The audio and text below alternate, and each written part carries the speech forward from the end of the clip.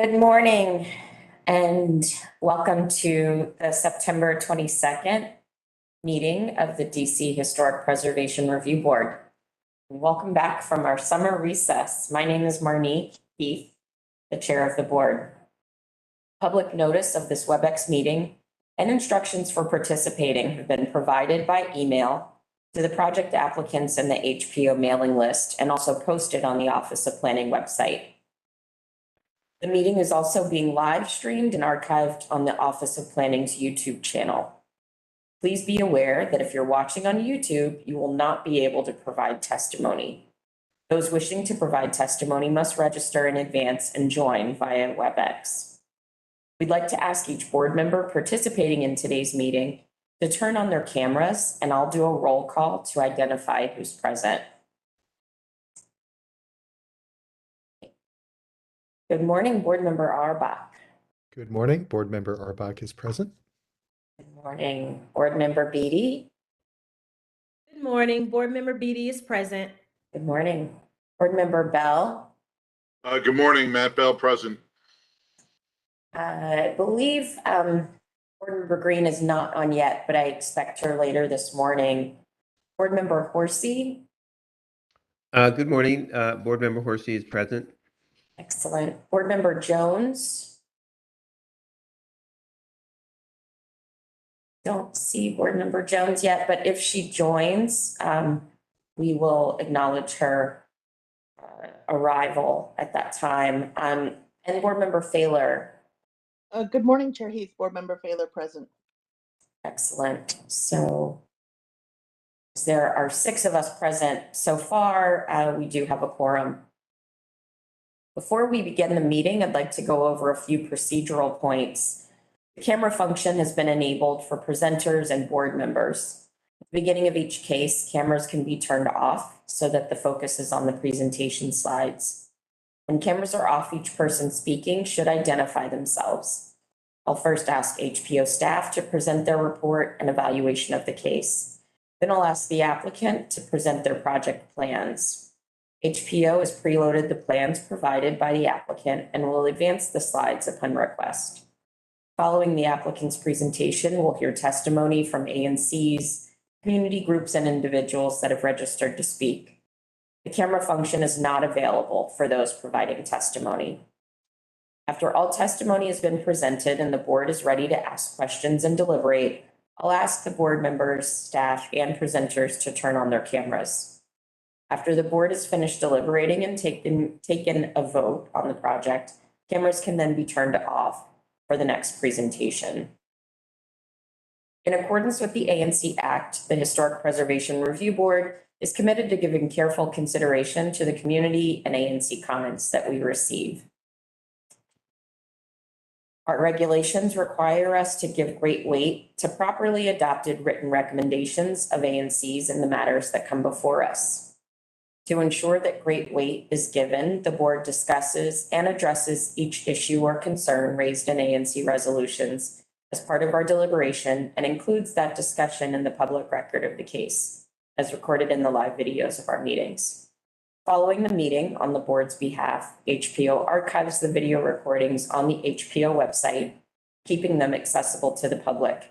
They prepare a written summary of the board's actions, which includes a report of our findings and conclusions on any issues and concerns raised in ANC resolutions, articulating with particularity and precision our reasons why the ANC did or did not offer persuasive advice, and post the written record on the HPO website 1 week following the meeting, keeping it permanently accessible to the public. We do have one announcement to make before we begin our agenda for the day. And it is very sad for me to make the announcement that board member Sandra Jowers-Barber has had to resign from the board. She regretted that she had to make this decision, but her work commitments, particularly on Thursdays, is no longer allowing her to participate on the board. So we have thoroughly enjoyed and benefited from her participation on the board. She's made our discussions, deliberations so much more rich And I've personally enjoyed getting to know her as a friend as well. So we thank her for her service and hope to continue to see her continue to thrive in the future. With that, we are ready to begin our consent calendar for today. Believe there are a few comments that board members have. Gretchen, do you want to start with your comments? Sure. I have comments on item A and item D as in David in the consent calendar to offer for my colleagues for consideration. On item A, for the National Cathedral in the Close, for the new transept addition, I would like staff, if there's work happening on the existing building, I would also propose that the National Cathedral in the Close provide a preservation plan as to the treatment to historic materials. They are, fitting in new slate, new stone within the context of the existing structure. And so having clarity on how the attempt will be to match and coordinate those items will be important, in as much as any work that will be needed on the existing building and understanding the preservation approach to the existing building would be important for staff to understand as well. So I'd hope that that would be included should they do that, and I'd like to ask staff to ask that specific question. Okay. Item D, the Tacoma Park, 635 Aspen Street. I just wanted to comment that in looking at the size of the properties and touring the site, that I think that the subdivision makes a lot of sense. It is more compatible than this larger corner lot, which appears to be something for some kind of public use, like a church or something that could have happened within that neighborhood community.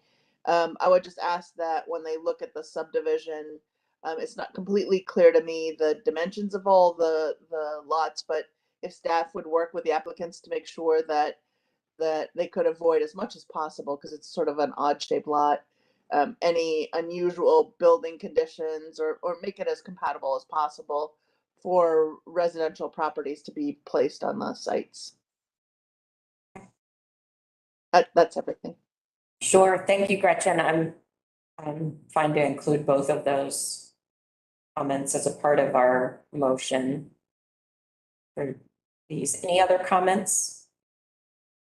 Chair Heath, this is Outerbridge Horsey. I have a comment on B, the DuPont Circle Historic District project. I looked at that project and we all felt quite strongly about the previous version, and I think this is a marked improvement on that, especially in terms of the massing.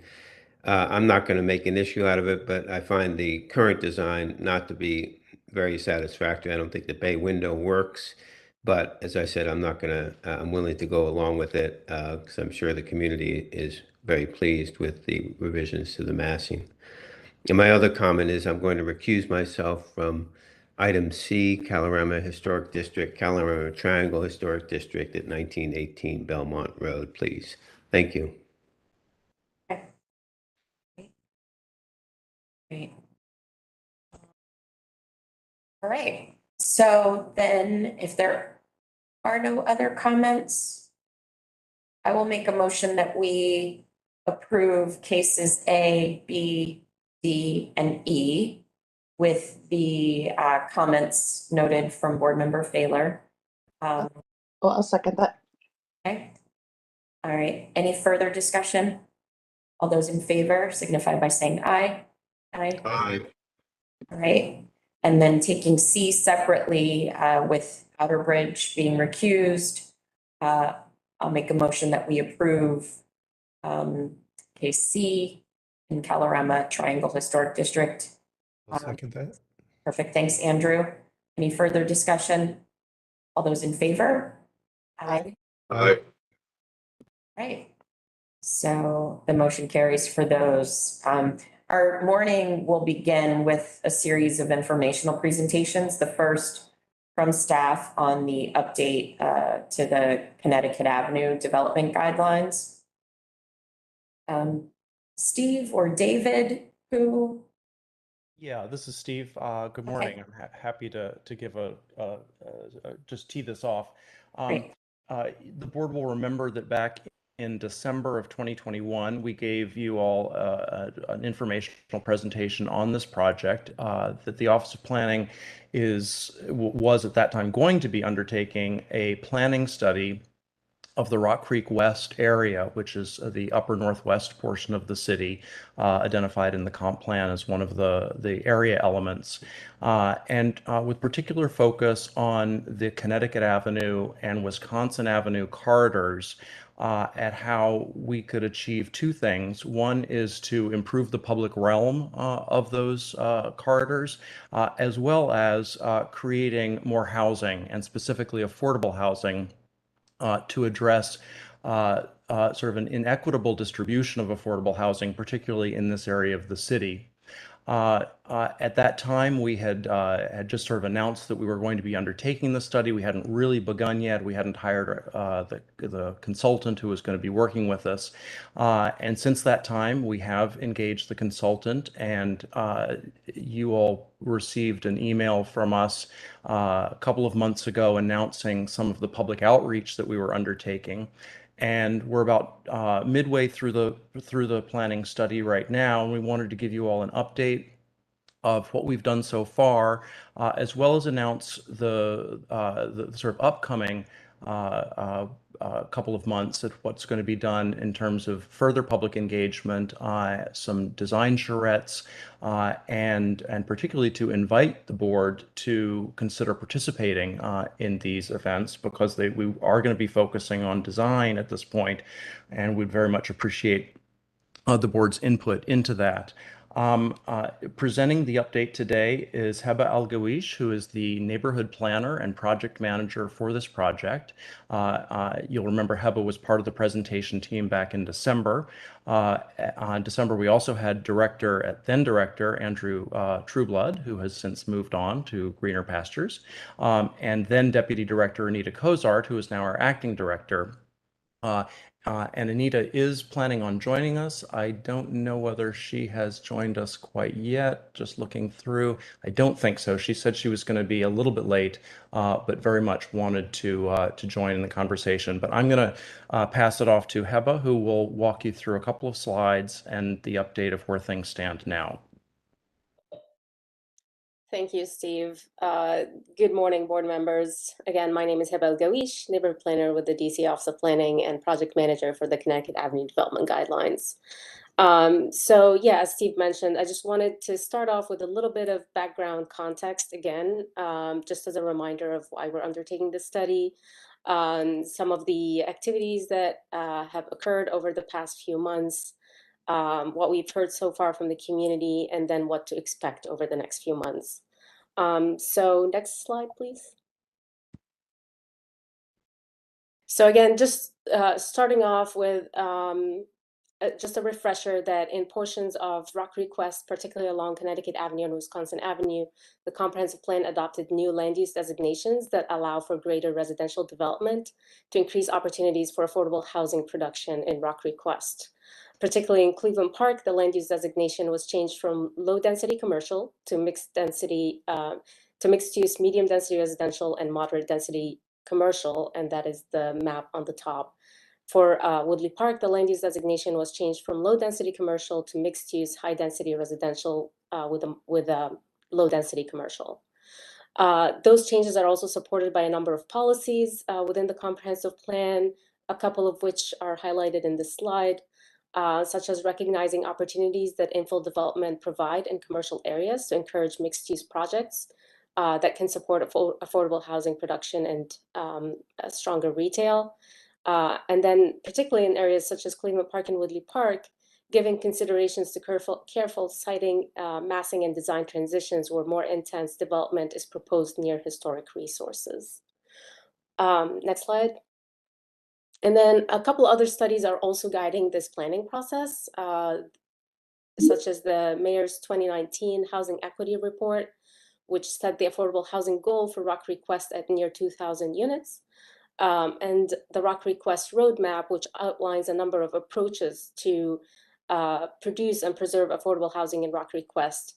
As you can see in this table, while financial subsidies support the largest share of creating and preserving affordable housing, such as through the conversion of existing units to dedicated affordable, there are also land use regulations on large opportunity sites that exist along the major corridor that play an important role that get us towards the goal of producing affordable housing, some of which we are exploring through this planning process. I also just wanted to acknowledge that the district's aspiration, as shown in the Comprehensive Plan Future Land Use Map and the Rock Creek West Road Map, was that for the former Marriott Wardman Park Hotel could serve as a catalytic site. It was shown as an opportunity site in the Rock Creek West Road Map for more affordable housing along Connecticut Avenue. However, after a number of attempts to engage with the property owner, they unfortunately opted to not take advantage of additional density that was available through the Comprehensive Plan Future Land Use Map. Next slide. So getting into the study itself, as part of the implementation of the comp plan and the housing equity goals, the Office of Planning is undertaking the Connecticut Avenue Development Guidelines study in order to look at how those land use designations can be leveraged to maximize housing opportunities in Cleveland Park and Woodley Park commercial areas. The study area encompasses the corridor from Porter Street to the north to Calvert Street to the south, and will focus on design strategies for new and infill development that allows for mixed use development to happen in a way that fits within the historic fabric of those neighborhoods.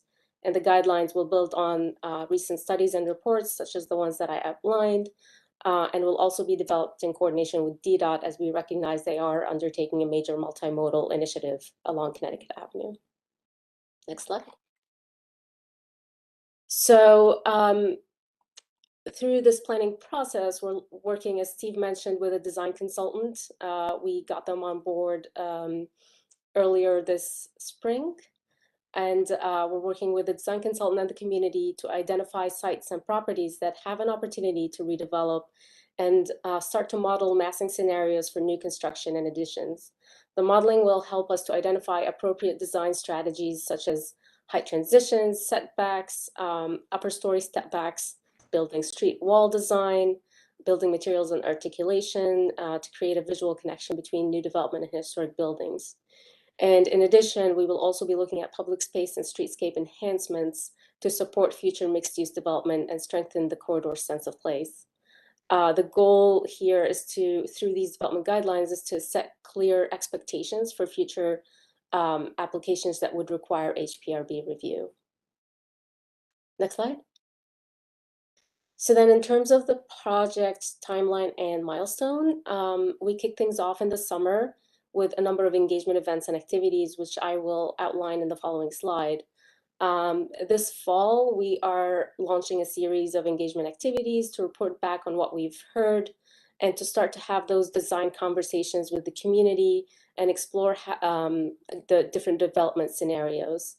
The study is expected to culminate with a draft report for public review in winter of 2023, and a final report incorporating community feedback in the spring of 2023.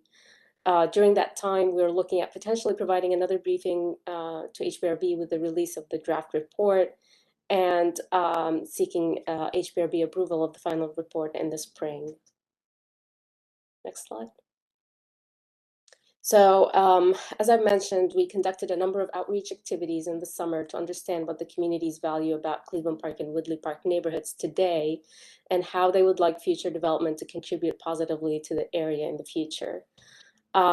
We held a couple community walks. 40 people participated in a community walk that was led by OP on a Saturday in June. And the Cleveland Park Historical Society also hosted an architecture walk on June 28th, in which about 20 people attended.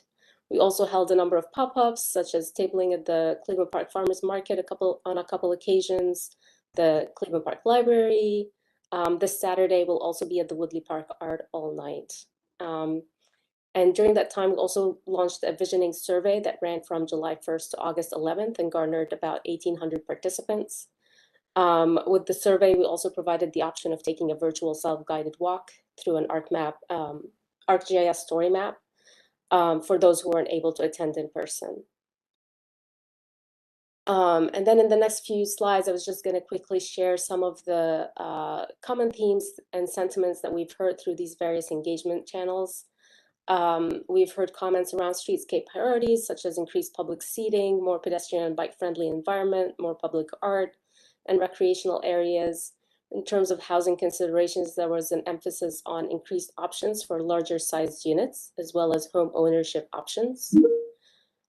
People also expressed the importance of increased housing development to support a greater socioeconomic diversity in the neighborhood.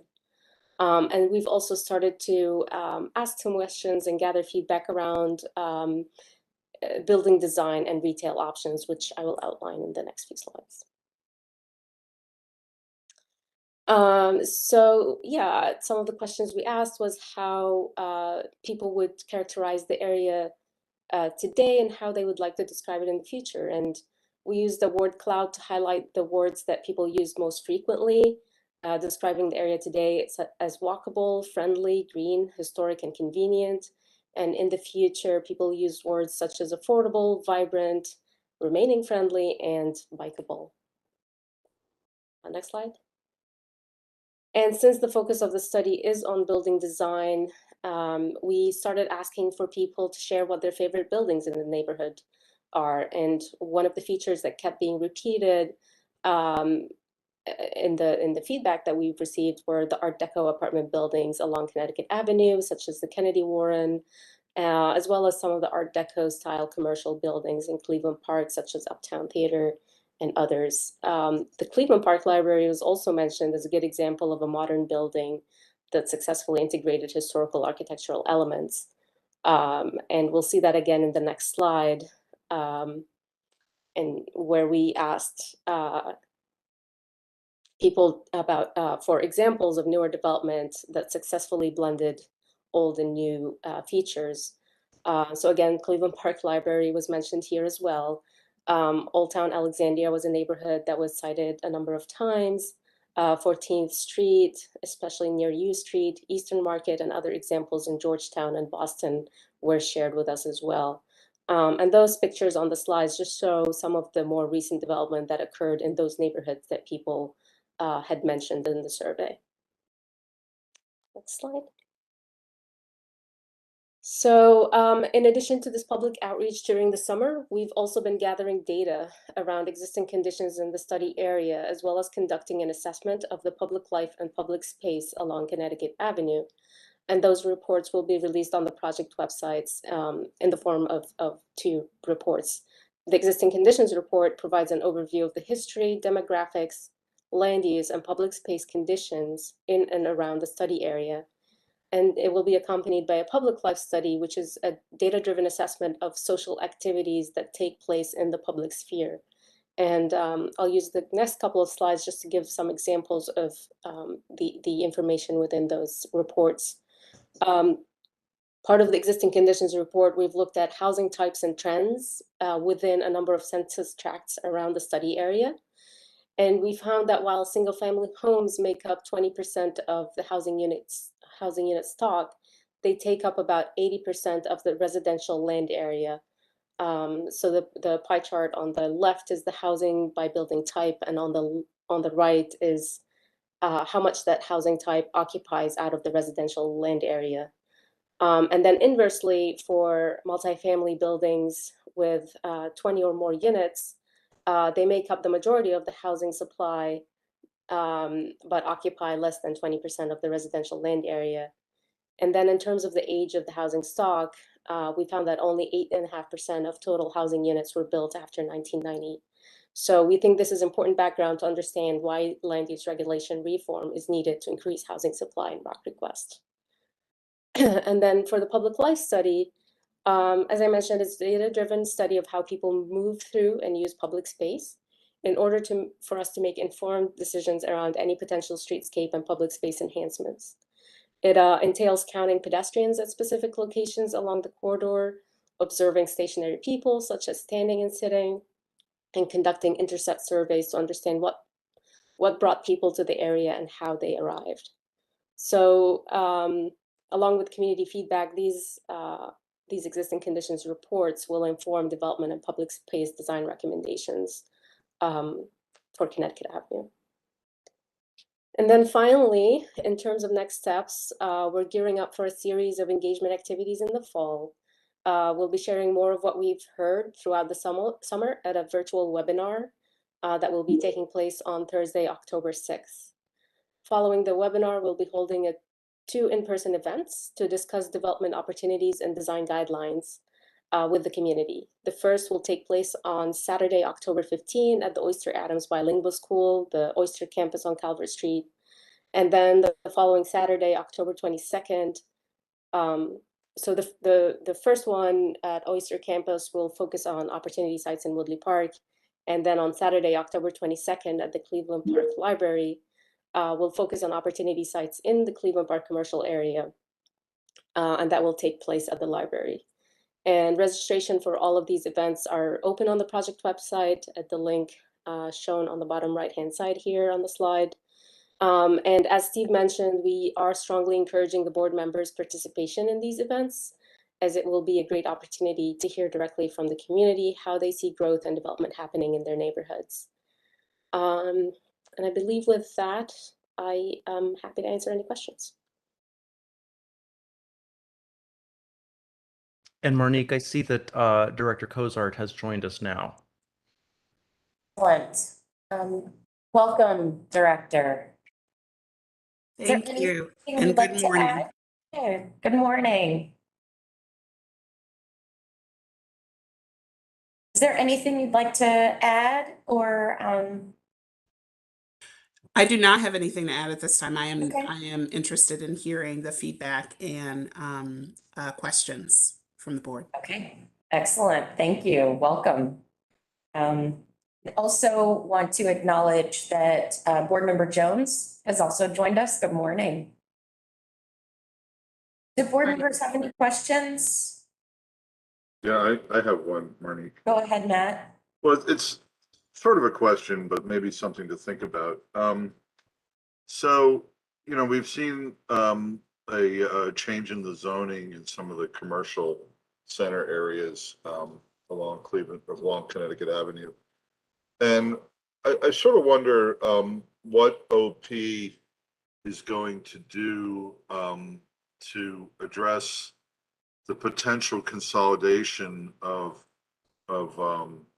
parcels in some of those areas. And so what I mean by that is one of the reasons why Woodley Park and Cleveland Park succeed as kind of retail main streets is because they have a lot of retail establishments that have, you know, like a 25-foot wide retail front facing it, and then there's great variety because the retail fronts don't stretch along the street in great distances. They're in fact deep stores but narrow to the streets. So when you walk along the street, you have the potential for walking past, you know, quite a lot of variety there. If you compare that, say, to Van Ness, I think is challenged by some of that, where we have very large floor plate retail that sits and, you know, uses up a lot of frontage. And I guess I just wonder, you know, or put it out there as something to think about the way those successful areas work and the sort of retail vitality that they bring and the potential challenges to that with the ability to build more intense development, which might mean consolidation of lots, and therefore instead of having, you know, a lot of separate 25-foot wide sites, we might see things aggregated. So any thoughts about that? Yeah, actually, I'll take that, Matt.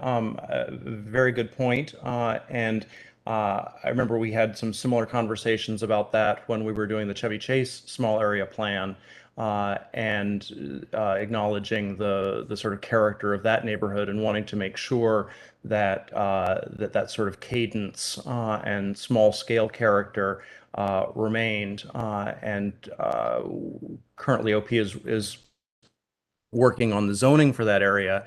And just to correct one point that you made at the very beginning about OP rezoning Connecticut Avenue, there has not been any rezoning taking place so far. The only thing that's happened is the future land use map has been amended to allow for additional density that will require a rezoning. And we haven't gotten to that point yet, but things like what you're talking about sort of frontages and expressions of buildings is potentially something that could be built into the zoning as a performance requirement of the zoning. So, but I think your point is a great one, and is exactly the kind of thing that we'd like to suss out during the design charrettes that we're holding. And so I look forward to your attendance at both of them, and providing that and many other thoughtful comments so that we can get it right as we're looking to develop design guidelines and look at the opportunity sites that we're studying. Oh, thanks, Steve. I did know that the zoning hadn't changed, but it is in the future land use map. So Right. thank you for that. Yes. I appreciate that. Thank you. I have a question. This is Outerbridge. Thank you for that great presentation, and it all seems very organized, and I look forward to watching it develop and to the reports along the way. My question is, what seems like one of the main drivers for this activity is to generate more affordable housing, which is terrific, as this was one of the areas where there's the least amount of affordable housing. And we've heard that from time to time on various projects that we've reviewed, and there's a lot of support in the community, as there should be, or one would hope that there would be. So my question is, how are you sort of incentivizing affordable housing to the developments, whatever size parcels, infill or large parcels? How are you incentivizing affordable housing to the developer? Will you allow increased lot occupancy or increased height or all those kinds of things? Or how do you propose to end up with more affordable housing as a result of this? So this is Anita Cozart. So I'll add a few comments, and my colleagues can add as well. So certainly there are some incentives that we can create through rezoning process, where property owners who do want to take advantage of the increased intensity of use that's allowed under the future land use map can enter into a plan unit development process. And have a chance to receive some increased density through that process as well. And we see a lot of our affordable housing in Rock Creek West coming through that process. And then certainly there's also inclusionary zoning that's part of that kind of land use set of regulations that gets at kind of more of that middle income that you would find. And then in addition, we have certain sets of financial subsidies that are operated through the Department of Housing and Community Development and the Office of the Deputy Mayor for Planning and Economic Development, one of which is the affordable housing in high opportunity areas. And that's been taken advantage of in one case on Wisconsin Avenue through the Lisner home. They've received some resources from the Office of the Deputy Mayor and from DHCD. So really what we do is try to understand the project first itself from a physical development standpoint, as well as an affordability standpoint, and talk with the property owners about what is that gap that exists in terms of which households you want to serve, what are their income levels, and then we match that up with the available resources that are there. So it's very project specific, but there is an array of tools that we have. And we did talk about that array of tools in the comprehensive plan. We didn't include that in our slide presentation today because we didn't want to overwhelm you, but that is something that we do have access to, and we can share that with the board as well. Great, thank you. I just wanted to quickly add that the exploring the leveraging of the increased density afforded through the future land use map and the comprehensive plan, and pursuing a rezoning of a property would unlock IZ, what we call IZ plus, which is essentially increasing the set aside percentage to a range of 12% to 20%, compared to typical IZ under just the underlying zone would be 8 to 10%. So, which is another reason why we want to look at ways that increased density can fit within the neighborhood.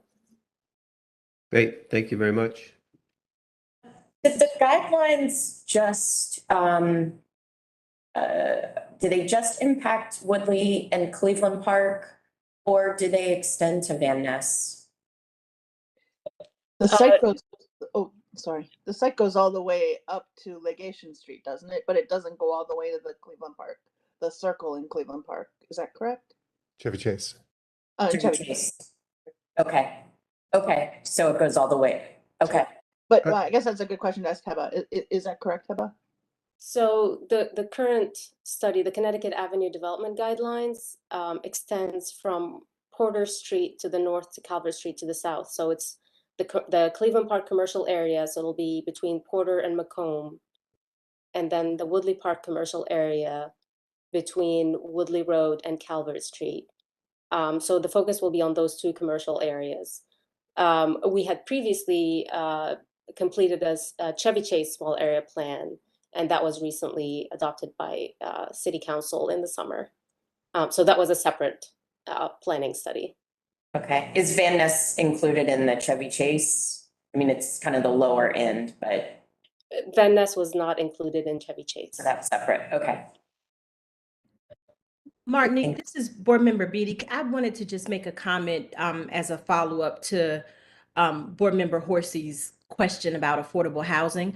I just had two thoughts. The first is that I appreciate the conversation around resources and sort of thinking about this from a project-specific basis. I heard a conversation about a PUD and sort of having the opportunity where developers, I guess, could go that route. I just wanted to throw out food for thought as well, though, that a lot of affordable development across this city is not going to be as massive as like a PUD, right? So there needs to be thought put to how we could also make sure we're being creative in that moderate development space, because a lot of affordable housing is created that way and not perhaps through like a big PUD. And then my other comment was a lot of what I heard were resources that are currently sort of in place. And so I think we need to be cognizant that to make this particular area affordable, there may need to be some innovation or creation around what that looks like, because certainly to make areas in this neighborhood affordable is going to require more resources than making areas in other neighborhoods affordable. So those were just my two thoughts. Board Member Beatty, I really appreciate that. And I would also, I would also add that through our zoning map amendments, which can be smaller scale in nature as well, there's opportunities to look at issues for affordable housing, and we do look at those as well. So totally appreciate your comment about smaller scale items that are not going to necessarily be a planned unit development. And so agree that we need to think about innovation, especially in an area where the land costs are higher. And that's something that we're frankly going to be learning more and more about through these place-based kind of corridor studies that we're doing. And certainly we coordinate regularly with our partners at DHCD and the Office of the Deputy Mayor to really understand what's happening with the market and what are ways that government can continue to provide resources in a timely manner that help to increase our affordable housing stock. So really appreciate that comment. Thank you. So I really appreciate OP taking this on, and know how extensively Board Member Bell worked with the residents and OP up in Chevy Chase. So my question, I guess, or my comment really pertains to, this body.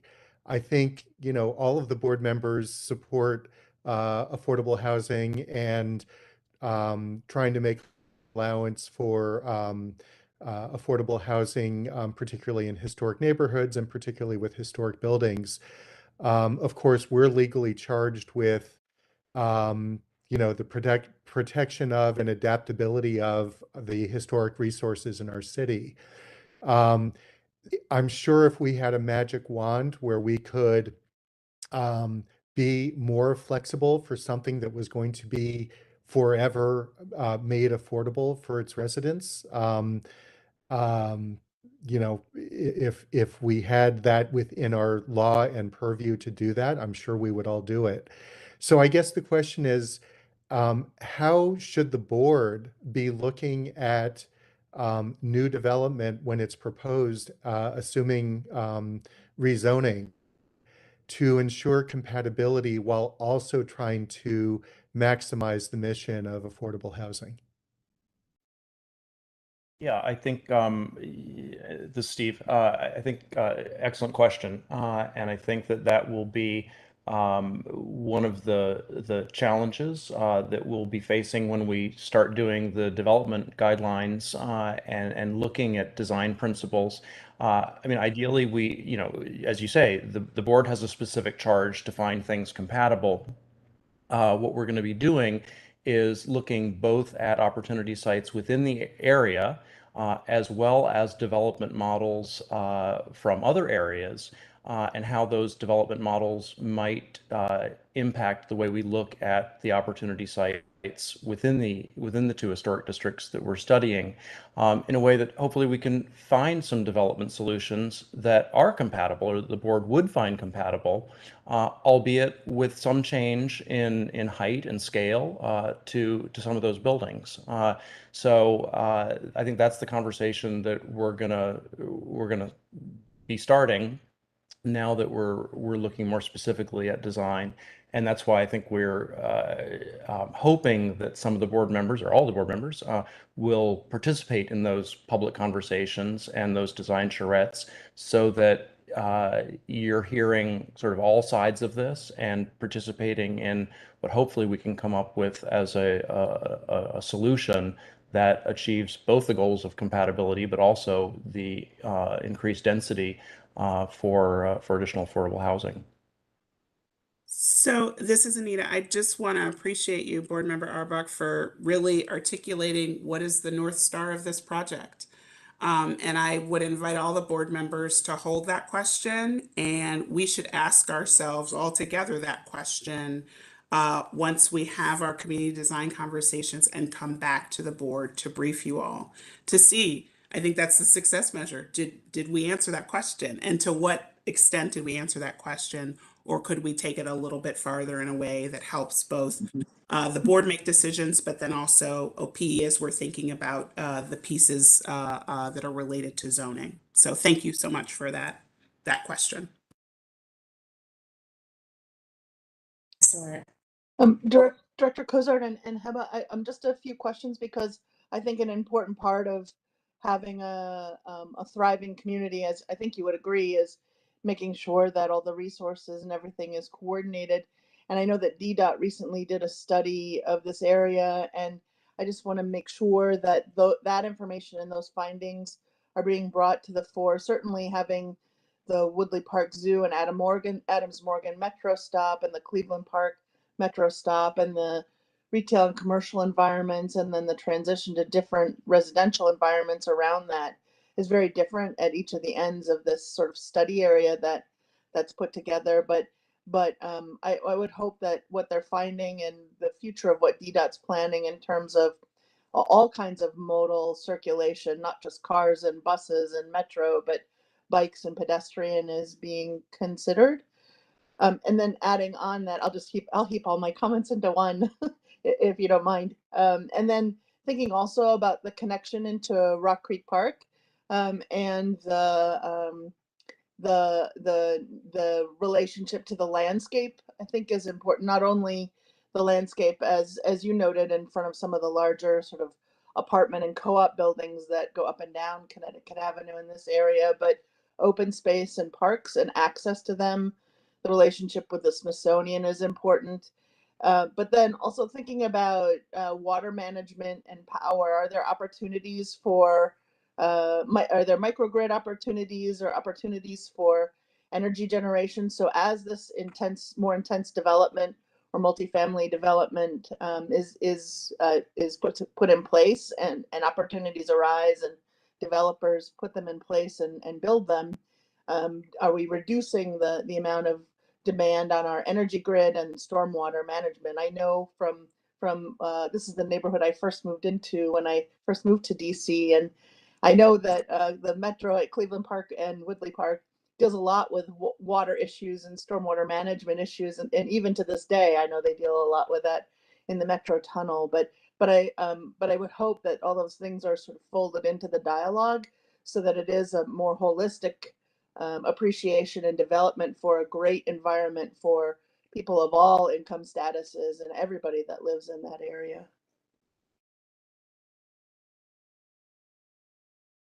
Yeah, thank you for those comments and what you say about kind of the nature of Cleveland Park, the zoo area, and Woodley Park, and how different they are in terms of their characteristics and kind of the nature of the public space, which is very much in line with what we found when we conducted the public life study and kind of observed how people move through the space and what kind of people are using the public space, and how many. And we did find that, each of these areas have had very different characteristics and therefore would translate to different kind of considerations in terms of public streetscape and public space enhancements. So yes, I would definitely reiterate that.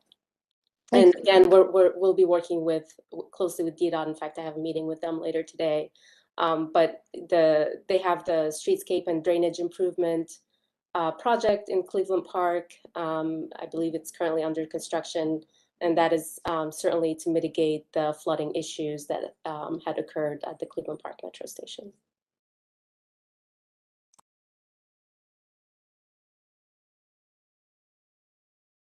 Any other questions or comments from board members? Only one to Director Cozart and Heba to say thank you for making multiple visits. It's hard when you're on the review board, and then for inviting us to participate in the process. It's hard when you get a one-shot presentation to make comments and know how to best support through the review board and the decisions and the dialogue and the development that happens. So we're glad that there are several presentations. I as a board member, I'm glad that you have several other presentations and that we're invited to participate. So thank you for that opportunity. And could you go back to the list of buildings that they really like in Cleveland Park? I'm just kidding. Just kidding. Oh, Matt. All right. All right. I think it's time to move on. Thank you all so much for this presentation. This has been incredibly informative, and I look forward to hopefully being able to participate in some of the upcoming sessions. Thanks for reposting that. And Steve, certainly if you could email us reminders with these dates so we can put them in our calendars, that would be helpful. Definitely, yes. Perfect. Thank you, Director and Heba. Thank you. Steve, are you ready to? Sure. Yeah. Projects. I think I didn't budget quite enough time for that last one, but Right. maybe we'll go through this one a little faster than anticipated. But this is our next installment of a review of recently completed projects. As you all remember, this is the way we engage you all to look at the work as it's been executed on various preservation projects that appeared before the board. Or gone through the preservation review process so that you guys can reflect on them and comment. and see how successful you think they are and whether or not there are lessons to be learned from them. The first project that we're going to show, Matt, you will get your opportunity to shine in the sun. The project that Matt's firm designed. This is the former Martha's Table project in the 2200 block of 14th Street. As you'll remember from a couple of years ago, it was a disparate block of pretty small scale buildings, a lot of which had some integrity problems, and some of which had been substantially reconstructed, so that there wasn't a tremendous amount to work with. But the goal here was to develop a residential project that would incorporate these small scale buildings in a way that respected their scale, which continue to contribute to the historic streetscape.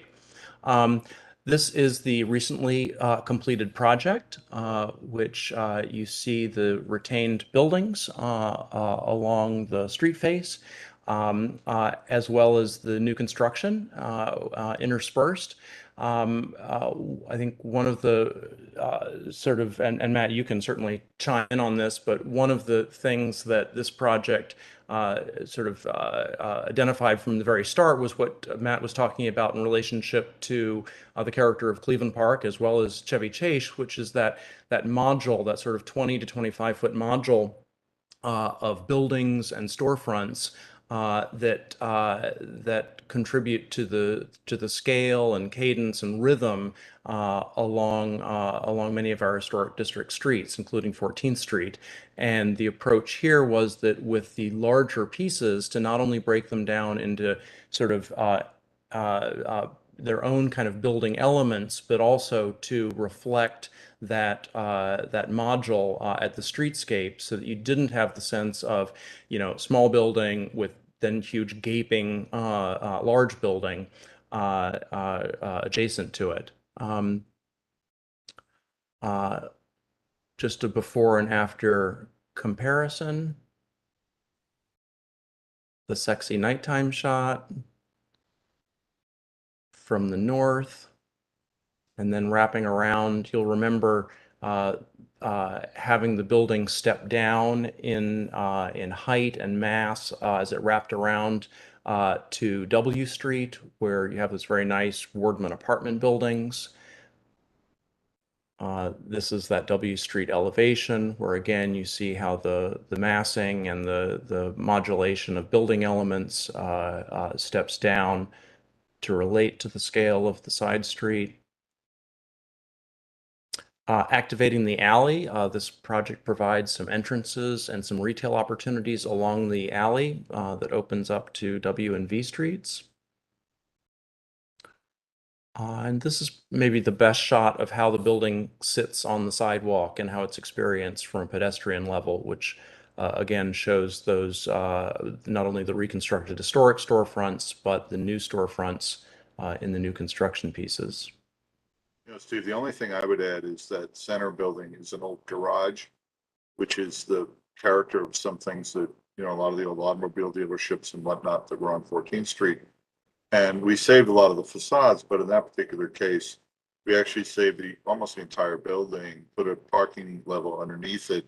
And now that centerpiece is an event space on the roof. So it has a significant community asset. That's the space there, which on the roof of the old garage, it has the doors that open and has an indoor-outdoor event space, which we'd like to think becomes a really important part of the public life of the community. And I think that's the extent of our photographs. Any reflections or comments by board members? Certainly feel free to jump in. Sure. This is a nice photo of the project. I really love the composition that the new architecture creates here with the historic. I also want to have the opportunity to go experience the alley retail. I think that's a really nice feature to enliven that part of the site.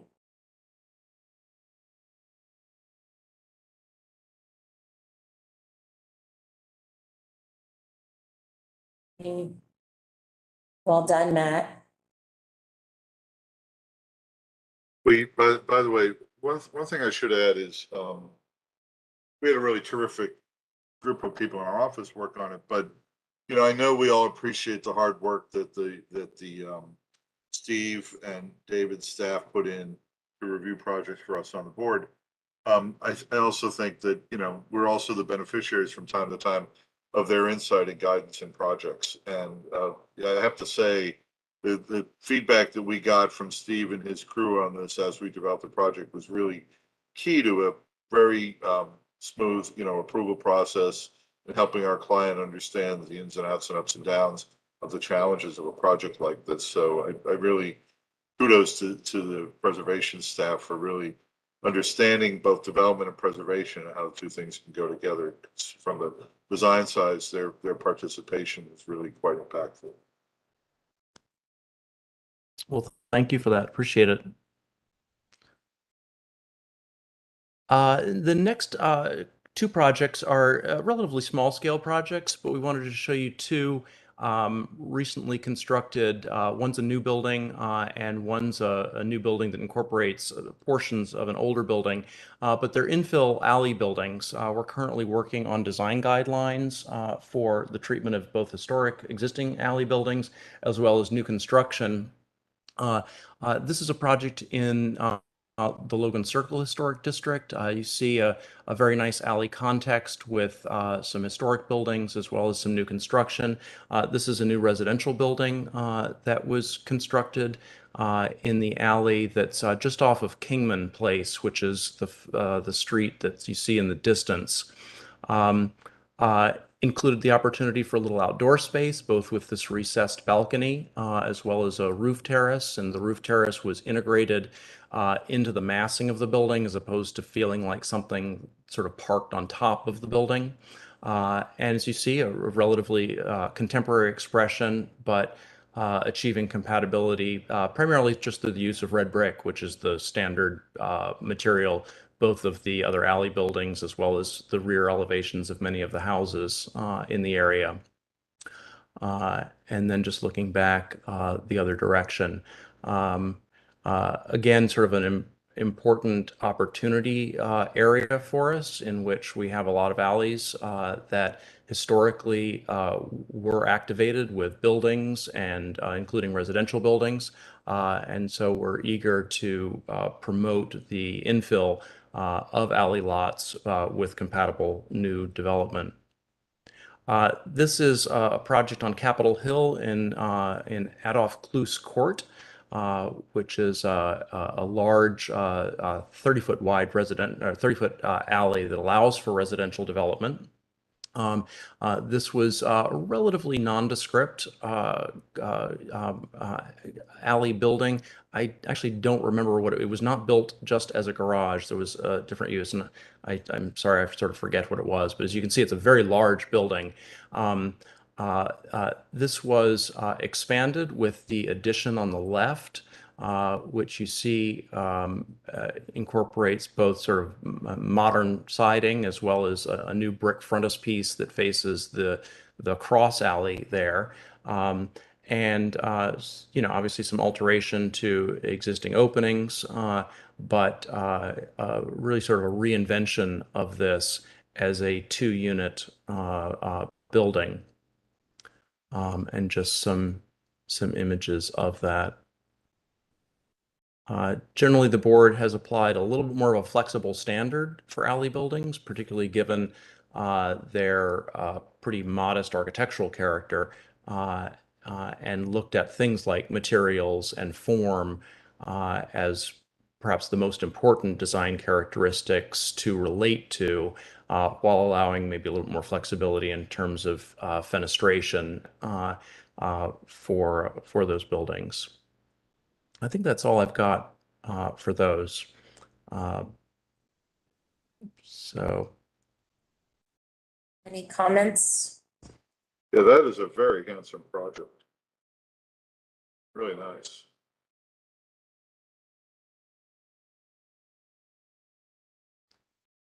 again, sort of a creative way of also carving out a little bit of private space, which is typically difficult to do in an alley context.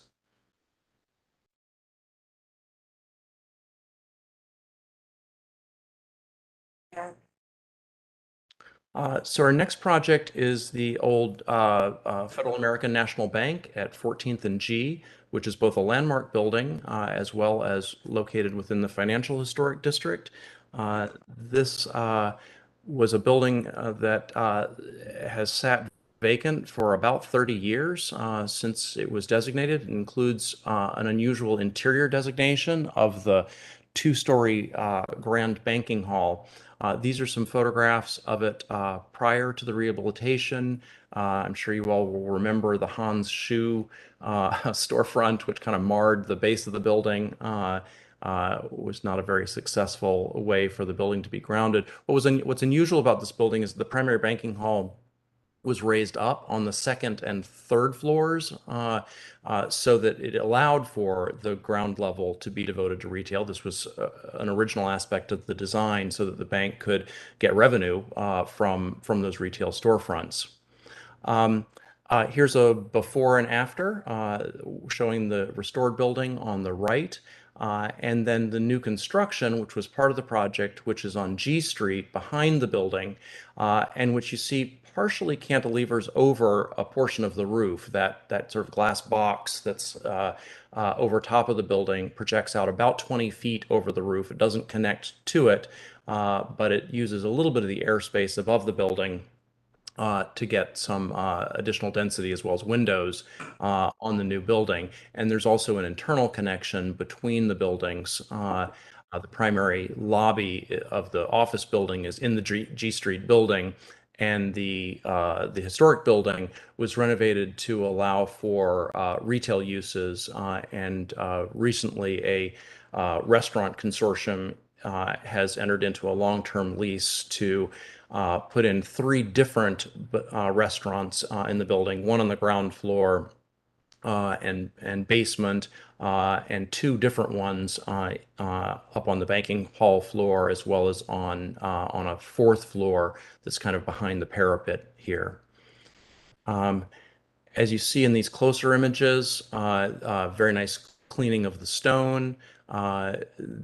Obviously you can still see some of the vestiges of the sort of pitting and such of the old storefronts that were there, but the applicants just sort of accepted that that's the patina of the building. And then recreation of a slightly simplified version of the original storefronts, which provides a much better and more compatible base to the building, while still allowing plenty of retail frontage and expression of the restaurant uses that are go in. Restoration of the original windows, and then refurbishment of those beautiful bronze doors on the front. These were some studies of what the board looked at for the addition next door.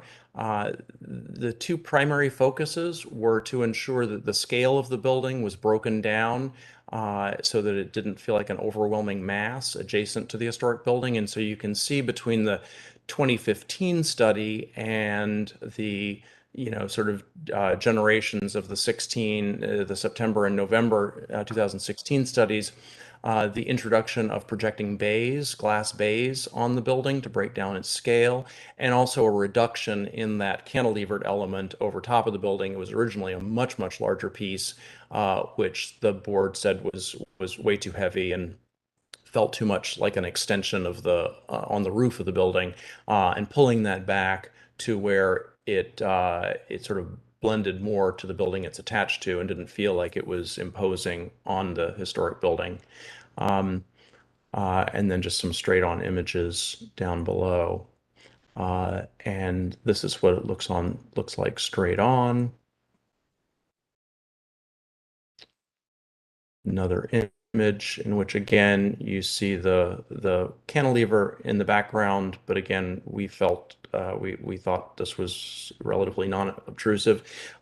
Interestingly, we worked with the applicants. They sought a tax credit project on this, in which they would receive the federal rehabilitation tax credit for the rehabilitation of the historic building. And unfortunately, it was denied because of that cantilever. They felt that that was intruding on the airspace of the historic building. And we shared with the hearing examiner that our review board felt just the opposite, that we've pushed it back to design it so that it wasn't obtrusive. But unfortunately, the Park Service ruled against the tax credit for the project. On the interior, very grand banking hall interior, a little bit dark and smoky from years of people smoking. And so a lot of cleaning of original surfaces. The photographs here, it wasn't quite complete, but you can see rehabilitation of the decorative marble floor, cleaning of the ceiling, which is a very, very this was not repainted, it was merely cleaned. Cleaning and relighting of the chandelier, the original chandelier, as well as retention of all the plaster, finishes, as well as the woodwork. The designation even includes protection of these teller desks that you see on the right. There are a few of those that remain and which will be reused in the new space. On the upper levels, when I took the photographs, they weren't quite done with both the lower level where the vault is located, as well as the old suite of offices that included a board meeting room. But all of this space was also going to be restored and incorporated into the new building, new restaurant uses. There will actually be a tasting room inside the vault, so that people can go in and lock themselves in with wine and just drink the night away. So that's that project. Great. This is very nicely done. I've long admired this building. It's a really beautiful bank building, and I've often hoped that it would be restored. So it's beautiful to see the work that's happening here.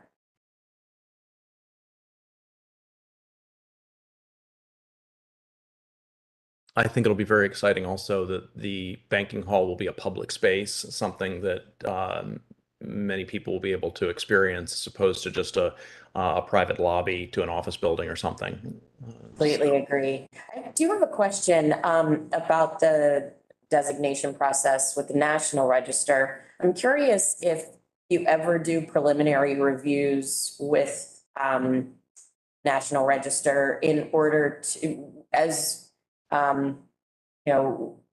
design is being proposed and we're doing reviews at the district level of a project to see if anything that is being proposed might preclude designation, such as this case. Right. And actually, it didn't preclude designation. It precluded, because it was already listed on the National Register, it precluded the opportunity for tax credits, to take tax credit. And yes, that actually was one of the points that the Park Service made, was that if they had been consulted prior to the project being undertaken, which is strongly encouraged, it's very much at a developer's risk to do the project and apply for the credit afterwards, because there are things that potentially could relatively easily have been changed. They could have made the decision to, eliminate that and decide whether or not that additional square footage of that cantilever was worth the loss of the credit, or whether there was some alternative approach that maybe a lesser cantilever. But since it had already been constructed, the developer was not interested in revisiting the design of it. So they did it at their own risk. And that was one of the major points that the Park Service made, was that it's generally not a good idea to proceed with a project if you're going to do a tax credit without getting input from the Park Service first. Makes sense. Okay, thank you. Plus, if you do it that way, it incurs a lot of extra costs from your design professionals for part 2 documentation, and then part 3 documentation be coinciding each other. Luckily, because it's already a landmark, part one would have been done, but Right. Our next one is a new construction project. And Kim, are you on the phone? Kim Williams? Yes, I'm Oh, here. great. Great. You want to walk the board through this one?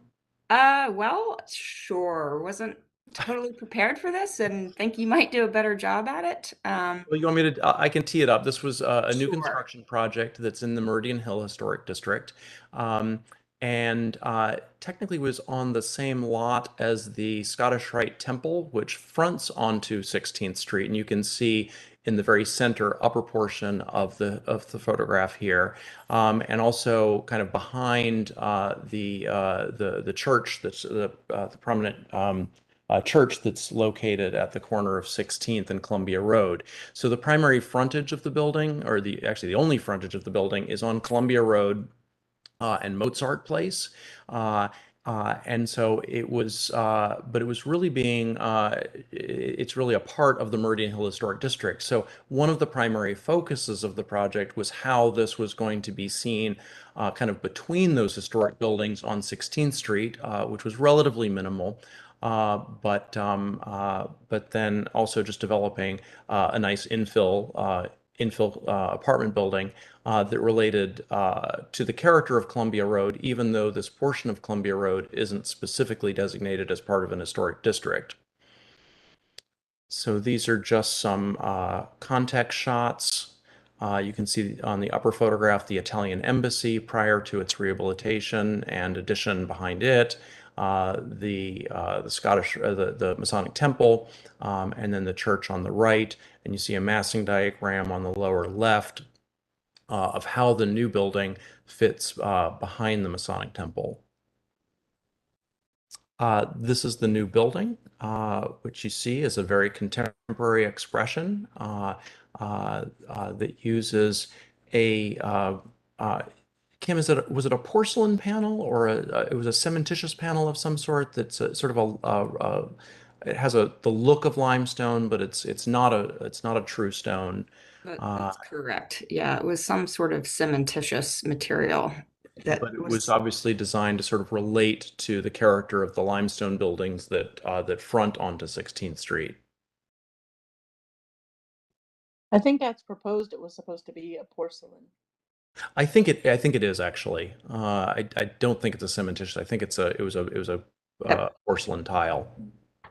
And it has up close. It has a lot of range to it. It's not a flat material. I think it's quite successful at having some range and visual interest to it, as of course does the massing with these unusual canted bays. One of the things we wanted to make sure of was that these canted bays weren't so they weren't distracting as seen from 16th Street. They didn't draw sort of undue attention to themselves. But I think given their scale as relatively small scale elements and repeating elements, it sort of works very nicely.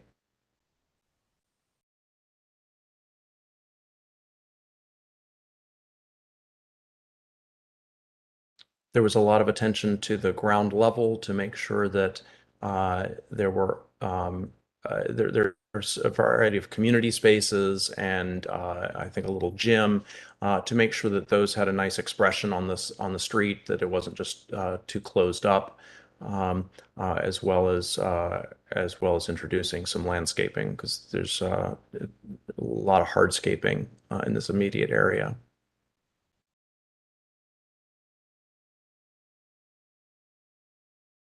And then unfortunately, I noticed this morning these photographs turned out rather grainy, but these are some images from 16th Street, sort of between the historic buildings. On the right-hand side, you can see the addition to the Italian embassy, the red brick building on the left in the background, and then this project on the right behind the Masonic Temple. And then this was a view that the board looked at, and again, apologize for the graininess of this photograph, but thinking about it as a backdrop to the church on the corner to make sure that it was a respectful neighbor. You know, Steve, one thing that I think, I was by this building recently, and one thing that I think works well, I agree with you about the panels having a little more life to the facade, but also the depth of the windows and the framing as it pops out on the ground floor around the windows, I think makes a big difference in this facade too, that the developer and the architect working together didn't flatten out this facade to save a lot of money, that there's still a lot of depth in the windows in relationship to the ceramic tile, the porcelain tile facade, as it goes forward. And that, I think, makes it a little more lively and successful as well. You can see it in the projected bays, how far back those windows sit. Yes, good point.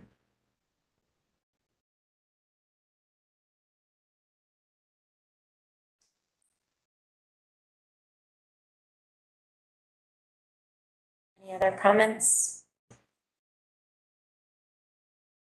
This is nicely executed. Nice.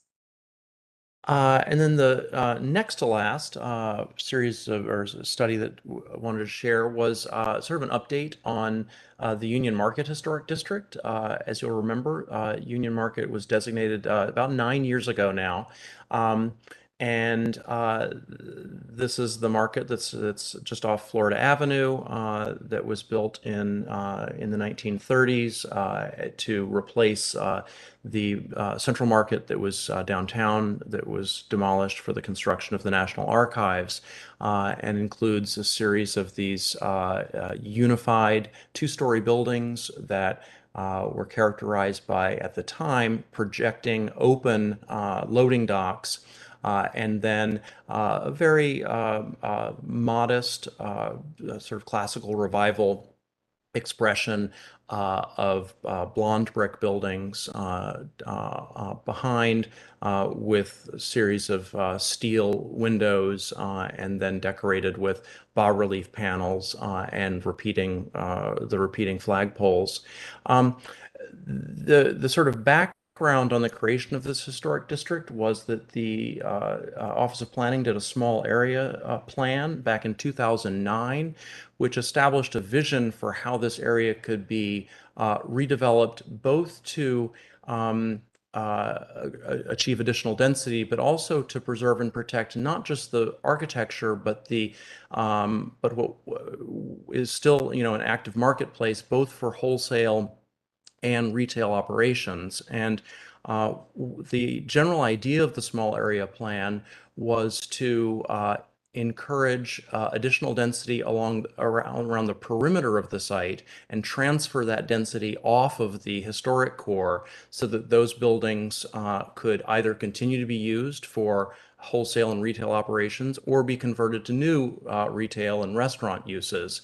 And we often used the term the hole in the donut, in which there would be additional density around the perimeter, and then the hole in the donut would be the historic core, which the board then designated as an historic district a couple of years later. And the map on the right shows the boundaries of the historic district. Not very many buildings, but organized primarily along 4th and 5th Streets, and then Morse Street on the south.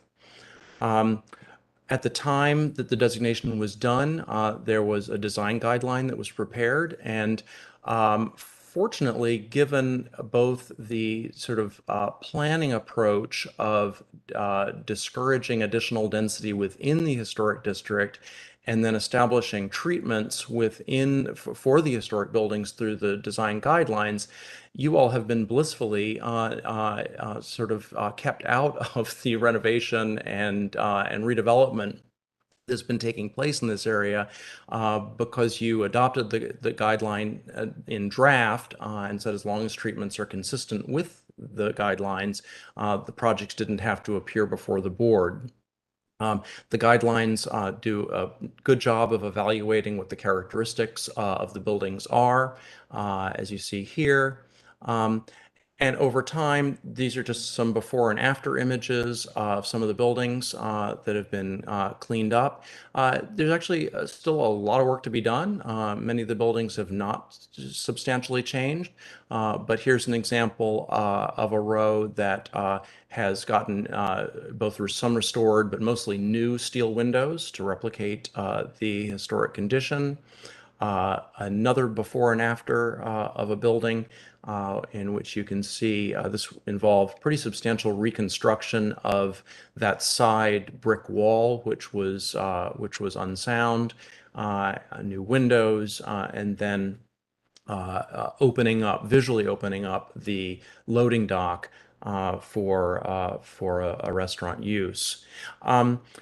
At the time of designation, the board acknowledged that almost all of the loading docks had been infilled to just create additional space on the inside, and that was obviously going to be a condition that was going to persist for a long time.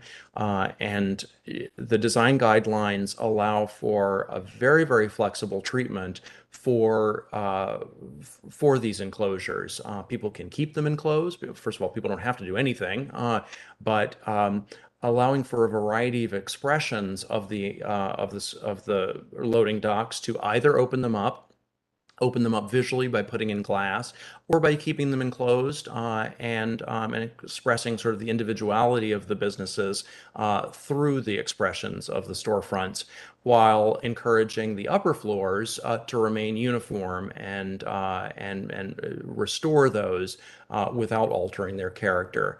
So these are a variety of storefront expressions, which, as you see, we've given people a lot of flexibility in the guidelines to do sort of whatever they want with filling in those with different expressions. Some people have done more traditional sort of wood frame storefronts. Some people have done very contemporary storefronts. And this is one of the things that, again, provides some variety to the building stock. At the same time that the historic district was created, the Office of Planning worked with DDOT on a streetscape plan that allowed for, and again, sorry for the grainy photographs here, that allowed for a lot more stormwater retention, the ability to green up some of these wide streets and sidewalks, curbless streets to sidewalks, so that the area could be streets could be turned into event venues without tripping hazards and for accessibility purposes. That's been implemented in one or two of the blocks, but not comprehensively yet. And then here are just a few photographs of some of the surrounding new construction, which is kind of forming the perimeter of the donut, in which you see the historic buildings retained in the center portion, and then much taller new construction around the perimeter of the site. And again, just a lot of different types of rehabilitations, some of which are very pristine, others like this one, which kept a lot of the sort of grit of the building, didn't try and strip off the paint, but just essentially established new storefronts. And I think that's it for Union Market. If you haven't been over there recently, there's always a lot of work going on. There's a lot of renovation actively going on, as well as streetscape work, and very, very interesting and exciting area of the city, in which I think that we got in just at the right time with the historic designation before a lot of work started to be done on these buildings. Steve, is the overall redevelopment of this area being done by one particular firm, or there is Eden's is very big into retail, and they own a fair number of the historic buildings, and either have done some of the rehabilitations themselves or have had their tenants do it in sort of partnership with Eden's to make sure that they meet the design guidelines. Right. I have been over there recently. It's very nice, but some of it seems to be lagging behind. So I only asked just to know if it'll all be coming along soon, or some of the buildings will just sit as unrenovated spaces for some time. There's still a fair, there's still a lot of different ownership in the area. So while Edens does own a number of buildings, they don't own the majority of them. And that's also sort of part of the character of the district, is that it was always a variety of different merchants and wholesalers that owned them. But yeah, there is, a lot of the buildings are in relatively rough shape Yeah. still. No, but it's very successful. Thank you.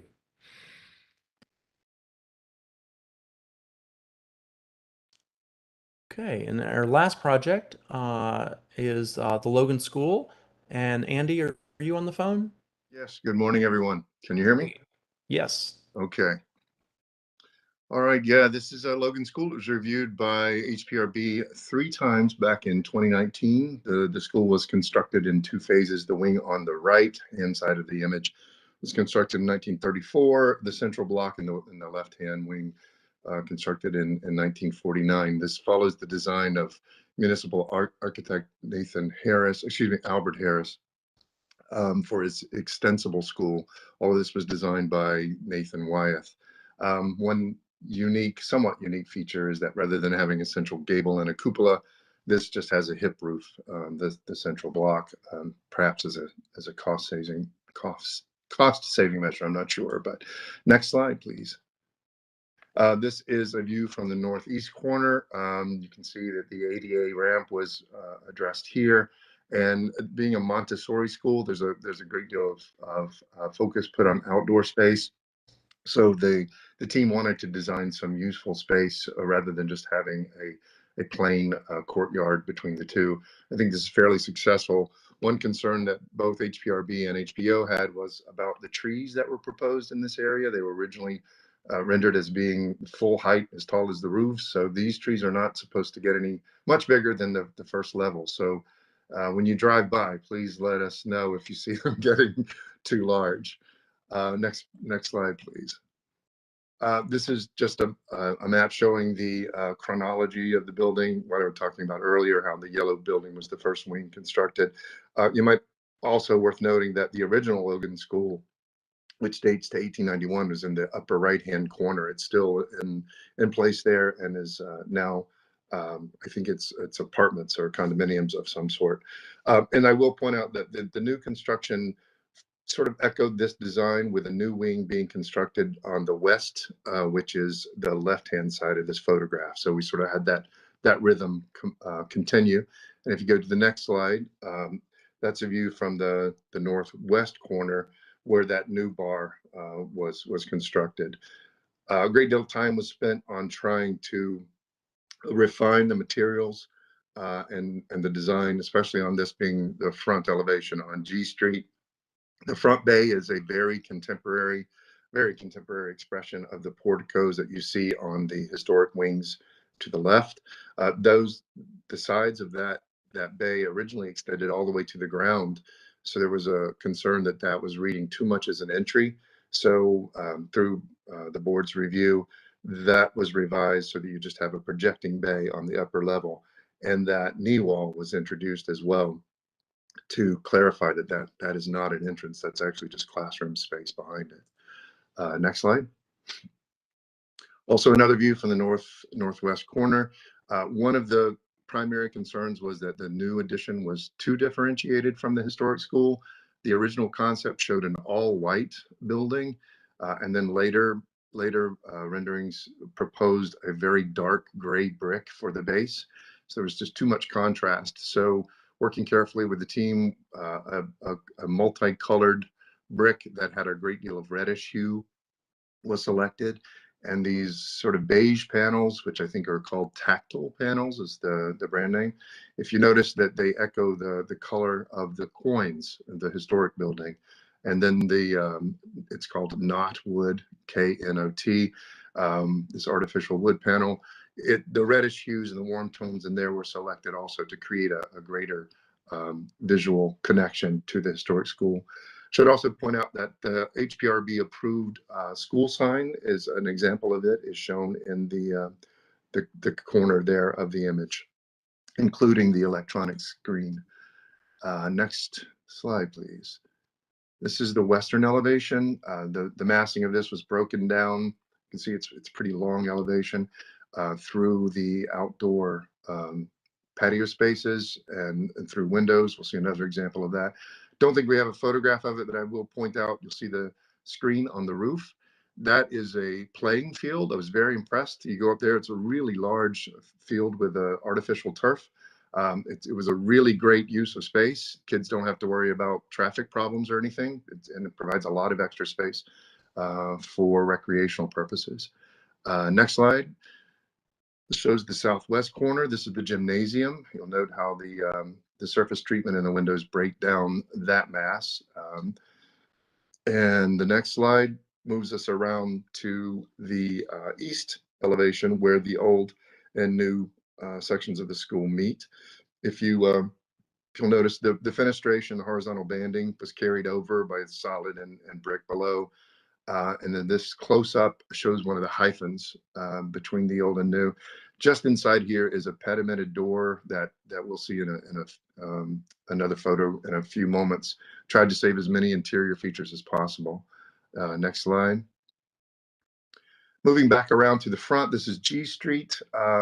There was a connection created, this corridor, which I think is very successful. If you'll notice, there's a grouping of 4 windows, a single window, 4 windows in the historic school. This is where one of the single windows were, which was also part of the extensible school design, and it provided a great location for this new connector.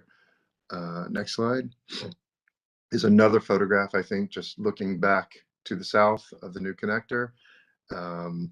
And if you move to the next slide, I believe we're actually inside the connector looking back towards the school. And you can see how this aligns with the main hallway all the way across through both historic wings. Next slide, I think is another photograph. Notice the coins echoing that coloration, looking to the north. And the next slide shows that pedimented door surround that I was talking about. The next slide shows we were able to save the stairs. Unfortunately, there was a great deal of asbestos in the tiles and that sort of thing. So we worked very closely with the school to try to address concerns about the loss of historic interior fabric. It actually resulted in the development of a policy statement, which requires early consultation with our office to go through and try to identify the important interior fabric, and to the extent that it's possible to save that, especially in primary public spaces such as the lobbies, the auditoriums, and the main hallways. Next slide.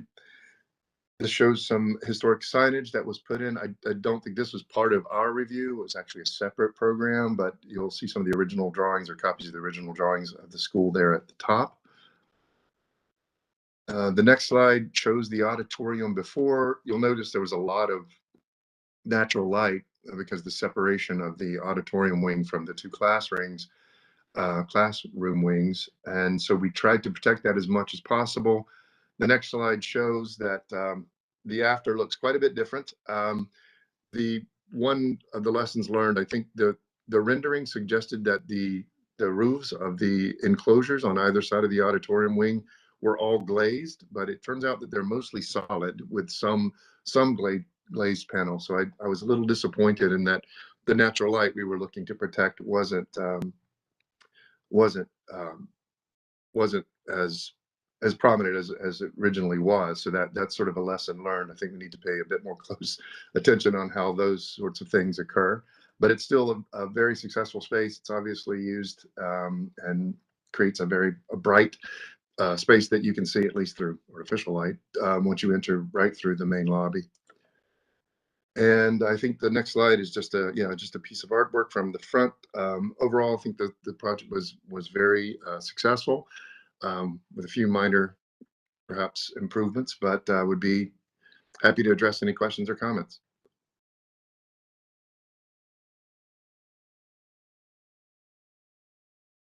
Thank you, Andrew.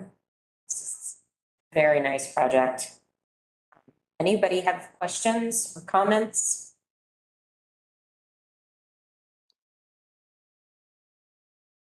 Great.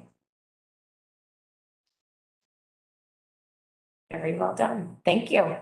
Thanks. Right, so we are ready to proceed with the first case on our hearing agenda for today, which is coming back to us at 733 Euclid Street Northwest. Would staff like to begin with your presentation? Sure, and hopefully we can make up a little lost time with this one because the Okay. applicants have done exactly what you asked them to do. As you'll remember, this is a concept application for renovation and additions to the Merriweather home, which you all designated at the July meeting. Photograph of the building as seen from the street. This is the previous iteration of the project. Just to remind you of where you left off, the board was comfortable with, first of all, you approved a subdivision for the property, and you were comfortable with the idea of additions flanking the building on either side. At the time, they were set back at slightly different amounts, I think about 16 feet on the east portion and about 24 feet on the western one, which is the one on the left. But the primary concern that you all had was the way that the third floor of the additions intersected awkwardly with the mansard roof and the return of the cornice that wraps around the sides. So you asked the applicants to study alternatives to address that awkwardness. There were also some concerns expressed, as shown in this image, of some of the retaining walls and site features that were projecting forward of the front porch into the hillside, and asked that those be addressed and pulled back or lowered so that they weren't such prominent features. The board also asked for a preservation plan to be developed, information on where mechanical units were going to be located, as well as developing an interpretation plan for the building as well. What the applicant, and this is just the straight on elevation of the previous proposal. And this is the revised, and with the applicants, we have all the plans loaded in, which the applicants can walk you through. But just to summarize, the big move that has been made is to pull back the third floor of the building away from the roof of the landmark, so that you can see the return of the roof and the cornice, and to disengage that third floor entirely. The site features, as you see, have been addressed, in which the retaining walls have been lowered or eliminated, so that you have a cleaner green space. On the porch remains the prominent element. And the plan also shows the location of mechanical and electrical equipment either under the porch or on the roof, where it wouldn't be visible from public space. The applicants have started the preservation plan, as you see here. The windows would be replaced with appropriate 2/2 windows to replicate the original condition, but we're still working on that. They know that a fair amount of roof work needs to be done to reclad the mansard roof, and they're going to need to develop detailed drawings for how that's done, and treatment of the cornice and the flashing and all of that. It's a complicated roof, and they just haven't quite gotten to that point, but are committed to the necessary work to develop an appropriate preservation and rehabilitation plan for the building. So, and then these are the revised plans, and I'll stop here and let the applicants pick it up. But we are recommending approval of the revised concept as responsive to the board's direction on the various issues that you raised at the last meeting, and delegation of final construction approval to staff. Thank you, Steve. Is the applicant ready to make your presentation? Yes, this is Greg Curley. Can you hear me? We can, yes. So hi, I'm Greg Curley with Inscape Studio. I think Carolyn Brown is here as well. and the owner Ritesh Mata. So so if you're ready, then I'm ready. I think All right. Steve summarized a lot of the big moves that we're doing.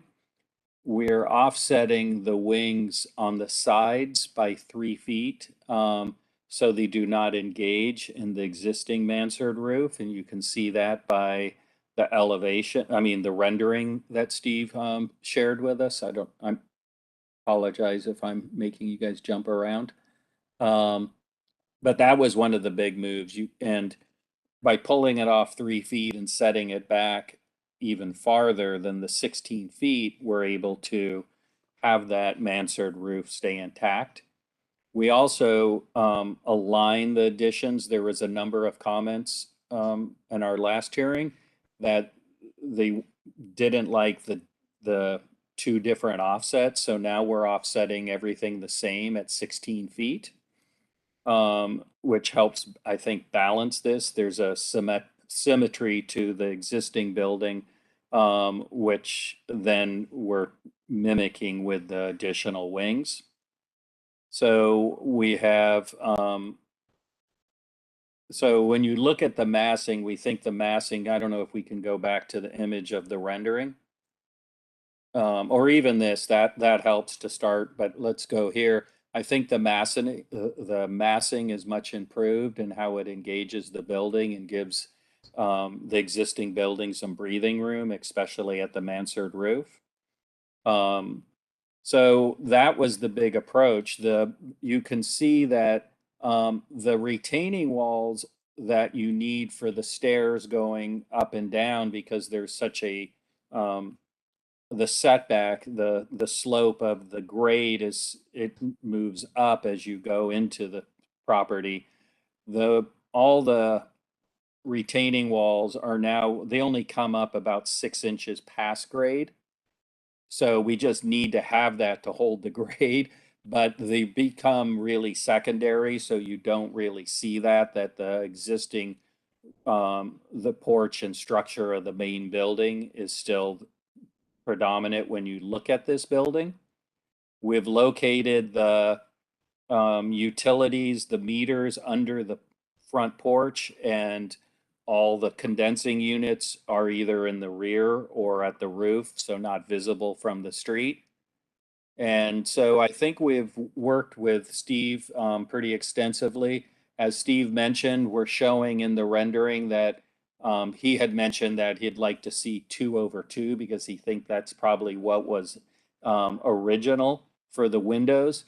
And we're committed to work with Steve and the staff at HPO on restoration of the brick of the mansard roof.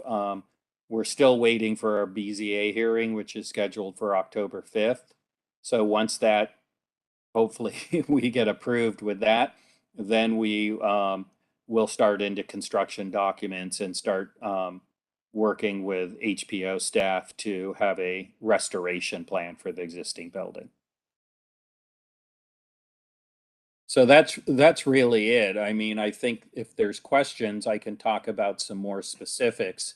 But I think that is the overview of what we're planning, what our proposal, how it's unfolded based on the previous hearing and our conversations with HPO staff.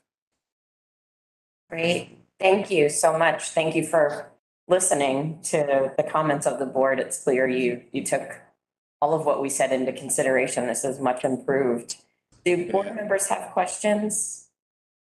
Just a quick one, Mr. Curley. Could you clarify again, and maybe I misheard, I think I misheard, which is why I'm asking the question, but why is the preservation plan tied to the timing with BCA? Well, we just haven't moved forward into that phase of the drawings and construction documents and in terms of the details. I've talked to Steve about this, and we are showing in the rendering that we will be replacing the windows 2/2, but we just haven't. We're still hoping to find out if this is a viable project, and we have to get through the BZA process. We're committed to working with PO and staff and Steve in particular in terms of putting that together in the documents. I mean, we can talk about things, but we really need to incorporate that into the construction documents as we move into the next phase of drawings and move from schematic to construction documents. And so we will do the research and the collaboration necessary for the restoration. Thank you. Well, one other question, Mr. Curley. It looks like when I was on the site that the brick on the building is currently painted, but in your renderings, it looks like the brick is not painted. Will the brick be painted, or are you proposing to remove whatever Well, coating? we're going to look to see if there's a possibility of removing the paint. Sometimes that damages the brick. So if we can't do that, then we will work with historic in terms of the appropriate paint and color scheme. And then especially, well, I guess on both the first and second floor in the mansard, they're wood framed, but there are lintels over the windows that have this sort of decorative faux arch. It's an applied treatment, I'm sure, but that hides a steel plate that's holding up the brick really behind Sure. there. But is that stone, or do you know what material that is? I don't know if that's concrete or stone. Yeah, maybe cast stone, I guess, given the age of this building. Yeah, I thought it probably was cast, but I'm not 100% sure. Mm-hmm. And those are currently painted, and in your rendering, I guess you're proposing to have those remain as painted. I'm having those as remained as painted, yes. Yeah. And then I know you haven't looked at it in detail, but I guess in talking about scoping for the preservation plan, have you also talked about including the railings, the trim that's between the mansard and the main masonry part of the building, trim profiles, and the guttering? Definitely the trim that we want to restore, and we want to work with HPO. I'm not sure that the railing meets current code. So we might have to replace the railing or get a waiver on that if we don't replace it. These are all common railings for multifamily, which means you need 42 inches for guardrails.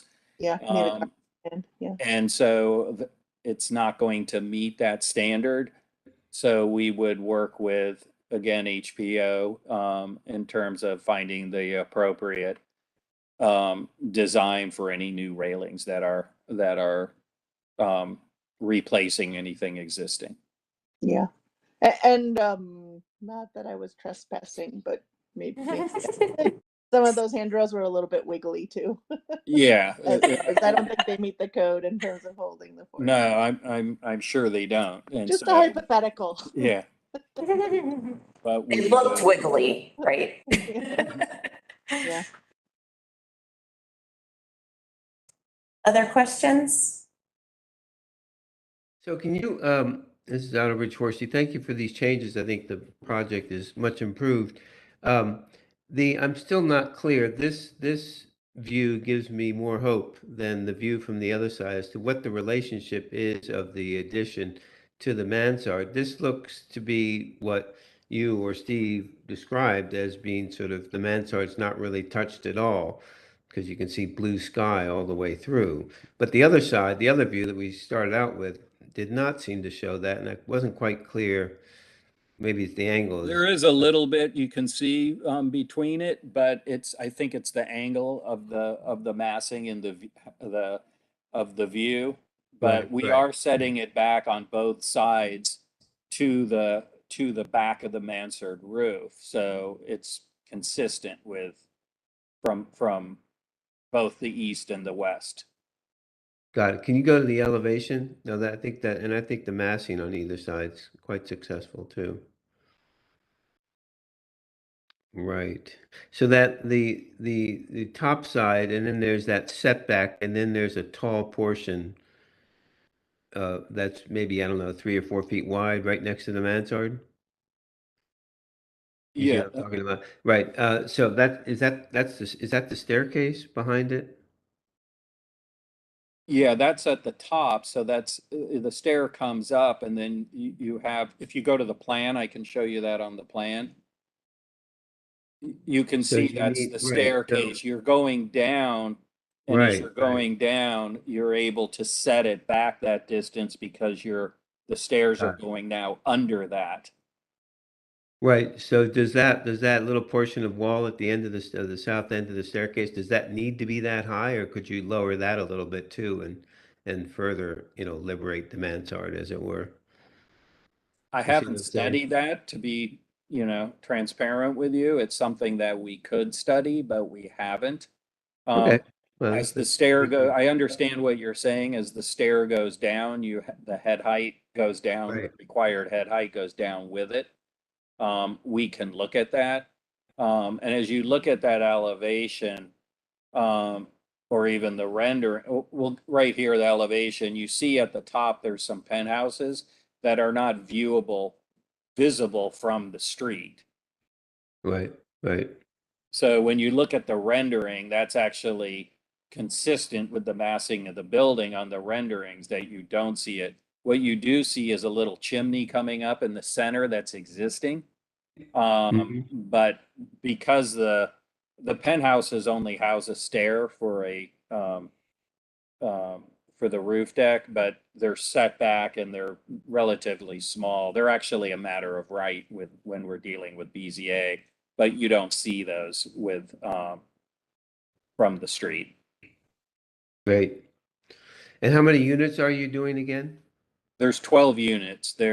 Will be 6 units within the envelope of the existing building and the rear addition at the existing building.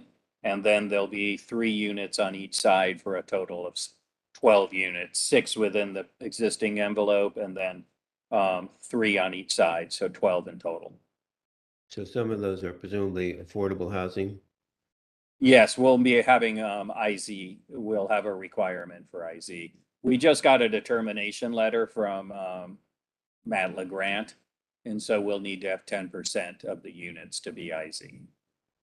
Great. Well, thank you. I appreciate it. Thanks for your answers.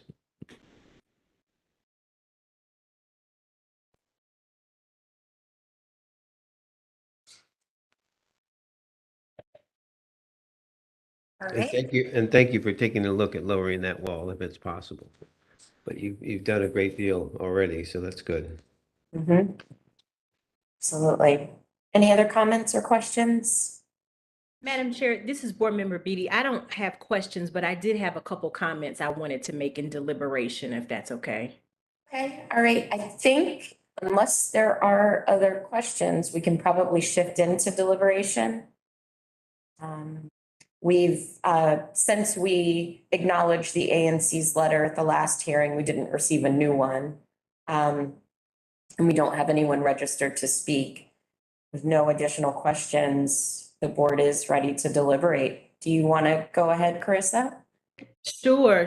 I first of all, I just wanted to echo the other board members. I find this design much improved. I remember this building, and I think my notes, I don't have them in front of me, but I think my comment was this was the building that I thought looked like it had ears.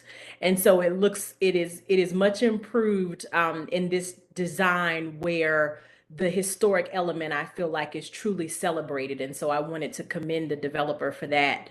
The other thing I wanted to note is just in honor of past board member Giles Barber, I also think this was the project where she wanted to be very clear that the developer took some real consideration in celebrating what this used to be. And so I just want to reiterate that on the record, that I would love for some real thought and deliberation to be put into how to celebrate what this was in terms of African Americans and the colored women, and what this meant for the city. So I wanted to just say that on record. And then the last piece is that I agree. I think it was you, Gretchen, when you asked about the paint. If we had our druthers, I would actually prefer that it not be painted. I think it's quite beautiful the way it's presented here. And so that's my final comment. Great, thank you. Any other comments from board members? Yeah, I have a few comments if that's acceptable, and Absolutely. thank you, Carissa, for those comments, especially for Sandra's comment about the history. I was trying to remember the detail of that, so I'm glad that you did. One of the things I might propose to my fellow board members is that maybe we outline what we might anticipate to be included in the preservation plan, so that it's included and addressed. I'm not sure. I understand the timing and investment issues related to having a preservation plan, but I'm still not clear why a scope couldn't have been developed, because I've done so here in a few minutes. That I think would cover the bases. But see what you all think about this. I'll start with the brick and masonry. As Chris has said, I think it would be our preference that the paint could be removed. But if they remove the paint and discover that there are substantial areas of rework and the brick just doesn't match, I think it's more important that the brick reads as a unified color or texture than to have substantially different areas of brick. And I would leave the determination of substantially up to the staff and a dialogue with the staff. But removing the paint would be our preference.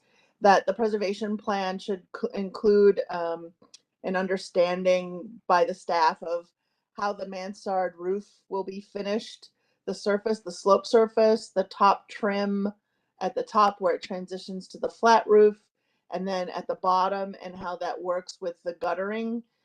As you'll notice from the historic building, in the current building and as proposed, there's no external down leader, no external leaders or downspouts on this building. So I would anticipate that would be retained. And then how the dormers in the mansard return back and are flashed and detailed should be understood by the staff, in addition to the windows and doors that are going into this elevation as a part of the preservation plan, but then also including concrete repairs, because there'll be some for the stairs and the landing, that those should be similar and unified.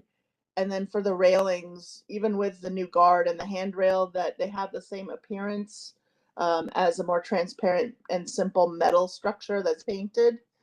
And then the porch roof should have that same thin profile, and also drainage with no external downspouts or leaders projecting from that, as a part of the preservation plan.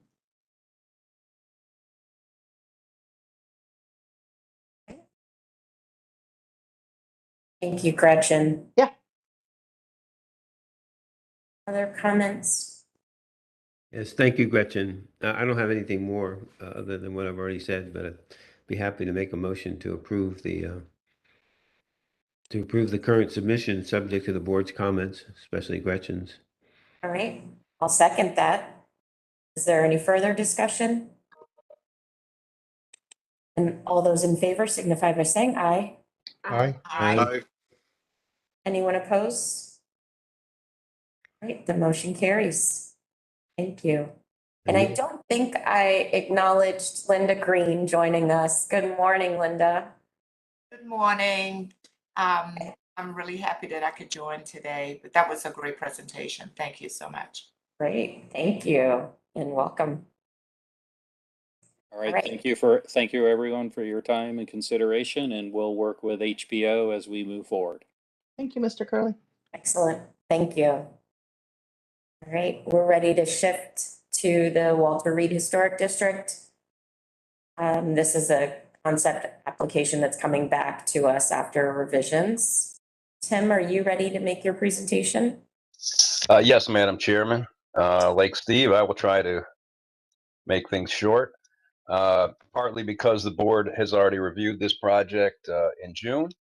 It's undergone some revisions, which we think are in the main improvements. There's a question for the board. What had been expressed is essentially 3 building looking parts has now become 2. And one of the questions for the board is whether the 2 sections may now be too similar in terms of fenestration and the penthouse story continuing across them. That second issue relates to, I think, the bigger question that the board is called on to settle, And this was something that we raised in the initial report. And again, the fact that this is all in fact one building that is a block long on a rising or a falling grade, depending on how you look at it, so that your main floor at the south end of the building is entirely below grade at the north end of the building. And at both ends of the buildings, you have a considerable amount of subterranean space, areaways that are bounded by railings, which makes for sort of a less successful and less friendly meeting with the public realm, and that precludes some of the planting that might otherwise go around the building. Ideally, I mean, in a situation where you had buildings organically grow up gradually, incrementally along a block, you would have different heights with buildings presumably on average stepping up with the grade. Obviously, I think obviously it would be good if you had in fact two buildings here, or a building that was connected even if the levels changed within the building. Failing those two approaches, we still think it would be better if it looked like the building was stepping up. That is to say, with the northern end, which is at the left in this drawing, not set back at the top story or penthouse level, so that it does seem to step up relative to the southern half of the project, and that it doesn't look so squat. It's kind of an unusual thing for a large building. It might be kind of a Georgian thing to set back and hide your upper story on sort of a low, horizontally oriented building. But on a sort of a building of this size and type, it just makes what ends up being 2 stories at the far north end look a little squat and a little ungainly, given that the upper story then has to set back. Now, there are zoning reasons for that. It's, I believe, related to floor area ratio. But the question for the board to settle is, do we simply accept that as the answer, and is this sufficiently compatible with the character of the historic district? I don't think the guidelines lend much support to this idea of putting a lot of areaways and railings around the base of buildings, but here we have it proposed. Obviously, it's the larger the footprint gets on a changing grade, the more difficult it is to kind of average out the relationship of the first floor to the grade all around the building. So I set before you what we think are the remaining issues, and leave it to you to resolve. Tim, I'm sorry, I was distracted when this drawing came up. Can you tell me what these 2 drawings are? It's not clear from the titles. This is the west elevation previously proposed above, and presently proposed below. Thank you. Yeah. And is the presently proposed basically following the HPRB's recommendations on the upper one? Partially. With regard to Materials and setbacks and articulation. with regard to materials, sure. With regard to the main change here, there's been some refinement to the entrances, been some refinement to the north elevation. The fenestration has changed with the introduction of balconies, which is not something we recommended, but then there was some expression from the board that perhaps a residential building should not look so institutional. So you could argue that the balconies improve it in that regard. Certainly the idea of going from what looks more or less like 3 buildings to 2 buildings is what we suggested, which what the board supported, and I think we think that's still the way to go. uh, again, one of the issues I've raised is perhaps the fenestration now looks too similar between the two buildings. If you're trying to create the illusion of having two buildings, perhaps you don't want them to read so much alike in that regard. It's the same sort of issue with the setback penthouse carried across the entire project, that we think that it's unnecessary to do from, if you're looking at it strictly from a design, a massing approach on the northern half of the project, it's at least unnecessary to do, and it's probably deleterious to the sort of feeling of the building, the kind of proportions of the building that would be ideal. So we're asking the board to settle that matter. Perhaps it's of no concern to the board, but that is one of the issues. The other issue is the extent of areaway and railing around the building. Tim, this question wasn't our sorry, I'll turn on my video. Wasn't our comment about the fenestration and the overall facades of this building that it was too institutional and not residential appearing enough, and perhaps the suggestion of balconies was something that gave it more of a residential character, but I don't know that we said that they had to have balconies. Right. I think the change in windows is an attempt, I think, to feel more residential and less like a institutional office building. Like this is not the Department of Treasury or something that's existing in the campus any longer, or one of the institutional buildings that the Army had on the site as well. Yes, I think that's more or less what I said, if that's a question to me. Yeah, it was. And then Yeah. the thing that I don't remember too, I don't remember talking about 2 or 3 buildings, but I do remember talking about more distinct character between the buildings, so that like the entrance and the dark gray and the HPRB submitted image on the top, the area that was set back, by appearing to be set back, with the darker material between the brick and then whatever the light colored masonry is. I think we wanted to see that be more distinct so it would read less like a large monolithic building. Yes, I agree, and I think it's not necessarily going to in when you see it, because I think what it's hard to read here is that there is a break where the northern end of the building extends farther west, so there's a corner, Yeah. and there, so it's sort of from this side it would read something like a T-shaped building,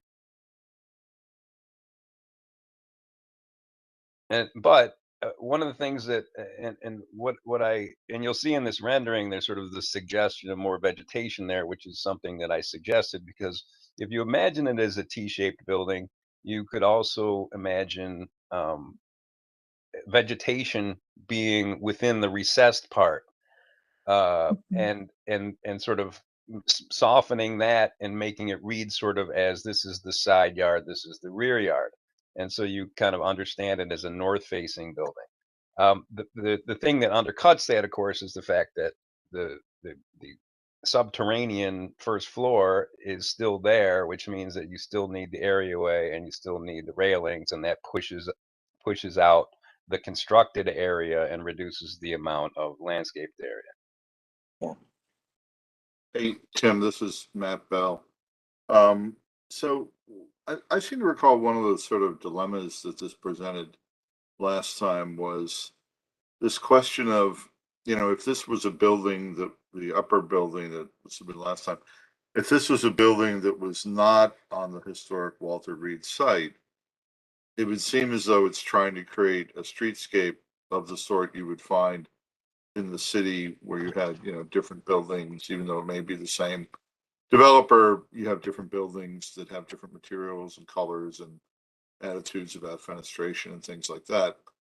And I think one of the dilemmas, at least for me and perhaps others last time, was, is that an appropriate approach, or should there be something that threads more consistently through the buildings, such as color and materials? so that it reads, you know, inherently like it's part of a campus or part of Walter Reed rather than a streetscape. And I think we went through some of this at McMillan, where we finally decided that what we needed was a unified color palette for the medical buildings and the residential buildings, so that the landmark site could be identified as having a coherency in and of itself. And so, you know, whether it's one buildings or two buildings, I guess one of the questions for me is, what are the things that we view as aspects that contribute to the registration of this building and this block as part of the Walter Reed site?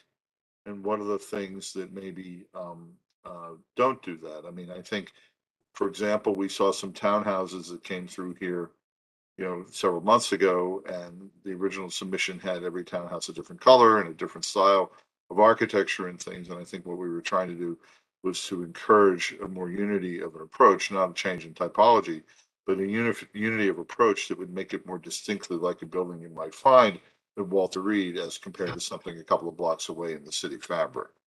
Does that jive with your memory of the discussion? Because that's sort of what I remember.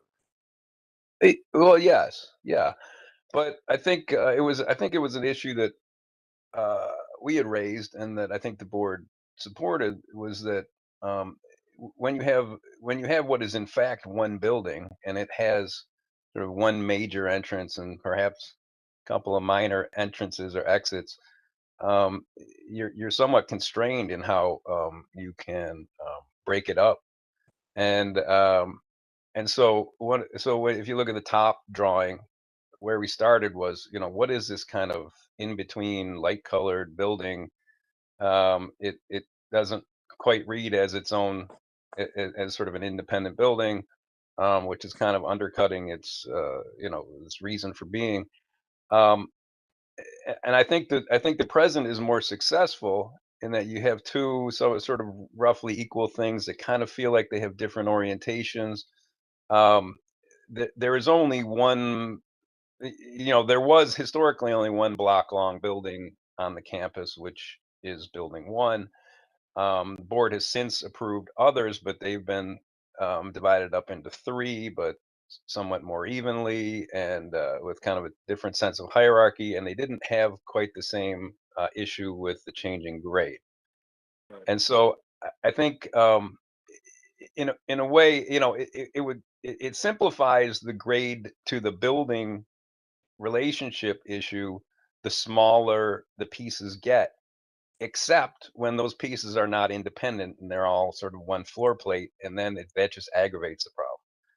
So I think that having two essentially expressed, one project expresses two buildings that are complementary to each other in terms of fenestration and brick color, and yet not the same, is a good, and I think fairly successful way to go. And I think the feeling that they have different orientations helps relieve the idea of like, where is the other entrance to the second building? Well, it's sort of on the north elevation. What undercuts the idea of the two is, again, the relationship to the grade, and the fact that the attic story continues in the same sort of expression and manner and elevation across the two buildings, when you would not really, if you were designing the north building independently, you would not do such a setback, because there's no two-story building or three-story building of that size that really needs that So, setback. so one simple thing, aside from the areaways and things to talk about, one simple thing that I hear you saying is, if the design for the facade on the left did not have the continuous attic story that was set back and was maybe a little bit different and brought straight up and maybe registered more as a 4-story building, and then the building next door to it could be read, you know, with the setback, and that would go some measure towards continuing the line of thinking about really having it read as two buildings rather than either. Yes, I agree with that Yeah, statement. yeah. Okay. Okay, And I think it would just be a better proportions and massing too. yeah, I think that's an interesting observation. Madam Chair, this is Board Member Beatty. I actually I don't find the new proposal improved, and so I was If you have a question now, I'm sorry to interrupt, but we still haven't heard from the applicant. So we were just asking questions of Tim. Did you have a question for Tim? No, it was actually for you, so I can hold. Got it. Okay, okay. If you want to ask your question now, you can, or if you think it might be beneficial to wait to hear from the applicant, we could revisit it. No, after. you're correct. It's more appropriate. Okay. It's actually for you, so I can do it in deliberation. Okay, perfect, Yeah. perfect. Thank you. Sorry to cut you off there. No, not a problem. Tim, I think that, and Matt, I think that Building 11, which is Delano Hall, I think it does what you, as a precedent example, does some of what you were talking about having potentially this building do in relation to the top level.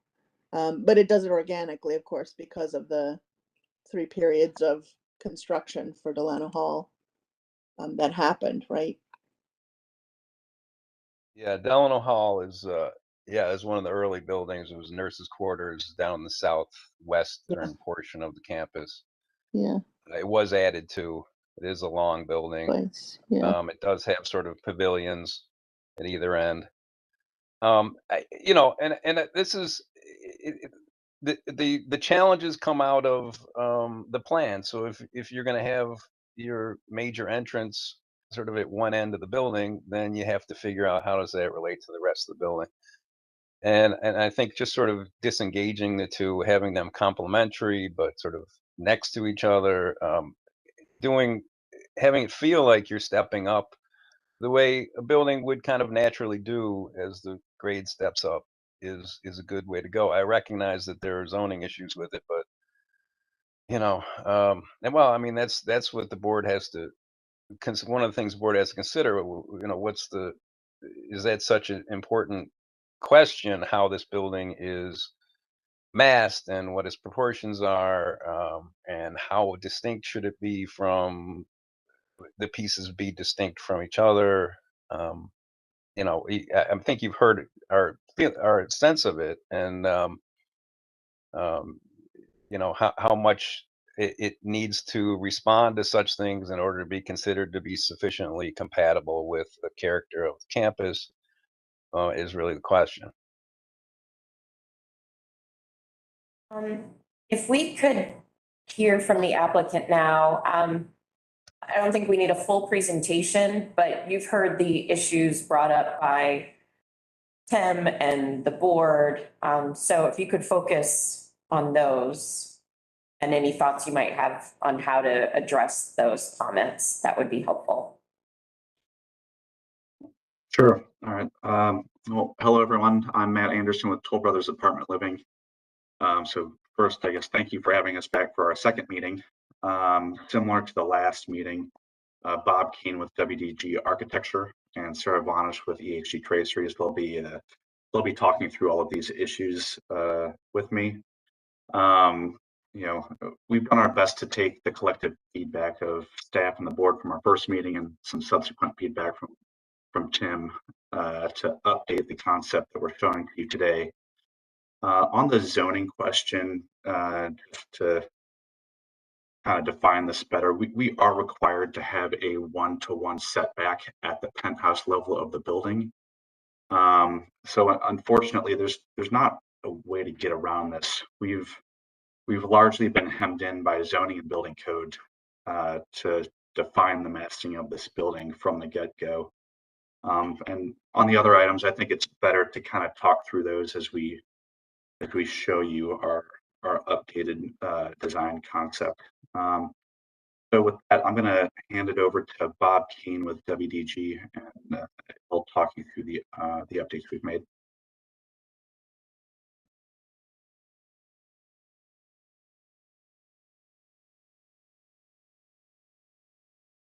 comments? You're on mute.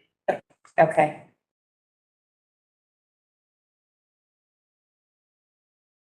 Okay, sorry about that. It's good to be back. And we feel like we've been pretty responsive, as Matt stated. There's a list of things that the board had commented on, and Tim had some good comments as well, and we really feel like we've addressed all of those. I think obviously looking at the slide in front of us, one of the big comments was the building just seemed like there was a little too much going on, and it would be more successful if it was a single building treatment or a 2-building treatment. That was sort of the conversation in the last meeting. So we've obviously come back with a 2-building treatment. And we've issues like the base of the building were talked about, and we've enhanced that. I think the 3-dimensional drawings probably show these things better. Maybe we just start going through the slides. I think one of the things that came up was maybe we should step back and just look at some examples of nice residential buildings. We looked both in the district and beyond, as you can see. And, you know, the Haussmann block in Paris is sort of all over that city, and it's a bunch of French balconies. And there's a range of balcony types in the district. The images on the top are some examples. So it clearly adds another layer to the facade, and it adds a sense of residential program to a building. There's no doubt. So per the recommendations of the board, we have come back with some slightly different window treatments. We've added some French balconies in the attempt to soften the overall feel of the building, make it feel more residential. So if we go to the next slide. So this is a bit of a before and after all these slides. So this was the previous scheme. You can see there's the 3-building look. You can also see that the entrance perhaps was a bit monumental with the 3-story openings. If you go to the next slide, you will see that we have added some additional articulation to the entrance. We've simplified what we call the south mass by taking away the charcoal treatment around the entrance. We now have a composition at the entrance that is a combination of 2-story and 1-story, and we feel like it's a bit more in keeping with the building and the 2-story spaces that are just inside the lobby, so we think that's nice. We've really enhanced the base treatment on this south mass. There's a much taller limestone-like base treatment, and then it transitions to rusticated masonry, the terracotta masonry, and then we've added a string course above that. So the base of the building on the south, and as it faces 13th Street, has been enhanced tremendously. We've continued to have a multi-story reed, but we actually slid it up. So we have these 3-story openings. Some of the openings include some stone-like surrounds.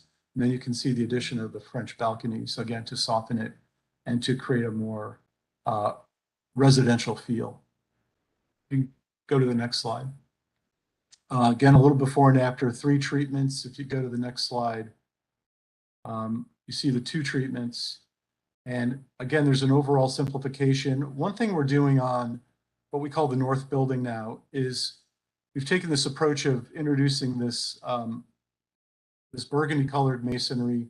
And there's a lot of textural qualities to these walls, these traditional walls as we are supposed to create.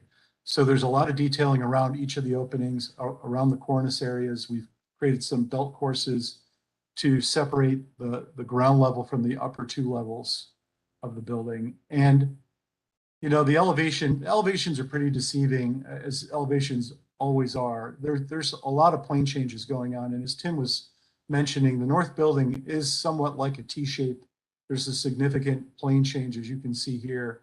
And the plan is to fill that with a fair amount of landscaping that will continue to sort of mitigate the length of the building, and just sort of tie it back into the park-like setting that it's going to be built in.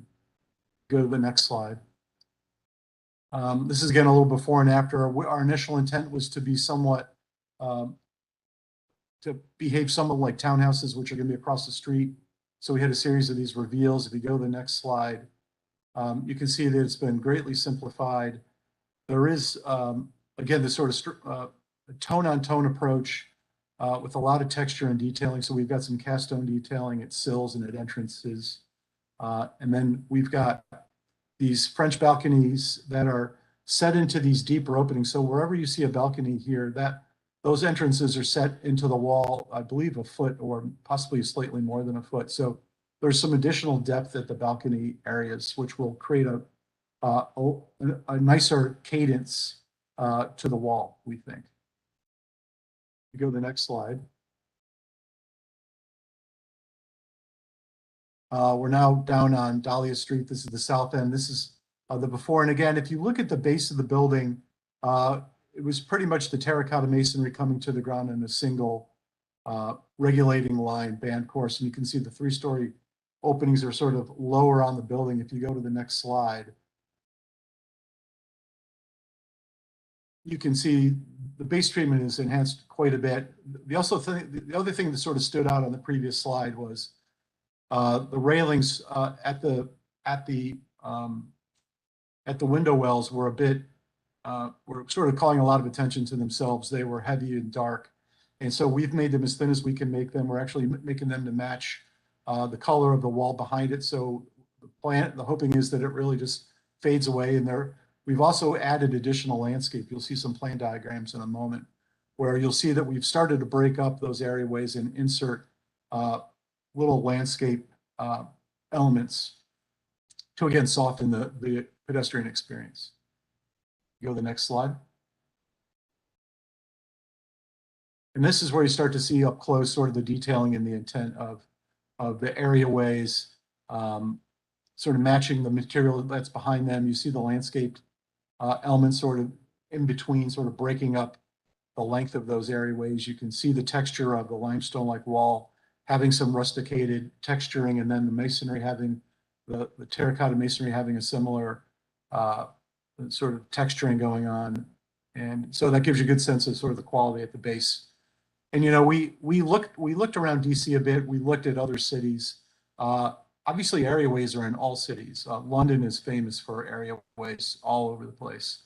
And so we feel like they are part of an urban experience. And if the quality of the building is high and you know, the landscaping and the groundscaping and the railings are simple and clean, we think it can be a very elegant urban setting. If you go to the next slide. Again, we're just looking at our French balconies. You can see we added some additional detailing. We've got these stone-like surrounds. It's basically hand-laid masonry, cast stone. And you can see that the balconies project a couple of feet, and you can see that they're set in to the wall. It looks like 14 to 16 inches. I don't recall the exact dimension, but it allows the doors to swing out onto the balcony. If you go to the next slide.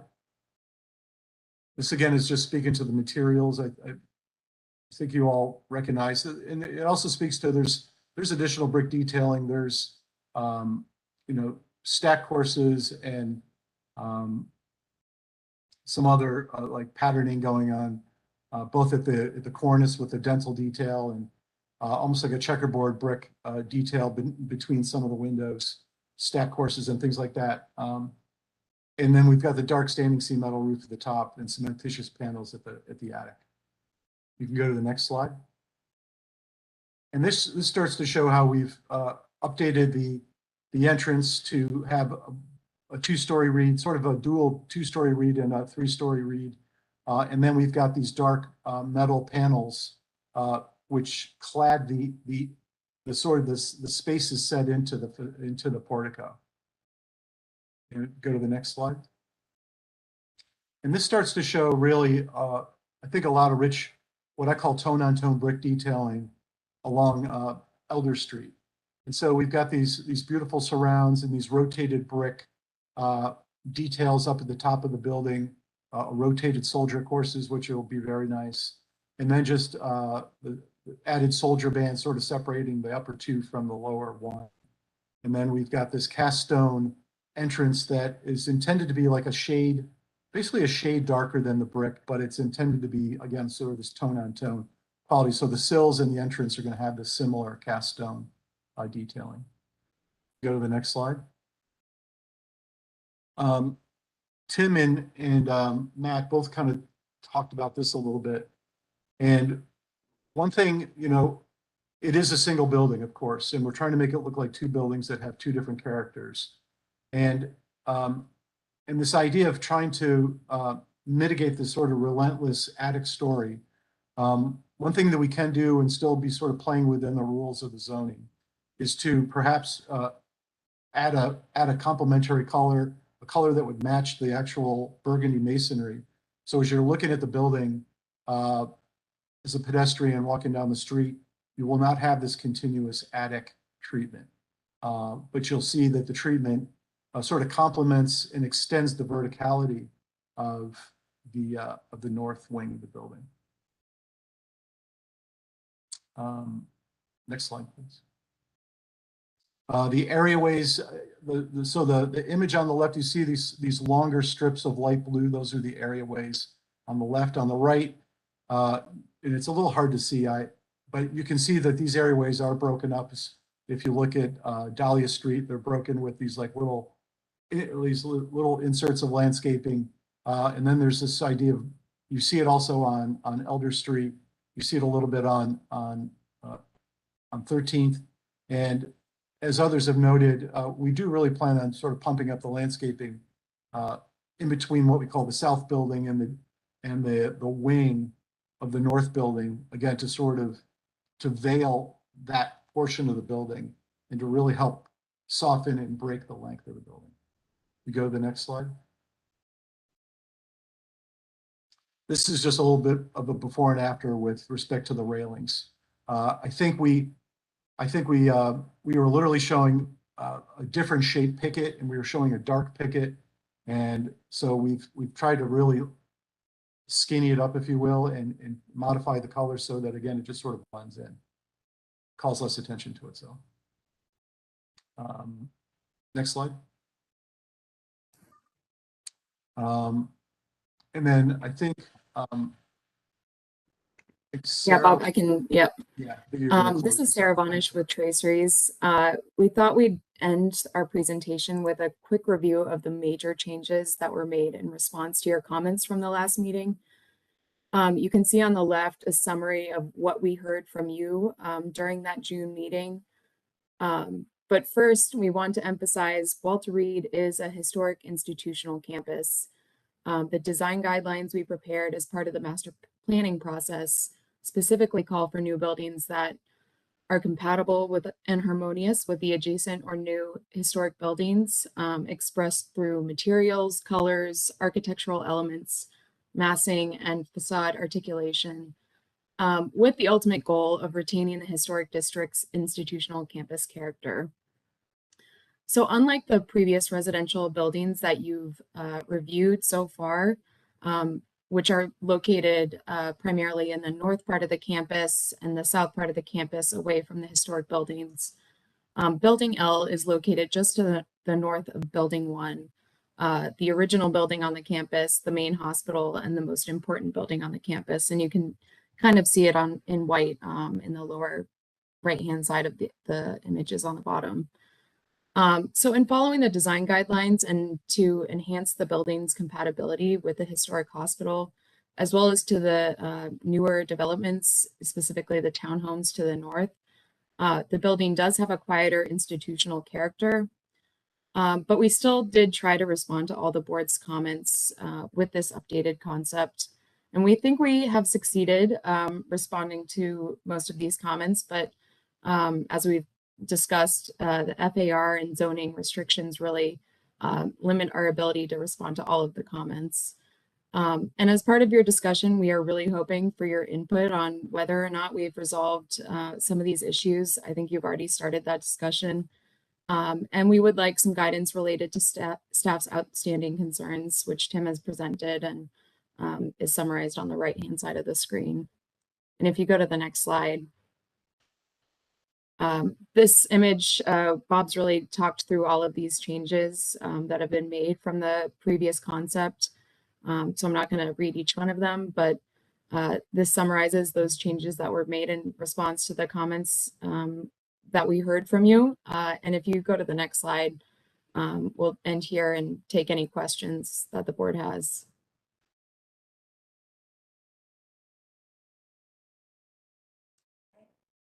Thank you for your presentation. Do board members have questions this time? Yeah, I have a question about the roof of the penthouse and what goes on in that roofed area. Is it usable space or is it just, We are required to screen all mechanical systems in the building. So the sloping roof that you're seeing is in fact doing just that. That's the purpose of the sloped roofs. and is it all necessary? It is. There's that much, that much equipment? Yes. Really? Do Do you have a roof There's a plan? lot of, I was going to say there's a lot of mechanical equipment that we are screening, but zoning requires a continuous mechanical screening at one elevation.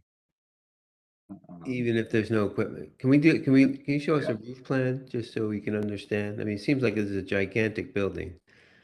And I don't know why the mechanical equipment can't be pulled to the center or something. I don't know. Do you have a roof plan you could share with us?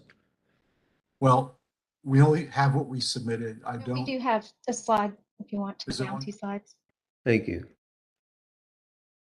Go down, next slide. There, that's the roof plan. Go back one. Sorry, if you go back, I'm sorry. Back to slide 30. Oops, Yep. too far. Too far. That's the 27. Yep. Okay. Ingrid, can you speak to this because there's a lot going on here with green roof requirements. So there's not a lot of real estate for the mechanical at the end of the day. If you see all the, it's harder to see on this, but there's a lot of little, there's a ton of A lot the of little little dots. units. All the dots are the roof equipment. Got it. There's also the larger white areas are also some larger pieces of equipment as well. And Okay. All right, thank you. Did you address the issue of the base and the stepping of the building? And the fact that the base begins here, as you can see it in this corner, and then because of the stepping terrain or the slope of the ground plane here, you lose it and the fact that you're not picking it up as the building continues. Yeah, I can speak to that. So one of the comments from our previous meeting was to strengthen the base, to give it just to ground the building a little bit more. So we added this additional, what I call limestone-like treatment. We added this additional string course, and that treatment is really the footing for what we call the south building. And so that treatment is consistent throughout that south building. And when we transition to the building to our north, the north wing, if you will, we did not want to introduce this contrasting color because that would have actually made the building feel shorter in our professional opinion, by sort of breaking up those walls. So what we did is we introduced a sort of a quieter regulating line with this soldier course that runs between the second and the third floor of the building, and we pointed that out a couple times. So we wanted to give the north building a base treatment because historic buildings have, you know, as we all know, have a wonderful tripartite term, base, middle, top. And so we were trying to give it a base without over-articulating the wall of the building. And so that's how we approached enhancing the base of the building on both wings. I don't know, I should have asked this before, but I keep going back to the Delano building, in part because I think, you know, I know that we approved an addition for the international school on the side that's modern materials, but also it has this pretty substantial grade change from one end to the other, similar to your site. But did you look at actually raising that water table course slightly to be more proportionate to some of the precedent on the site, and instead of having a recessed roof that's set back, is there an opportunity to have it be more of a traditional roof form like the remainder of the site? It would give you some more building area, which it sounds like you're struggling with. And then part B of my question is similar, is different than your project that Delano is very much a symmetrical building on its primary facade, but where you do have the hyphen where you're connecting these buildings, the Delano has a very successful vocabulary of creating like a hyphen appearance, even though it doesn't give up floor area. It's a very different sort of fenestration and columnar relationship at the hyphen, so that it reads like a hyphen atop the lower course base from the water table up. Did you explore something like that? It just feels like you're trying to be contextual, but you either need to be contextual or don't be contextual. And I think the guidelines allow for both as solutions, but just wondering all of that aloud, I guess, again. Yeah, I mean, I'll address, yeah, I'll try to address that in order. So the water table height, you know, we picked it's pretty common to have water tables like meet a sill height. So that's just something you see done a lot. I mean, that line can go up and down, as you can imagine. It is somewhat a subjective conversation to have. So we could certainly sort of look into that. The setback at the middle of what we call the south building is actually a programmatic element where the ownership really liked the idea of having an outdoor space for the residents of the building. And so there's actually an outdoor common patio that sort of occupies that space up on the roof. You know, making the we'll call the north-south wing of the north building read more like an arcade or like a screen, I think is what you're talking about. More columnar, I think was the word you used. Mm-hmm. You know, that could be explored as well. We were trying to, you know, what we heard from you all was to simplify this, and we thought, you know, if we sort of create a different cadence in there and a different scale, that would be yet like another architectural treatment. So I think we were thinking of just keeping it simple, but I think we would be open to exploring that. So yeah, I think they're all interesting comments. We have a great resource in Traceries. They're the authors of the guidelines. And certainly I am not proposing that you have the entire facade treated like the hyphen facade element, but maybe there's an opportunity, even though it's the same building, to treat part of the facade as if it were a hyphen and not carry it through, but would give a little more, give some break in the length of this. We want to give you some flexibility in terms of consistency of window types and things like that would be more compatible with the historic district. Yeah, I could just weigh in with a question or two. Hi, Bob. The places where you kind of have a kind of mini hyphen are these dark paneled areas, particularly on the short facade. Yeah. There, you can almost see it in this rendering on the right-hand side. Yeah. There. Yeah. Did you ever look at using those as sort of hyphens to separate the one building from the other? Because it strikes me, I'm not quite sure I understand why that one occurs where it does in this image we're seeing on the far right facade there. And it makes me wonder whether strategically, I think Gretchen's suggestion, by the way, of looking at Delano Hall is a very good one, because it's a big building, but it's really handled masterfully in terms of these connecting pieces. And it could well be that maybe there's an answer there, or it might be already in the language you're making, which is that you like right now, when you look at the elevation of the front of this building, maybe you could scroll further down and pop up the elevation of this side there.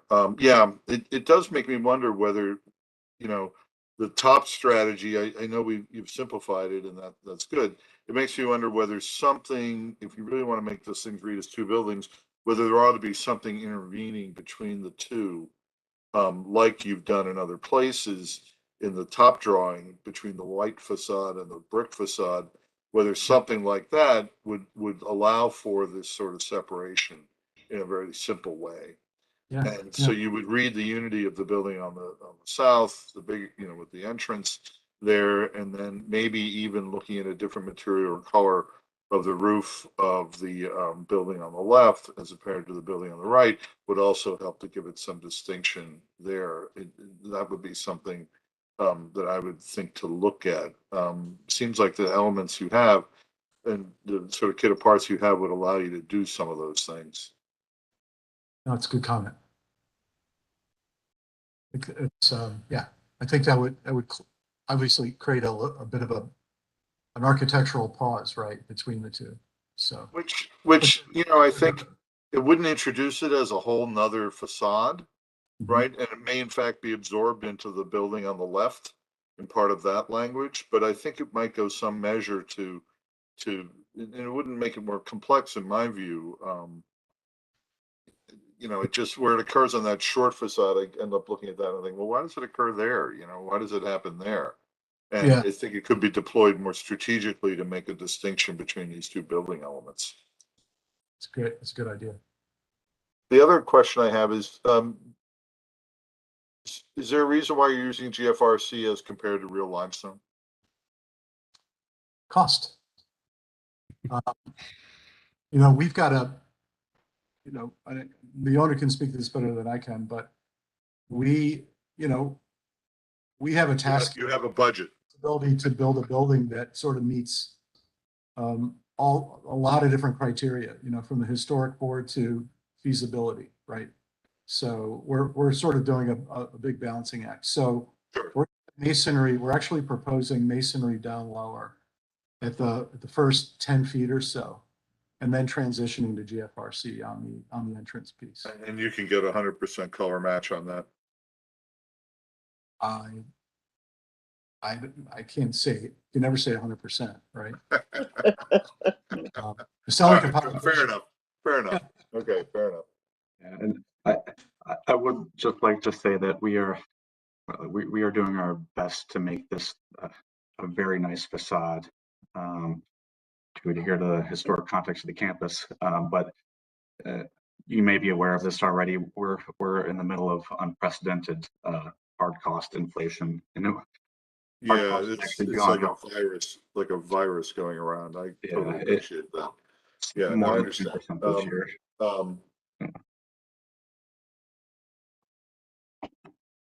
We've used GFRC on other projects, but very successfully, by the way, with pretty wonderful detailing. I guess the other question is, do you have these little landscape pieces intervening in the wells on all the sides where you have those wells? In other words, it's not a continuous well. You do have these relatively, it seems like they occur more on the end facades than they occur in the long facade. The ground level wells, if you go to your ground level. Correct. Yeah, when we go to that well, if we could go back to that well plan. Yeah, would it be possible, the way you've broken up the landscaping there and these things, seems like a pretty good strategy. Is there a reason why it doesn't occur to the left of the lobby as much as it does on the ends of the building? I don't know if Ingrid or Matt had. Yeah, no, I think it can be done. The one area all the way to the left has a lot of, you know, landscaping in front of it, and so that's just why it wasn't done in that one area. But I believe this can be broken up a little bit more. It just seems like a reasonable strategy, so it doesn't look like a continuous trench alongside the building. Yeah. Right. Yeah.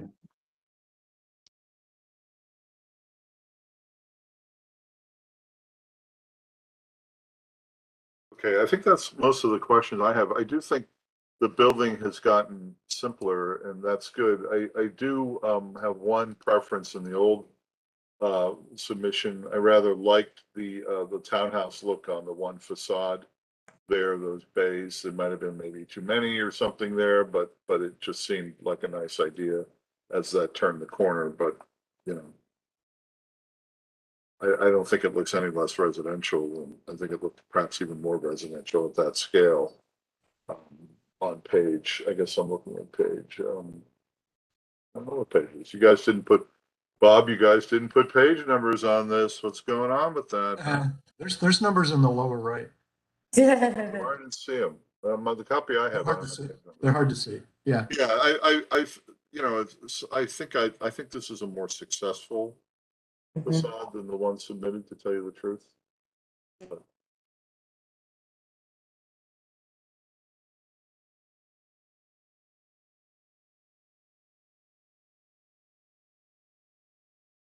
Yeah. I don't know that I would change the color between the bays, but I can't tell in that drawing. I think that's what you're doing. You have a different brick color in there. That might be a strategy, and then you could use that in the hyphens as this building approaches the larger building or something like that. So it only occurs, that color only occurs in this building in a small way rather than a whole facade or something. But I find that articulation to get some nice scale shadows and relief there on that facade, which, you know, I think to some degree, I'm less concerned about the thing looking so institutional. I mean, I think there's a certain amount of, you know, grandeur and kind of scale that this facade does that I could believe it as a residential building as well as an institutional building. It could kind of go either way for me, and I think that's okay. That doesn't bother me, at least. So it seems as though we're kind of edging into deliberations here or discussion. We are. So, but why Can I wouldn't you throw just in say one thing that- before we do that? Sure, Tim. And this goes back to, I think, an observation that you made, Ms. Heath, that about the sort of new revised base of the building, which, you know, on its own might be fine. It was a direct response to a comment that from the board that there be a pronounced base, and I think that was partly intended to counteract the fact that the building is kind of undermined by all the areaways. However, I think it'd probably be better, you know, it probably doesn't need to be that distinct, and it would probably be better just as a robust rusticated base in the same material and color. Because as I think you were pointing out, it disappears as the grade changes. And then you're sort of losing the sense of symmetry. You know, if the base is so important, why don't you have the base carried across? Well, because you can't. I think as soon as you have it of the same material, how that material hits the ground is not so much important anymore. You know, how tall that base feels and whether it carries across. It doesn't, you know, if you're rusticating it all the way up to the top of that ground floor, that seems right. And then the brick stops at the ground wherever the ground is. So I think that I think the board made a good observation that it does need kind of a robust base, but I think that the base should be more in keeping with the coloration and material of the building. So Tim, can I just sort of question that a little bit? I actually think the strategy that they've adopted here, which is the double horizontal reading of the base, is something you do see on buildings that slope like this, so that you do get a horizontal line where the building does meet the ground there, and it would work better than what's in the original design, I think. I almost wonder whether it ought to go the other way, whether you could do some stone at the base there, whether that would actually make it work a little bit more, running a brick down into the base. I don't know. I always think buildings are better when you have stone at the base rather than brick meeting the grade there. That would be one study I would suggest, maybe looking at the difference between having that be partially brick and stone, all stone up to the the second water table, or whether you do brick down to grade. But I do think the introduction of the second horizontal there is helping a lot. Helps ground the building.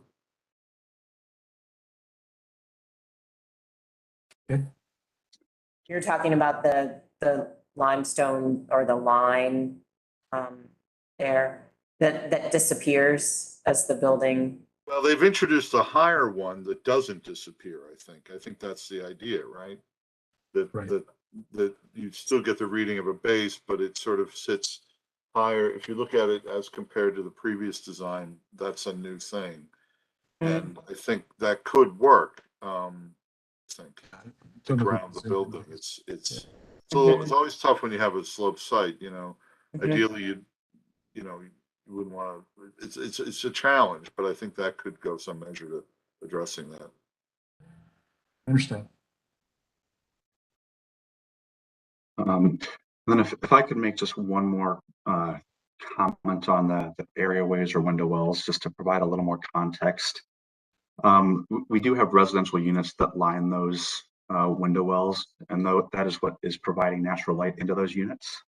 So without those areaways, we can't have those residential units. Yeah, we know. And without we know you're trying to get light down into the basement units that are garden level units. Yeah. Yeah, and that's one of the things that makes this a viable project.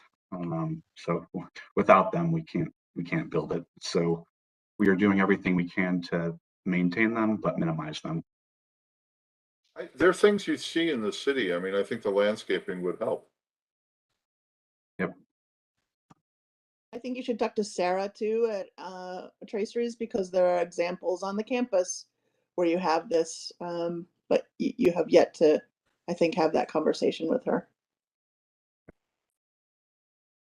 We'll continue to study. All right. Any other comments? Assuming we've moved into deliberation. Are there comments? Well, I guess, Carissa, Board Member Beatty, you had some comments. Maybe you want to, about this. Yeah. A comment or a question? I'd be happy to follow you. Okay. Thank you, Outerbridge. I appreciate that. I'll say one thing: the 3D, I guess, imaging that they showed actually helped me a lot, and it somewhat softened my initial response. It was that one, and then there was another one that they showed that I feel like softened the initial response that I had to the drawing, where they had the original one on top and then the revised one on the bottom. And then my question was for the chair. Chair Heath, someone said, well, could we talk about what the initial comments were, and if the proposal resolves those initial comments? And in the beginning of the question period, your answer was that it did somewhat. And I was just curious about the rest of your thoughts. That was the question. Oh, I didn't have any additional thoughts. I mean, I felt like they listened to what we said, but in some ways it felt like it went a little too far in simplification. Yeah. And there's something in the middle that I think is the right solution. Thank you. I would agree with that. That's where you were going with it, and I was waiting for the rest of it, because I said, although I've somewhat softened, I don't feel like this is quite it, and so I wanted to hear what you thought. So that was the question. Yeah. Yeah. If I was to complete the thought, that was it. Thank you for that. So I think here are my thoughts on this. I don't think the two building scheme really works. Well, I think it could work, but I don't think it works now, because all you see is one entrance. So it's clearly one building, one entrance. There's some articulation with I guess it's the north part of the building. But I think the previous scheme broke down the massing in a more successful way. Maybe there were two different materials. It was a bit busy. So I don't know what the in-between is, but I agree that there could be an in-between. I think the townhouse appearance is interesting. I think it could possibly get a little relentless, and maybe you just do every other townhouse to project out rather than every one. And maybe some of that kind of projection could work over here. The amount of detailing, the care that's been taken in detailing these openings is impressive. But you don't really get the benefit, I don't think, because of the, what did you call it, tone on tone. And I think maybe that's just, it might be a little too subtle. I don't know. It's because there is a richness there that would really help with this, large building, but you don't really, if the changing color is too subtle, then you really don't see it, especially in something like this rendering there. So I think there's potential to get more richness out of that detailing than is presently apparent. So I don't know what to say about how to deal with it. I don't think this reads as two buildings now, though, despite the setback. But maybe that's okay. And maybe if it's more articulated as one building, as Matt was talking about, that would be successful as well.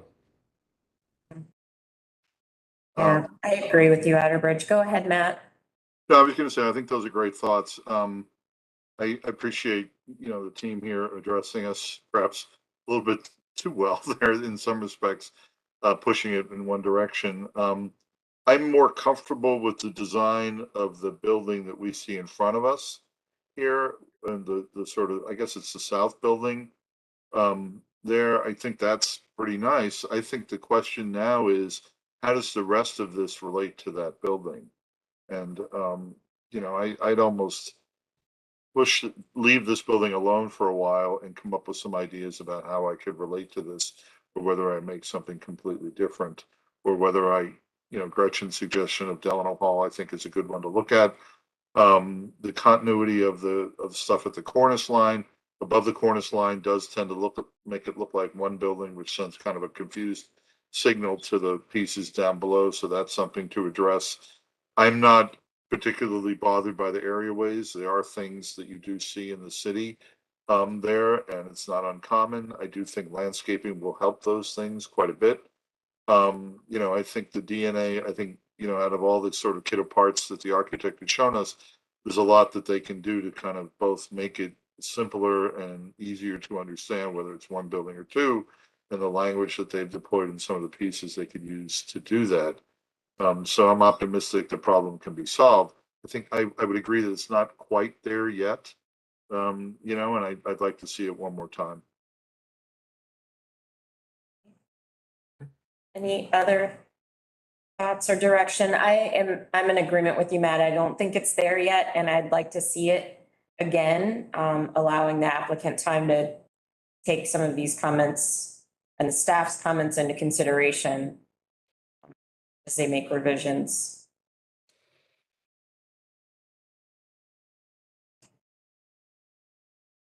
All right. Okay. Tim, does that give you enough direction to work with the applicant? Well, it's pretty broad direction, so I guess we appreciate that. Make the northern part more distinct is sort of what I'm hearing. Yes. And that might be in. Well, I'm not sure about that. I mean, I think there were two things. Oh, One or try to. Yeah. I'm not sure about that either. Gretchen's suggestion is more like Delano Hall, where you develop it as one building, but there's a language of sort of these hyphens and things that relate it. I think that's a possibility, or to make it more distinctly like two buildings. I think, Outerbridge has expressed some concern about there not being an entrance on another building. I'm a little bit less concerned about that, but I think what you're hearing is two ways this could go. And right now it looks like it's kind of caught between both of them. Exactly. Yeah. I just have concern about sort of trying to follow a model of Delano Hall, which is where the grade falls front to back, rather than across the face of the building. And of course, I'm assuming that in this situation, the main entrance location is sort of fixed. And so you know, if you were to redo it as sort of a symmetrical composition, that's probably going to mean you're going to move that center pavilion somewhat, and you'd probably naturally move your entrance as well. So yeah, so well, I mean, we can leave it to the applicant to figure out. I think, Tim, the grade does fall pretty substantially running parallel, not only perpendicular to Elder Street, but parallel to Elder at the International School, right? At the end with the new addition, it's 2 stories with the roof. And by the time you get to the end where the historic building is, and they put the new rear entrance for parking, it's 3 stories. So it's a whole story difference across the length. It is Yeah. different that it is symmetrical though. But I Well, don't think there's less fall across the front, although there is some. yeah. But I think your concern is noted, Tim, about the location of the entry, and whether that makes sense. I actually find the introduction of the second horizontal goes a long way to ground the building better in its site, and it's not an uncommon approach that we do see in places where there is a slope. So I'm not sure that moving the entry is necessarily going to make that much of a positive contribution to that comment, but maybe it will. I don't know. Maybe they should look at it. Right. Just to be clear, I wasn't talking about adding the second entrance. I was just saying that because there is only one entrance and all the material palette is the same on the facade from one end to another, it doesn't look like 2 buildings for me. But I think it can work fine. I think I would kind of lean towards the keeping this building, making it richer with some color tone adjustments, and adding articulation that Gretchen referred to. I think the fact that it loses, the grade goes up, sort of makes the north end subsidiary anyway. And I think having the entrance where it is works fine. But I think maybe having just more articulation on the facade would help. And it clearly helps with the roof, which looks more relentless in elevation than it does in this rendering. So if that could kind of be broken up in some way, I think that would help as well. Yeah, agree. That was part of the success of the previous scheme. So do we need to make a motion, Marnique, or is this just sufficient here to? Yeah, I wasn't gonna make a motion. I was just gonna give guidance. And then ask that they come back to us. Is there any other feedback anyone would offer? Haven't we done enough?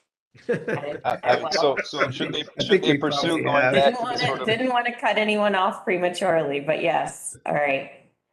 Okay, well, thank you to the applicant. We look forward to seeing this come back. Thank you, everyone. Appreciate it. Right, we're ready for our next application. I'm going to be signing off here. I think I Okay. previously mentioned that, so. Yes, you did. Thank you, Matt. Is staff ready to make your presentation? This time I'm really going to try to keep it short if we can. The only substantial thing that's changed is the expression of the proposed addition, solid to void ratio. We think that it's relatively successful. It's sort of the kind of approach that we had recommended previously, that it be more porch-like, less solid, more void. That was a way to sort of marry this kind of addition to the side of a mansard, while remaining sort of subordinate and not causing too much disruption. It would be reconstructed so that it would be set right behind where the cornice of the mansard returns, which we think is right. That it's probably the cornice should probably dead end into it rather than there being a significant gap between the two things. And especially since this building has a entirely void ground floor, it's that serves as the parking, that it really should be a light porch-like feature. Other issues, there's still a roof deck. There's still almost entire interior demolition proposed. The staff can deal with those things as we do as individual issues when we receive them as permit applications by doing a site visibility check for roof deck and requiring documentation of the condition of the framing necessitating its removal and replacement as far as the interior goes. Unfortunately, we don't have the documentation at this time. So I would, unless the board has issues with those things or with the fence, which I think we board seem to be okay with at the last hearing, or at least I didn't hear any objections, that we discuss the proposed addition. It will require the removal of that dormer window, which you see in the lower right photograph. We also think, though, that it needs a little more revision. Obviously, the main thing is that it sort of have as little solid as possible, but we also think that the window types and sizes should be more consistent around the structure, since the structure can be seen in the round. So I guess I would just refer you to the staff recommendation at the end of the report that covers some of the details, that the roof deck and its railing not be visible from Kilbourne Place, that the addition's primary exterior material be painted wood, unless the board wants to approve some sufficiently compatible substitute, that the addition's windows be more similar to each other in type and configuration, that any replacement windows and doors on the exterior meet the board's regulations and guidelines for those, that any additional utility meters be concealed from view from Kilbourne Place, presumably behind the fence for the most part, that the fence itself be painted a dark color or stained with a dark opaque stain, and that the resolution of the issue of the demolition of floors and interior bearing walls be resolved by looking at documentation suggesting that their deterioration justifies their replacement.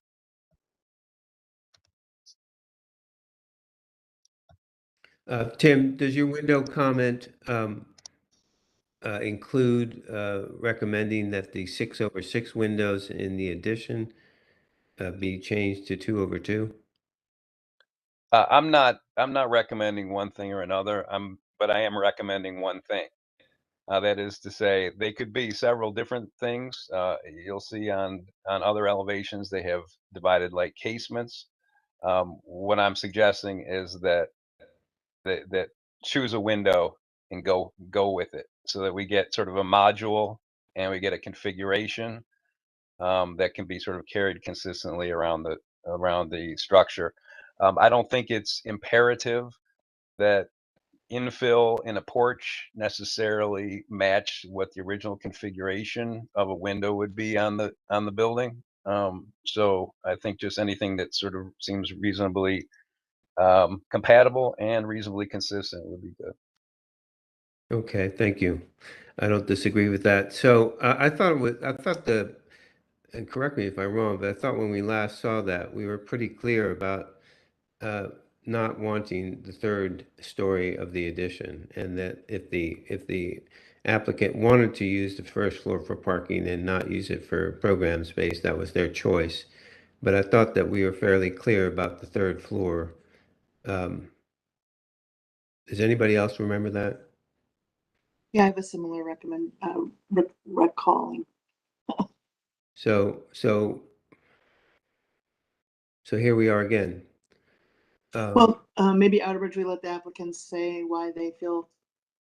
Sure, I And guess then- so. Yeah.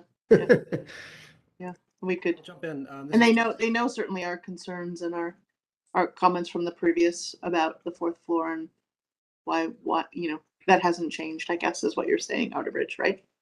Right, and we were specific about recommending against it, so I'm not clear why it's still there. I Yeah. mean, Yeah. sure, we can, well, I guess we'll hear from the applicant and then Yep. go back. Yep. Thank you, yeah. Yeah, no problem. Yeah. I'll go ahead and start. My name is Joe Harris with Measure Architects, and I'm the architect for the project. My client is also here today.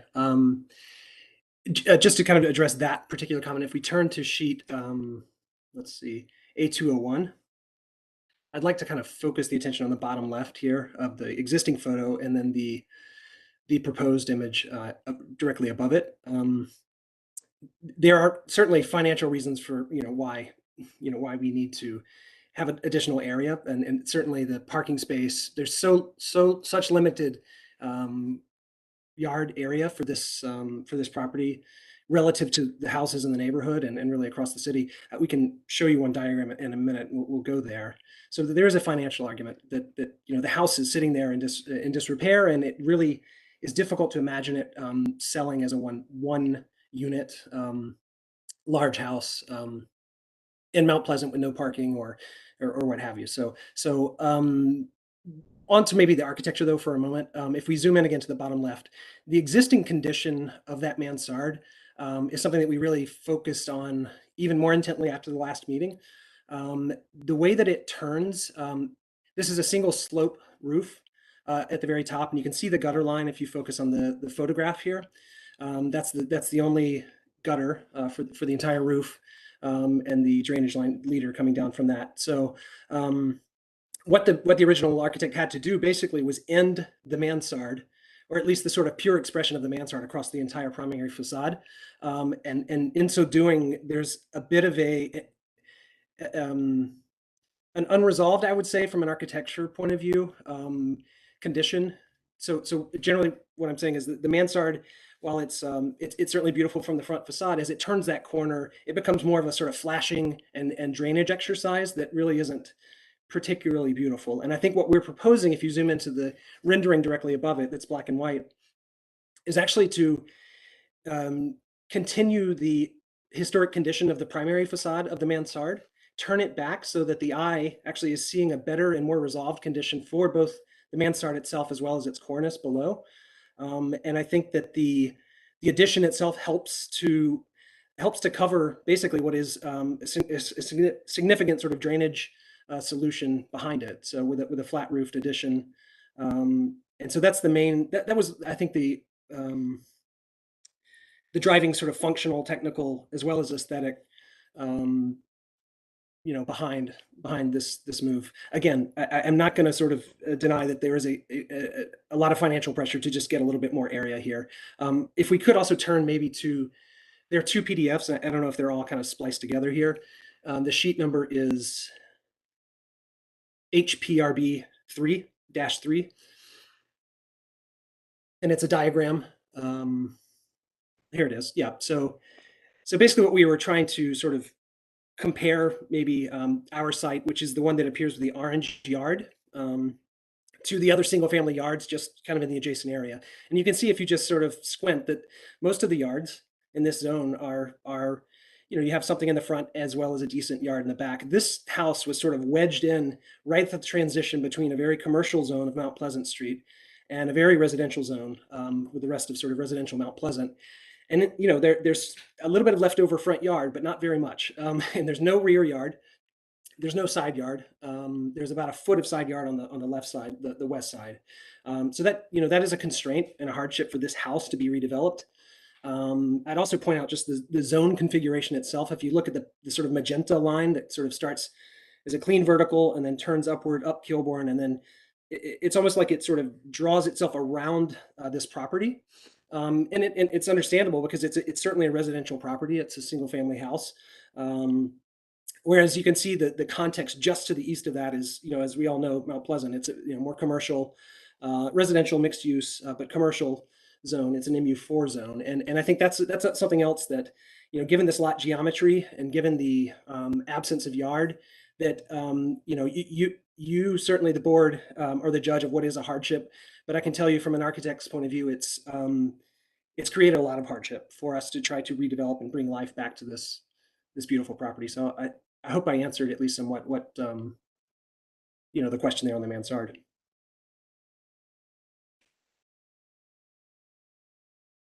Maybe we can turn back to A201 while we discuss.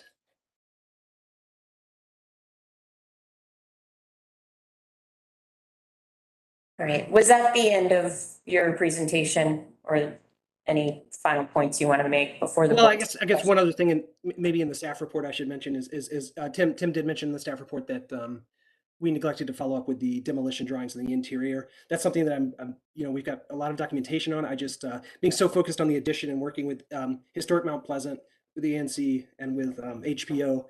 I have to say, honestly, I sort of forgot about the interior demolitions somewhat. We can establish and show some pretty significant rotting unevenness. It's the kind of thing that we could salvage some of the interior floor structure, but there's a certain point where it's, again, it's financially, we're changing so much of the interior to make it a two-family flat, two-family flats that, again, it's just a financial, we can save some things, but it's not the most economical way to do it, given the amount of repair that's needed. And I guess, yeah, that's probably the end of our presentation. I think those are the main points. Happy to answer questions, obviously. Yeah. Okay, all right. Do board members have any questions?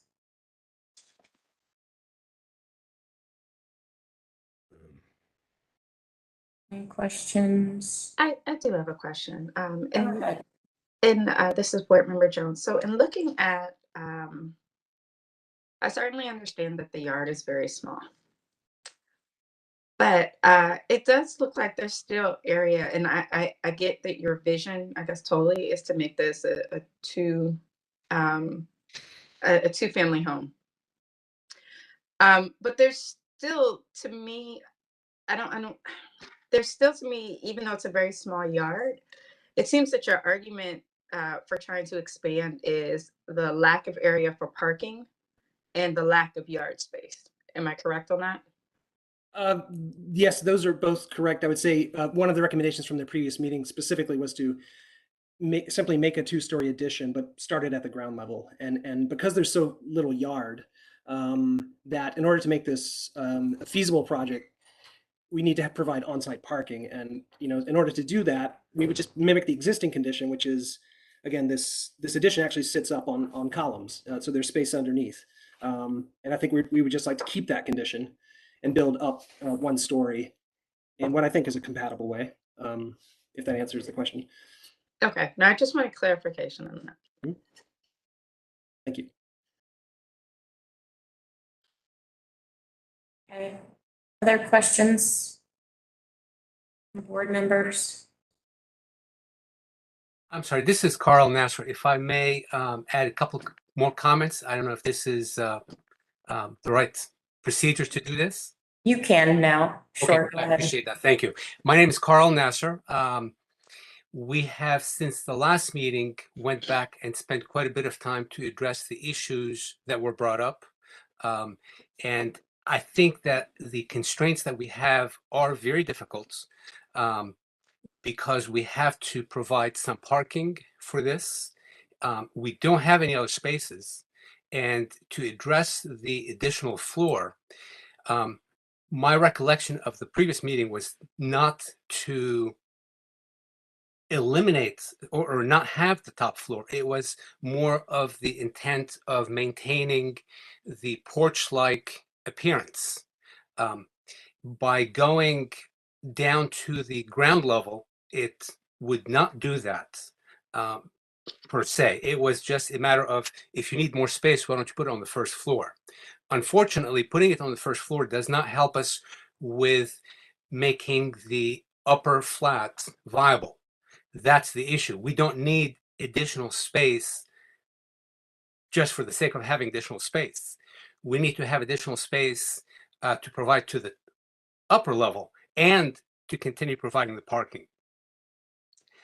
So initially we started looking at how can we reduce the upper level to make it set back further and the comments we were getting back from staff was to consider doing it what we're doing so that it's more respectful of the mansard roof, et cetera. So I believe it is because of those changes that we were able to achieve the approval of the ANC that looked at it from the local perspective and seemed satisfied with the changes that we have made.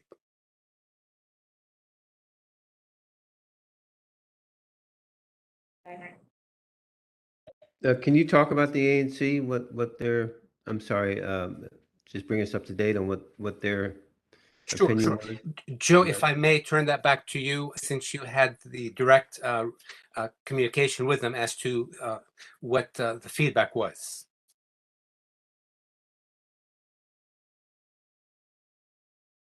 You're muted.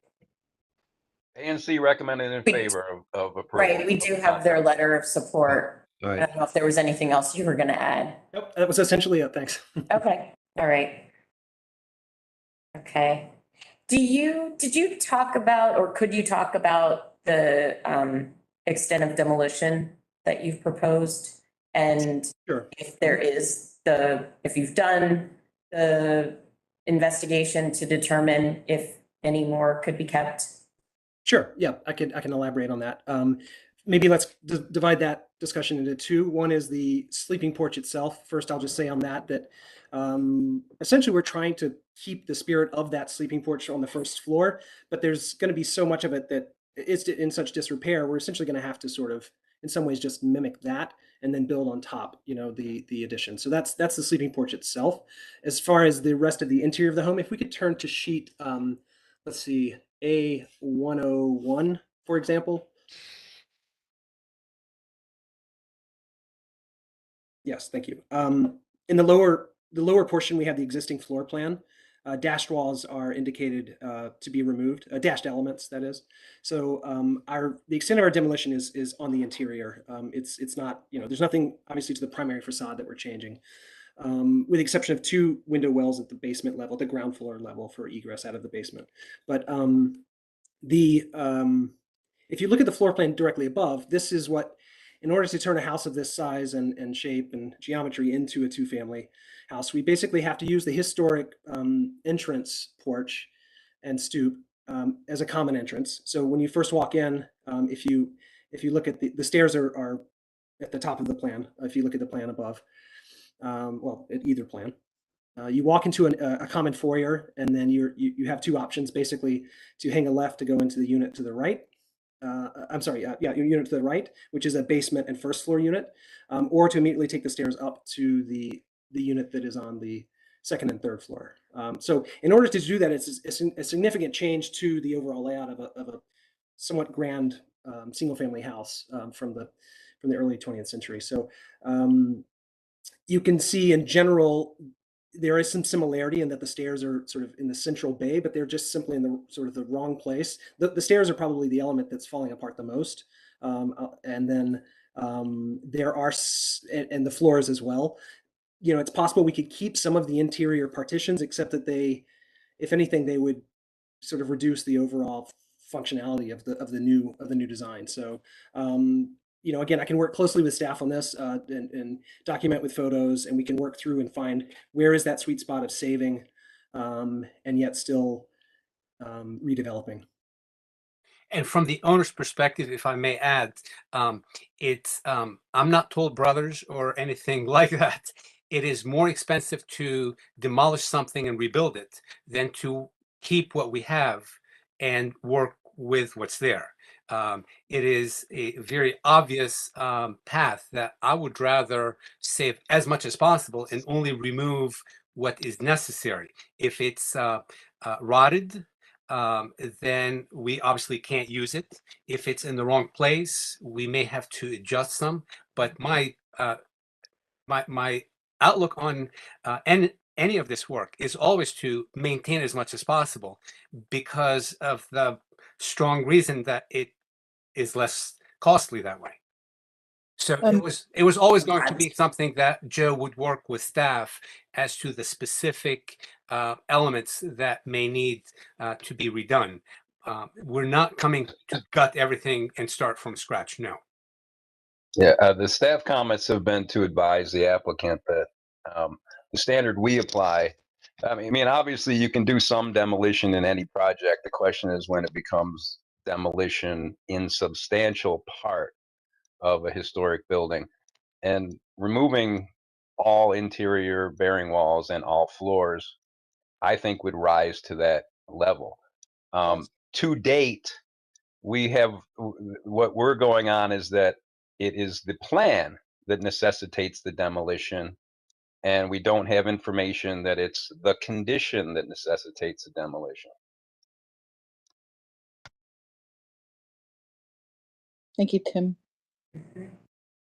I guess, Mr. Nasser, I would also caution you about your blanket statement. I think removing and replacing may, in a short term, seem initially less expensive. However, there is a environmental impact, and you have, in some cases, depending on the quality, the ability to amortize, investment already placed in some of these materials over a longer period of time. And in likelihood, given the era of construction of this building, many of these materials are likely older growth wood, likely to last longer than modern wood or replacement materials.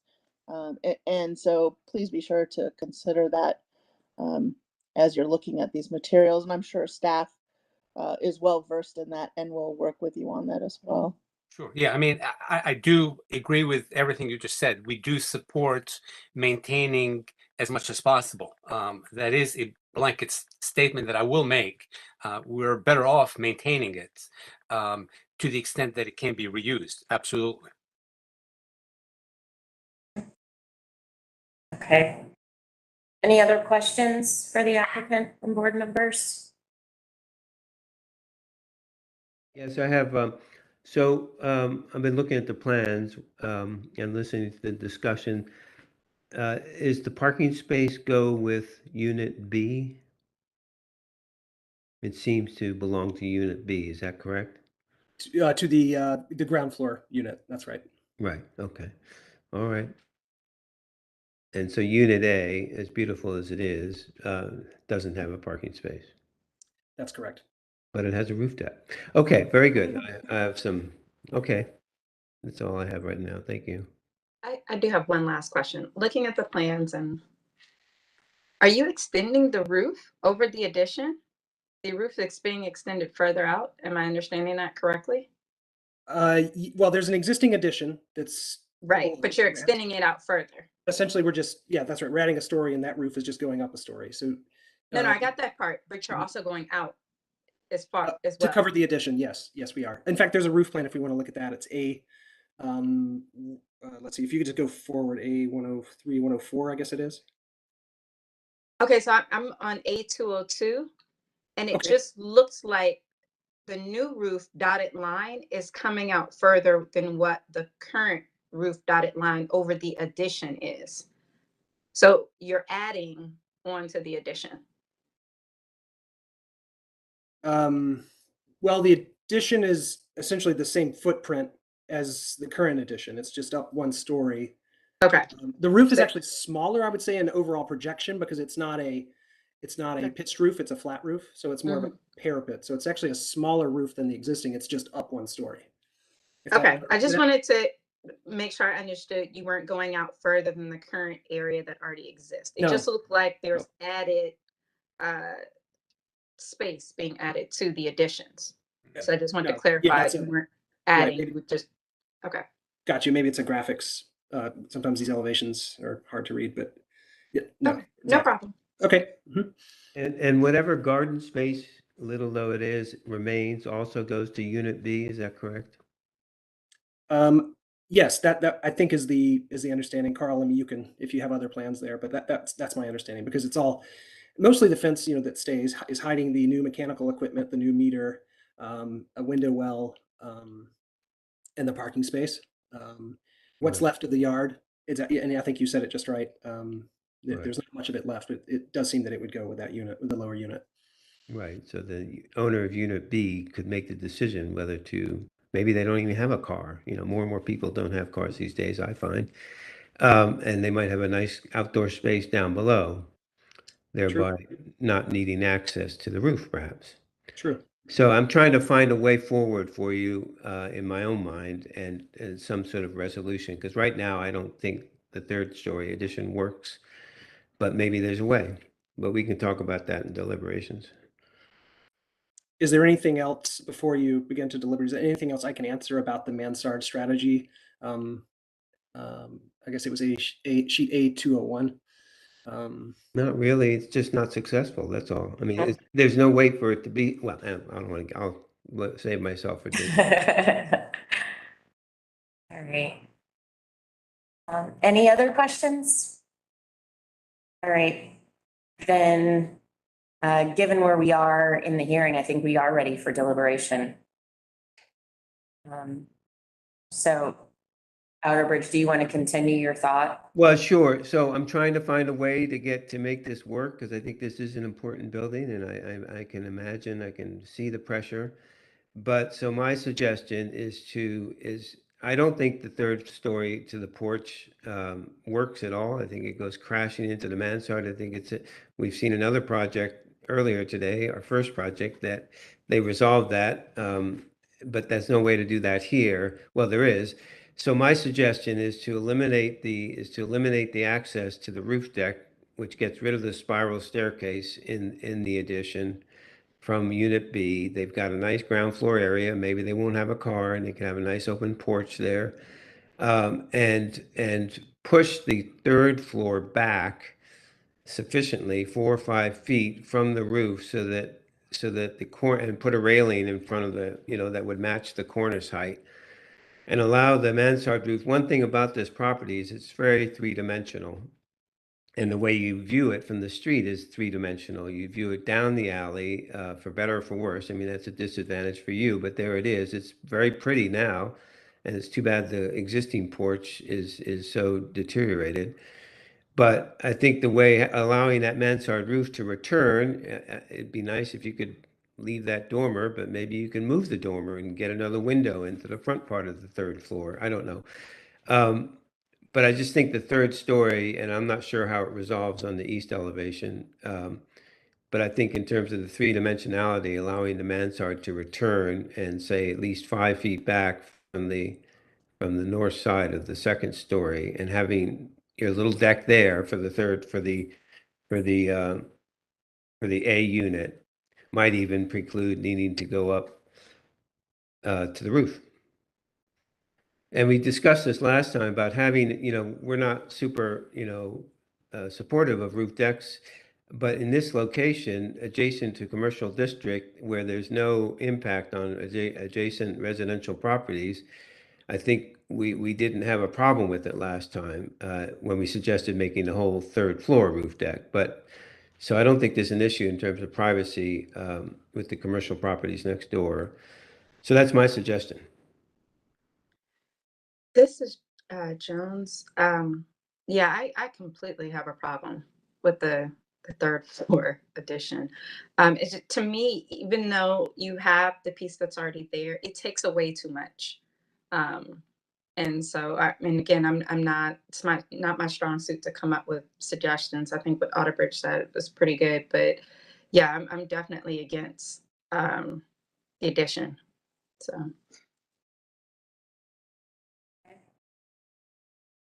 Thanks. Other comments? I just want to be clear that the board's test is not privacy and impact on neighbors. I appreciate Mr. Horsey's comments, but we have a legal test and the zoning commission has a test, and ours and theirs are not the same. I would add, Andrew, that I agree with Outerbridge's reasons for lack of compatibility. Yes. I fully 100% agree. I just wanted to make the record clear. Yeah. Sure. We don't want to sound like we are veering into territory that's not ours. But yeah, I do completely agree with the incompatibility that Outerbridge has pointed out with respect to the way that third floor meets the mansard. It is completely unsuccessful as proposed. So, we could take a vote today on this and support the elimination of that third floor. If board members would be in support of that, there is a project here that can move forward with enclosing the sleeping porch and allowing possibly that third floor to just become the roof deck for that unit. I think that's in line with what you're recommending, Outerbridge. Well, I was trying to bend a little bit and help the applicant by saying that, but I don't know what you think, Tim, but I'm not sure the east facade would really, if you kept the back 2/3 of the third floor, eliminated the stair, and then you could fit some sort of bathroom in the rear part of the third floor and left the first third open, 5 feet or something. So you allow the mansard roof, and then the railing would kind of tie into that cornice in some skillful way or whatever. And you allow the mansard to return far enough so it has a presence. So that's what I was trying to compromise there and not be, but I think that dormer is a character defining feature too. The dormers are quirky on this house, and this one doesn't have the cornice, but I don't know. So I was just I'd be happy to look at that again, but I'm not saying it's going to be successful. Mr. Horsey, I do appreciate you working with us on maintaining some parts of the third floor in order to maintain the roof. That is how we, after the last meeting, endeavored to work towards. The feedback that we received is that that wouldn't work, and in fact, we should keep it to the front. So as an owner who is bleeding at about $15,000 a month at this point, I'm looking for some sort of definitive direction that we can work towards. The problem with losing the entire third floor is that it makes that third floor too small to make the upper flat viable. And Okay, can we look at the third floor plan, please? Tim or Steve? Right, so if you eliminate the spiral staircase and just push the bathroom back to the back of that and have I don't know where you put the door, but that's your issue, and leave 5 feet on the front of the third floor as an open deck, that's what I'm saying. And if you don't want to do that, then I don't think my fellow board members are going to support the third floor at all. So I think we can do it. I think maybe Carl, we've already studied that, and I think we set back about 3 feet and presented that. I don't think 3's enough. That's fine. Yeah. I mean, if it's 5. We could do more. Yeah. We could do more. But that is what we studied, is to set it back to do exactly what you're suggesting. All right, but you didn't bring it to us, so if you could bring it to us, then we might get somewhere. I don't know. We took Historic Mount Pleasant and HPO's advice that this would be better, but I think you're right. We should have brought that as well as a back pocket, because I think it was a good solution. But setting that back further. What the other board members think, if they are willing to look at that or not, and I'm not sure what it's going to look like on the east side, but yeah, it's just that eliminating that space altogether pushes the bathroom into that third floor, and it basically ends up eliminating one of the bedrooms on the upper level, and that's the part that I can't provide. It can't make it viable at that point. That's the dilemma that we have. We understand that, and to my colleague Andrew's point, financial viability is not one of our standards either, but we're trying to be cooperative. So, but I think we've gotten your picture. I don't know what the other board members think, if they want to entertain an alternative third floor that's only partially enclosed or not. Yeah, I think so. Just to point out, we are in deliberation, so we shouldn't have comments from the applicant at this point. Should just be the board's discussion. But to that end, I'm open to seeing additional solutions. It sounds like it may be best for us to table any motion on this for now and allow the applicant to bring back additional solutions for the board's review. This is Board Member Jones. So I'm open to looking at, but being quite honest, and it's very rare that I take kind of a strong stance. I don't like the addition of the addition at all. So I'm kind of concerned that even with it's problematic. Just because it's pulling away from what the character of this actual house is, and it's pulling your eye to the side too much. I mean, we already have it with the addition now, but I just think adding something else still with that alley sightline does that. So I mean, I'm open to seeing what else may come, but yeah, I just find it very problematic. And I guess just to reiterate, parking and yard space and things aren't actual concern. It's historic. So, you know, I definitely sympathize, but the other issues aren't kind of our concern when it comes to this as much as it's preserving the historic and the character of this particular home. Okay. Madam Chair, could I ask Board Member Horsey? I was intrigued by what you were pulling together in terms of a solution. I'm probably more of a visual person, but I wanted to ask you, in your solution, does that improve how that sleeping porch, how that side meets with the mansard? Would that address that issue or no? Yes, it would. Well, it would address it because it would allow more of the mansard to remain as it turns the corner, which is to me the critical thing, the three-dimensional aspect. And then the problem is kind of pushed farther back, hopefully somewhat out of sight. But I it's very see. difficult to not crash into unless you add another mansard, which I don't think would be appropriate here. Just kind of continue the mansard, which is, that's really the only way to add to a mansard is to keep going with it. But they seem to be open to coming back and seeing how they can resolve this. I Sure. think they're in agreement that the spiral stair can go, and Right. so Yeah. let's see what they can do. Maybe more than one option, but Okay. All right. So I think with that, does that answer your question, Carissa?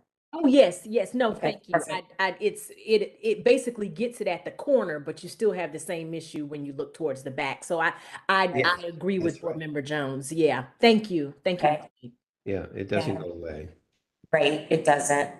But I think what I'm inclined to do is to close the hearing on this for today and allow the applicant to revisit their solution, understanding that the board has serious concerns about the incompatibility of the proposed solution, given the mansard condition and the visibility of this site.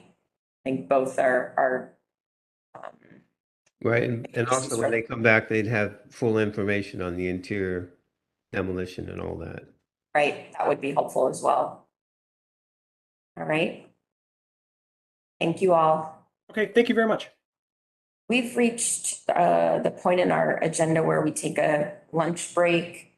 We are behind schedule, but can we come back at maybe 1:15? Will that work?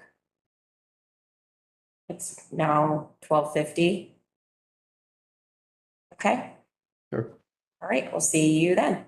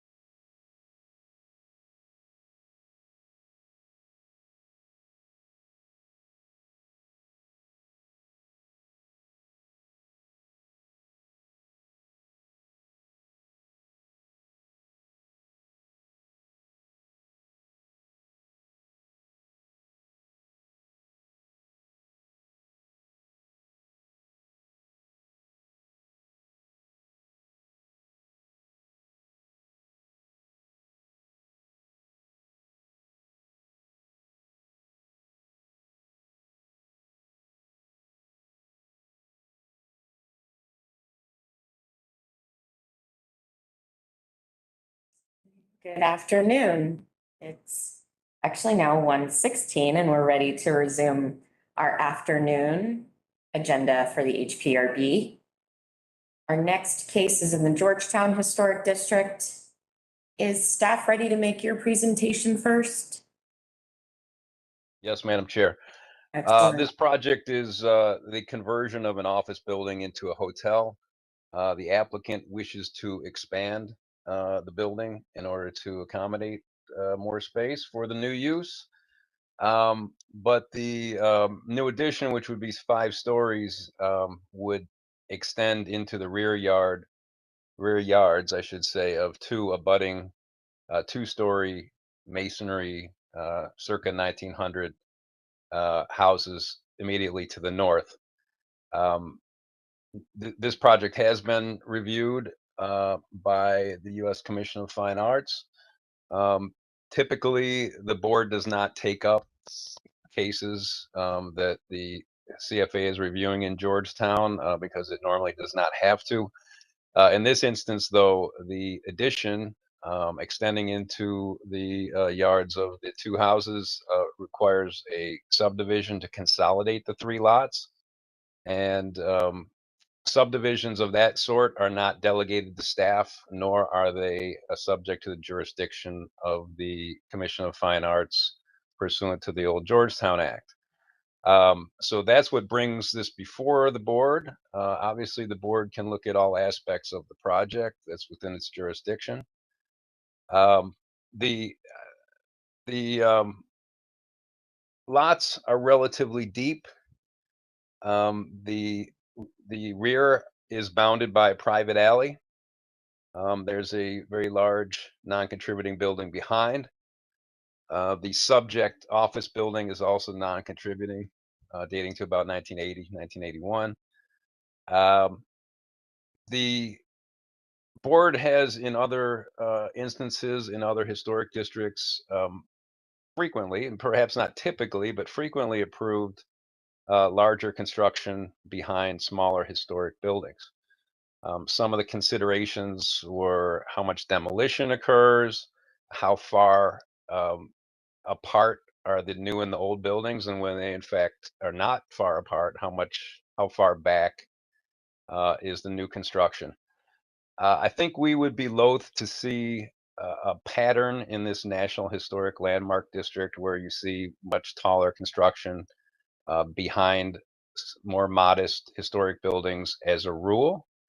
But this seems to present perhaps not a unique situation, but an unusual one in that the new construction would be located within sort of an inside corner between 2 very large non-contributing buildings, which already loom over and behind the subject historic buildings.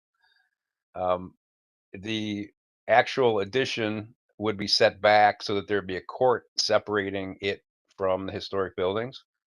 The rear wings of the historic buildings would be demolished, but they are for the most part not historic, dating to the 80s or later. Although I think the original kitchen, 1-story, very small kitchen wing of the building immediately next to the office building would be demolished. It's already encapsulated within a later addition. The office building would be modified in some ways. It would also have a rooftop addition set back, and there would be some alterations to the openings, as you might expect for the change in use, storefront changes, and some widening of the openings on the 2nd and 3rd floor, and a few other odds and ends. I think that given the CFA support, and I think this kind of almost unique condition made us not object to the project during the review, considering that this board has frequently approved similar things. I can think of a hotel project the board supported some years ago in DuPont Circle on N Street, where higher new construction was coming immediately behind historic buildings and requiring some substantial degree of demolition within those buildings. And I think at least the demolition issue as the applicant has assured us, is pretty much non-existent here. So we recommend that the board approve the subdivision as necessary to carry out the project. And I guess by implication, we recommend that the project is sufficiently compatible with the particular context. Thank you. Thanks, Tim. Is the applicant ready to present? Yes, thank you very much. We can go ahead and just get started. Tim, thank you for the introduction. My name is Drew Turner. I am with Douglas Development.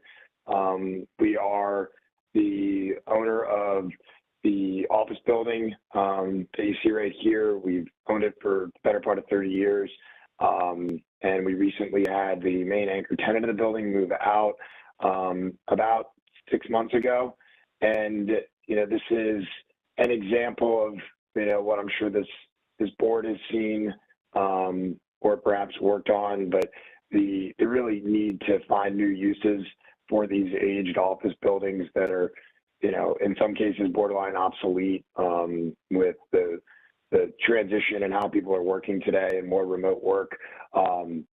You know, this building, even though it's a great location within Georgetown, we really see this as a great opportunity to breathe new life into the building.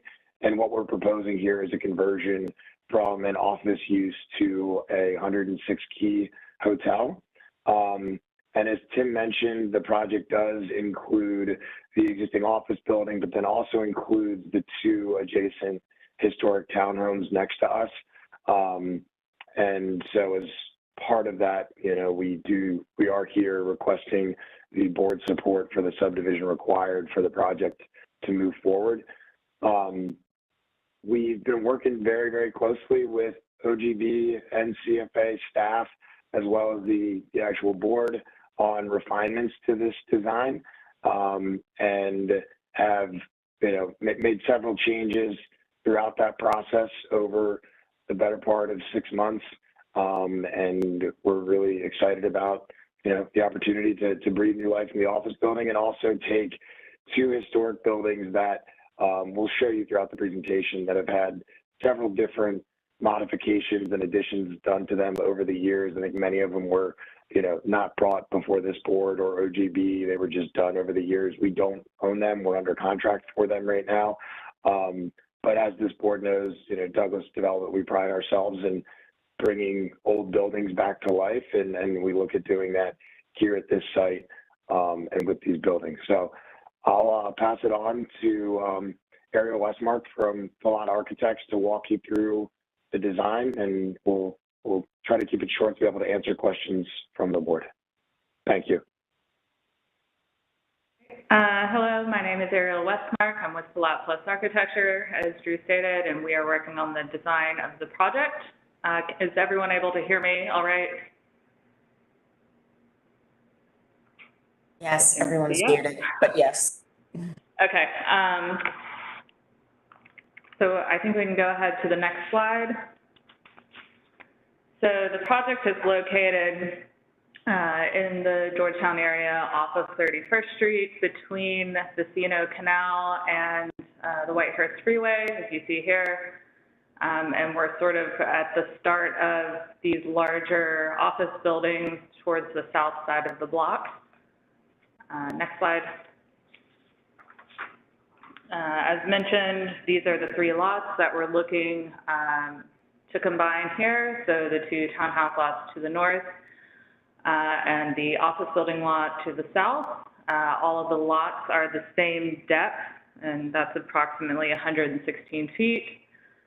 And then we've got an alley behind us to the rear. That's a 10-foot alley to the office building to the east of us. Next slide. So this is the existing site plan, and you can sort of see the existing additions that occur behind those townhouses. Next slide. The proposed site plan shows the addition of that court between the townhouses and the rear addition that we're proposing. Next slide. This is a model view, a couple of model views in the elevation of the existing office building and townhomes. We've tried to model this as accurately as possible to show the additions, the existing rear yard additions of those two townhouse lots and the existing office building. Here's the proposed design of the building.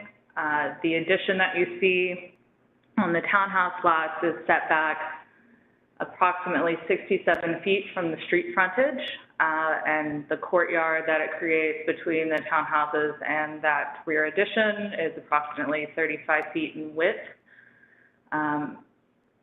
So we are set back pretty considerably from the street frontage. As far as the office building goes, we're proposing cutting a light well at the center, just so that we can actually utilize the depth of the building, as well as replacing glazing along the frontage and the side where the existing windows occur.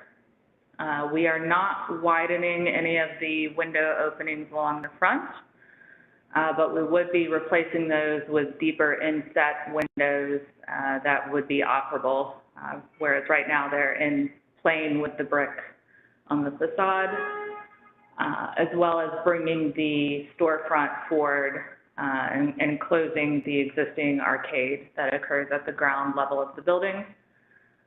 And then we are also proposing to add 1,500 square feet at the penthouse, so keeping sort of the massing of the existing brick penthouse structure and having that stepped down addition branch off of that. So next slide. These are just some street views of the existing condition. Next slide. And the same views with the proposed modification. Next slide. And then additional views from up 31st Street, looking at the building. Next slide. And then further up the street, closer to the canal, there are existing trees in the street, and you really can't see any of the addition as you move further up the 31st Street side of the building. Next slide. Really the only vantage point you get of these additions occurs as you're coming down the hill on South Street that's directly opposite the building. Next slide.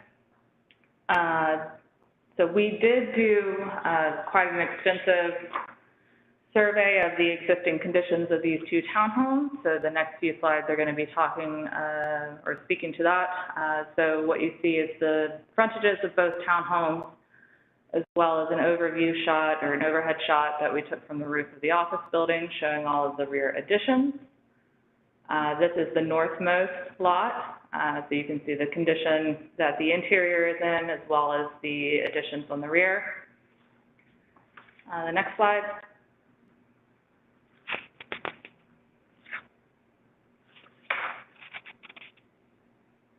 I think there's some pages missing. Ariel, I think you just keep going. I think Yeah. this is okay. We had some other photos that were included in the package we had sent over, but if it got trimmed down, it's okay. It was just more images of the existing conditions on the inside. But I do think that previous one you could speak to would be helpful. Yeah, so these are the existing plans of the two townhomes. The bottom plan is the ground floor and the top plan is the second floor. As you can see, we're proposing to keep the sort of what we believe is the historic extent where the brick portion of the building stopped, with the exception of that little one-story kitchen that is on the northmost townhome. And then the remainder of the exterior additions that are later in date, we're proposing to remove. And then on the northmost townhouse, the stair does look to the original, so we are proposing to keep the stair and then just remove the interior walls on the second floor. So the next slide. And this is just looking at the existing condition of all three buildings together and what their current uses are, and then the proposed modifications to the first floor. And you can see here, we're proposing to keep the northmost townhouse sort of separate in use from the rest of the building, and that's due to the grade change that occurs between the two, or between the three sites. Next slide. Drew, did you want to speak to the parking and loading? This was just parking and loading. This was really something more for the ANC, and we worked closely with them and got their support on the project in terms of just 31st Street is a pretty tight block, and just, you know, traffic and mitigating any traffic concerns. We're working closely with DDOT to preserve a pickup and drop-off area in front of the building, and then just showing how we're loading the site from the existing alley. Right. Next slide. Just showing the existing conditions of that rear yard and the alley that Drew just spoke of. And then next slide. So here's a closer view of the ground floor plan. So as I mentioned, we are proposing to bring the frontage out closer to the brick facade and to create a hotel lobby space in the office building, as well as cutting out a light well in the middle portion that would be landscaped. And then the first townhouse closest to the building, we're proposing to connect. There's about a 3-foot grade change between the two levels. So we would be required to have some steps there, and that would open out directly onto the garden bar sort of area that we have in the center courtyard. And as I mentioned, the northmost townhouse would stay separate. And then the addition, as you can see, has guest rooms that are set back from the townhouses with that courtyard, and the rear wall of the addition is in line with the existing office building. So the next slide. These are by our landscape architect, just showing compatible courtyard spaces in terms of size. Next slide. Again, the existing rear yards of those two townhouse lots have a lot of later additions to them that we're proposing to remove. Next slide. Here is the landscape plan that focuses on that courtyard. And as you can see, we're proposing landscaping around the perimeter and then a seating area that would be paved, likely brick pavers in the middle. Next slide. And next couple of slides are just some views of what that courtyard space is proposed to look like. It would open directly into the lobby, and as you can see sort of on the right of this view, we are proposing to keep the existing openings that were measured on the field and just replacing those with either doors or windows based on the opening size. The next slide. This is down into that courtyard space, and I believe this is our last slide.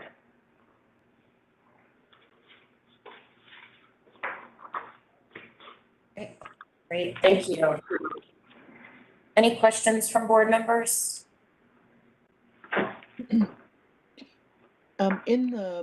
Yes, in the plans that you're sharing, in the 2 row houses, it looks like you're proposing to retain the masonry perimeters. Are you retaining the floors of those buildings as well?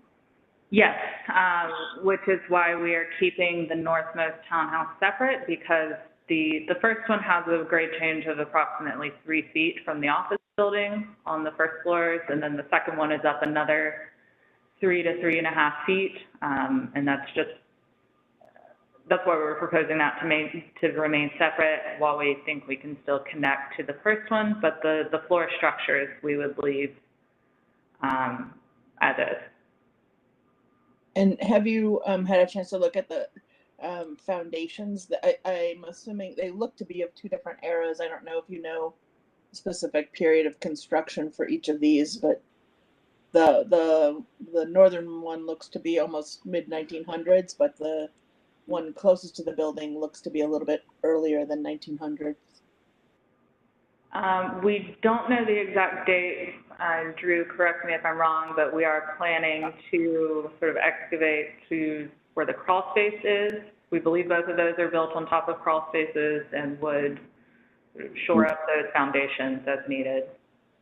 Yeah, we don't intend though on, you know, excavating out and trying to create space underneath those crawl spaces in any manner. But the intent here is to keep the existing structure. You know, as we all know with these historic buildings, especially ones that have had renovations, we may find conditions that require some kind of sistering of joists, which we would, you know, we would do in conjunction with a structural engineer, but the foundations themselves, we don't anticipate changing. I'm asking also because you're opening up a light well in the existing building going down. I can't recall how far that goes down, but according to History Quest, which is just a quick Google, you could find this out yourself in a matter of minutes, but the building closest to the more modern building, it dates 1879, April 30th, 1879, and the one northern is 1907. So you're welcome to, it's the DCGIS mapping for History Quest would tell you that, at least as a starting point. Sometimes that's not completely accurate, so it's worth checking that. Have you had a chance, or are you planning to look at any archaeology related to this work and the work you're doing in the court? So Go ahead, Ariel. No, I was just saying we've had Traceries has been involved with this project, and they've, you know, were part of the surveys we did of the existing conditions. We had not intended on doing any archaeological surveying, though it's not to say we wouldn't. We've got experience with it, and we have done it on past projects. So it's not something we have contemplated to date, but if it's something the board would be interested in us pursuing, we could. Yeah, and I just wanted to point out the light well that we're proposing cutting out of the office building. I think that's what you're speaking to. Yeah. That's offset from where the rear of those, the brick wall of those townhouses are. It's about a 15-foot offset from where that occurs, and that light well would just be cut into the office building, maintaining the existing structure, and it would stop. We do have a cellar in this office building that's currently parking, so the light well would stop sort of at the first floor and not go below grade. Okay. Because if this building does date from 1879, it's probably not a substantial foundation, as you probably both know, or Traceries should have told you already. But also 1879, you may have like a summer kitchen or something in the back, or something that might be worth, depending on how much rework has happened. They could tell you that, I'm sure. Or it might be worth asking Ruth Tricoli that question.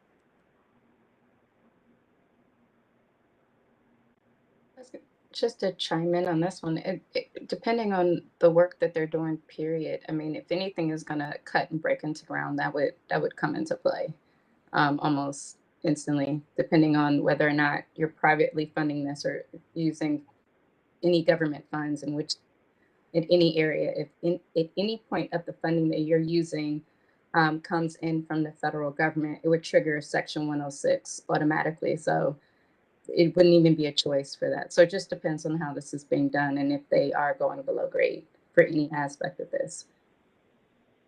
Yeah, no, we're familiar with that, the Section 106, and this is not a government project or funded by any kind of government agency or federal agency.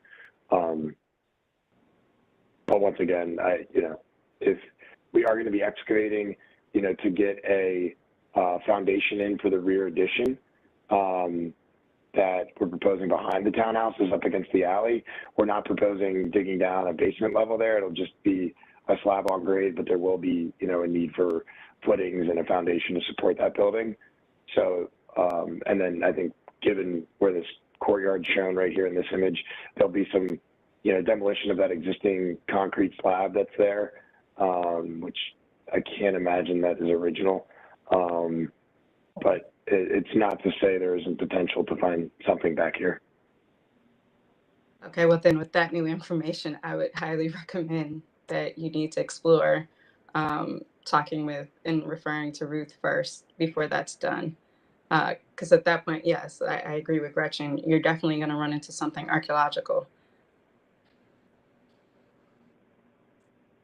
We know Ruth, and we can submit her these plans and what we're proposing in depth and so on, and have her advise us on the proper protocols to take.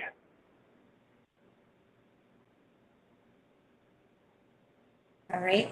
Other questions from the board? I know you said you're keeping the floor structure and the masonry perimeter. I noticed in your floor plan, I don't know which, it's I guess a sheet A103, you're showing a green roof on these row houses. Will you be reinforcing the existing roof structure, or are you putting a new roof on these buildings? I would say that that's more of a placeholder. We still have to fully engineer the stormwater management requirements for the project. I think we would try to avoid putting green roof given the loading requirements like you're mentioning. We will, in all likelihood, given the condition of the buildings, put a new waterproofing membrane on the top, but I think we'll try, as best as we can to avoid needing any green roof on the top of those buildings. Are you planning for a cistern or anything for water collection in the site, and would that be in the courtyard area, or? No. As I don't expect us to need to, but once again, we just got the approval on the massing from OGB and CFA, and we didn't want to take the process of the stormwater management calculations too far along until we kind of knew exactly what the design was going to be. So we don't anticipate needing a cistern, but Wiles mentions our civil engineer, and they're kind of just getting started on that effort. Great. And you're set on the depth of the courtyard as you're showing it, right? You don't anticipate that new courtyard becoming any more shallow than it is right now. It'll always align with the new area well that you've opened up in the building at that bay location. Yeah. Yeah, and we're even a little bit set back from that area well. It's a little tough to see on the plan, especially the one that's up right now because it's so small, but we are a little bit set back from that. And yes, we don't intend on encroaching at all into that courtyard. Okay. With the Yeah, addition. you're right. I'm looking at 8-11 when I asked that question. It's in this section.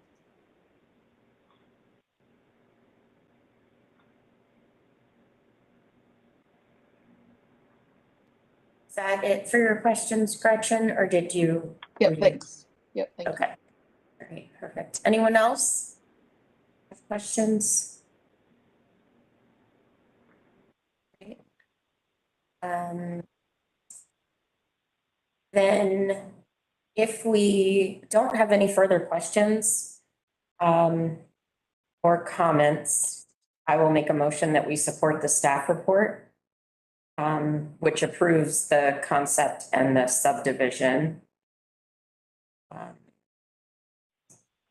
Would you be amenable, Chair Heath, to requesting a preservation plan for the front facades? There's not a lot. They're very sort of,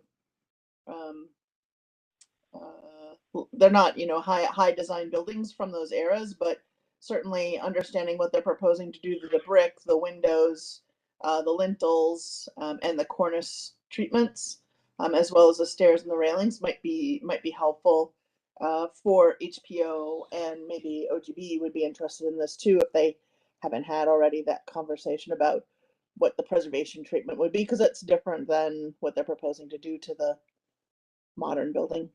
Sure, I'm absolutely amenable to that. Add it to the motion. I'll be happy to second the motion.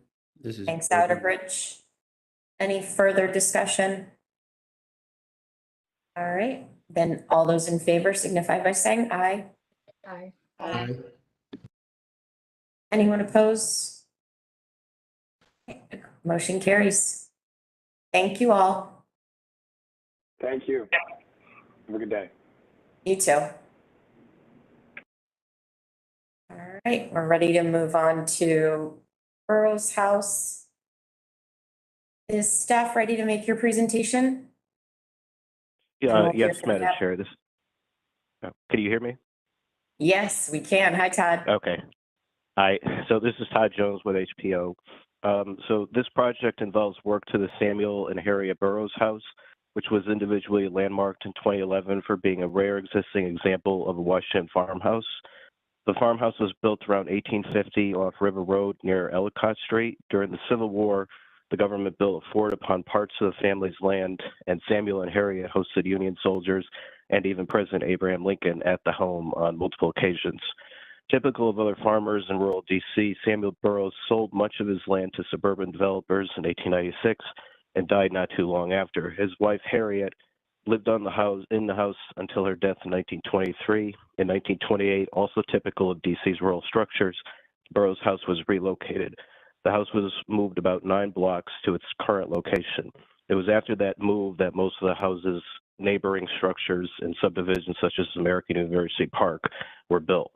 The original circa 1850 frame farmhouse was built in vernacular style with Italianate details, such as the tall, narrow windows that open to the front wraparound porch, and a series of modillions interspersed with heavy brackets at the cornice. A 2-story rear frame wing with a projecting hexagonal bay on the east side was likely added during the late 19th century. In 1972, a rare addition was added to the rear gable wall. It is clad in German lap siding painted to match the rest of the house and has high, fixed plate glass windows.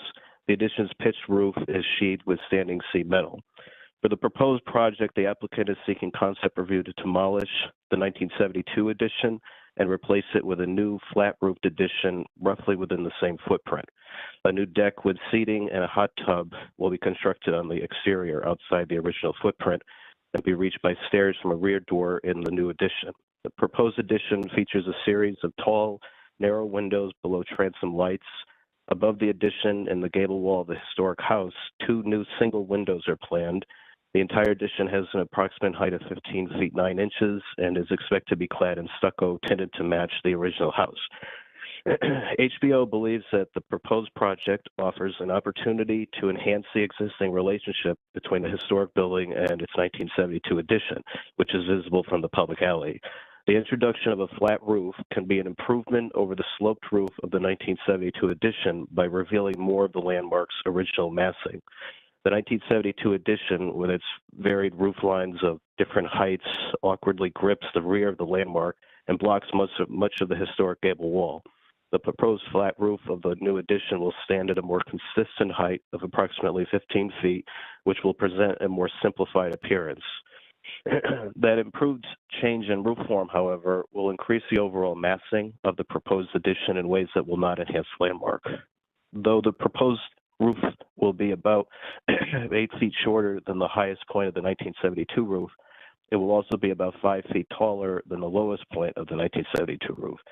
So revisions to the proposal, particularly in terms of its height, would result in a more compatible addition that better realizes the full potential this design opportunity presents for enhancing the landmark. To fully enhance the landmark, as the historic preservation law encourages, it is recommended that the proposed roof height of the new addition be lowered to be better aligned with the height of the historic front porch of the landmark. That height would be approximately 2.5 feet lower than the currently proposed roof height. Lowering the roof by that amount would accomplish 2 goals. One, it would reveal enough of the historic gable wall to allow those 2 new windows proposed for that wall to be sized like the landmark's existing windows. And 2, it would allow the rear addition to relate to and echo the character-defining porch at the front of the historic house. As proposed currently, the new plans include 2 single windows be placed in the historic gable wall directly above the addition's flat roof. The height of the new addition forces those new windows to be both shorter in length and higher in location than Landmark's other second-story windows. This creates an awkward relation and partially negates the benefit of revealing more of the historic gable wall. By lowering the addition's flat roof, those new windows can be sized and placed to match the Landmark's existing windows. Though the windows will be new, their traditional size and configuration will be typical of the fenestration and the rear gable walls of similar historic structures. It is also possible that such windows existed in that wall before the 1972 addition. So such windows will thus enhance the historic appearance of the rear of the house and reap the full benefits of revealing more of the gable wall. Lowering the new addition's roof will further benefit the rear of the landmark by relating to the historic front porch. The home was originally landmarked primarily for its connection to Washington's rural past, yet the 1972 addition mostly destroyed any clues of that past for observers at the rear of the house. Porches were nearly universal among Washington's rural houses and country estates, especially those homes inspired by the picturesque styles of the mid to late 19th century, like the Burroughs house was. At the time, builders were influenced by designers such as Andrew Jackson Downing, who championed the use of porches, verandas, and sunrooms to help blur the boundary between interior and exterior. Of the district's rare remaining rural residences, single-story porches are visible character-defining features of the majority of them, including homes of similar size, age, and original use to the Burroughs house, such as the Amberger farmhouse in the Palisades, the Tucker Means house in Northeast, and the Shield Brown farmhouse nearby on Foxhall Road. So lowering the height of the proposed addition will help it relate not only to the front of the landmark, but also to the house's rare remaining rural contemporaries. As proposed, the tall, narrow windows of the addition, minus the transom windows, will also relate to the character-defining Italianate style windows that open to the historic porch at the front of the house, which will further highlight that relation while still keeping new and old appropriately distinct. It should be noted that the current height of the proposed addition is approximately 4 feet lower than what was originally proposed by the applicant. Following discussions with staff, the applicant lowered the proposed flat roof height from nearly 19 feet tall to the currently proposed 15 feet 9 inches. It should also be noted that regardless of the flat roof height, an awkward relationship would still exist on the eastern elevation between the addition's wall and the hexagonal bay of the historic house. HPO, though, does not recommend further changes be made to address that issue. The awkward wall alignment is left over the 1972 addition, and it seems reasonable for the applicant to retain that footprint. After discussions with staff, the applicant has agreed to adjust the wall connection by bringing it inward approximately 10 inches so that the proposed addition meets the historic house at the corner of the bay rather than against the bay's wall, as the 1972 addition does. That concession removes a small portion of interior square footage and will greatly enhance the appearance of the east elevation compared to its present configuration.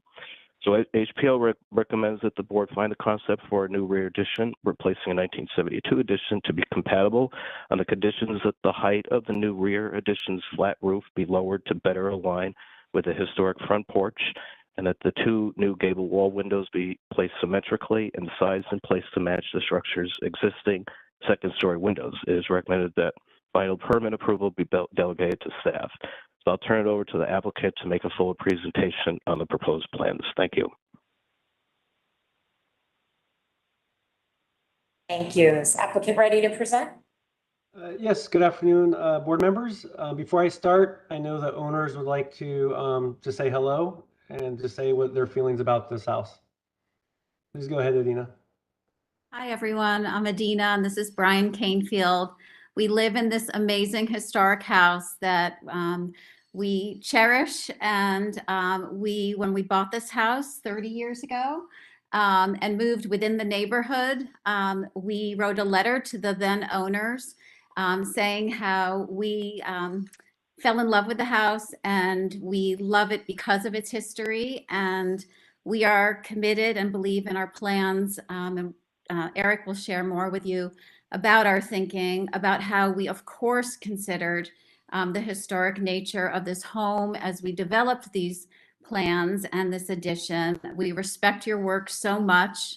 In another life, I actually worked at the Advisory Council on Historic Preservation, where I actually wrote part of the regulations enforcing the Section 106 process and worked with SHPOs around the country anytime the federal government engaged in any action. So I understand your work and respect it enormously. And we feel like we have worked to really do right by this house and do right by the community. We wanted to tell you that we're the kind of neighbors that our house is open When people stroll in the front of the house, which is really where people, visit the house and engage on the street, that we are the kind of people, when people are curious, we say, come in, come take a look.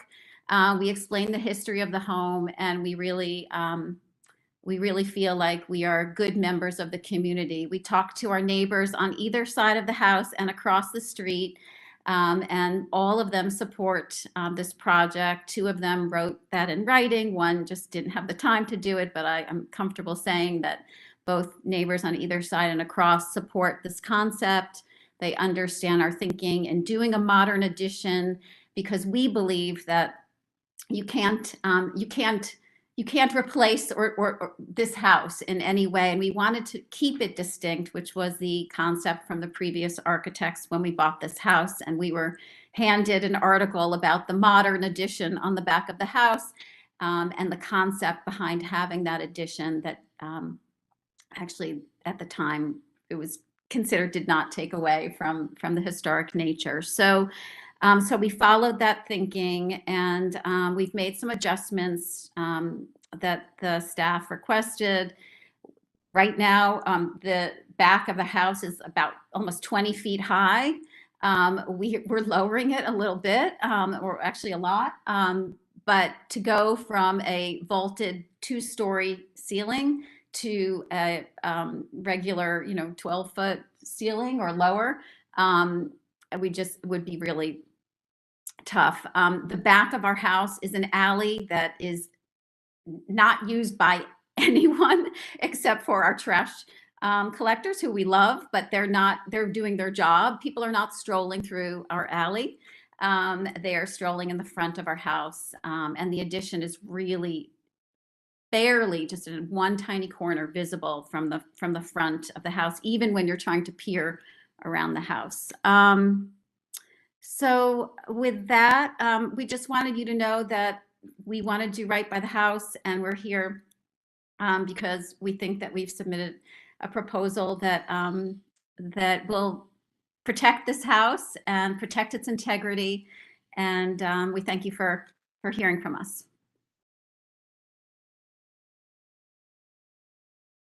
You're muted. Thank you, Adina. The first slide that you see, I'm not sure if you could scroll in, but there's a hatch for the original house, and then a hatch for the 1972 edition. And then the third hatch is what we're proposing to infill for the back wall. Next slide, please. These are the existing drawings. You can see the wall that Mr. Jones was talking about where it met the existing bay. It wasn't flush at that corner. So we have decided to move that in those 10 inches so it meets at that corner and looks much better. And on the left side, you can see where we're demoing the wall, and we of the existing 1972 edition, and we will be squaring that off to the backyard. Next slide, please. This is just the second floor, sort of showing the existing roof up there that we're going to be demoing. Next slide, please. So this is the floor plan. There's a few hatches here just so you could distinct what is original, which is a cross hatch, and the diagonal hatch is the 1972 edition, and the small diagonal hatch is once again the addition where we're squaring off that bottom left corner.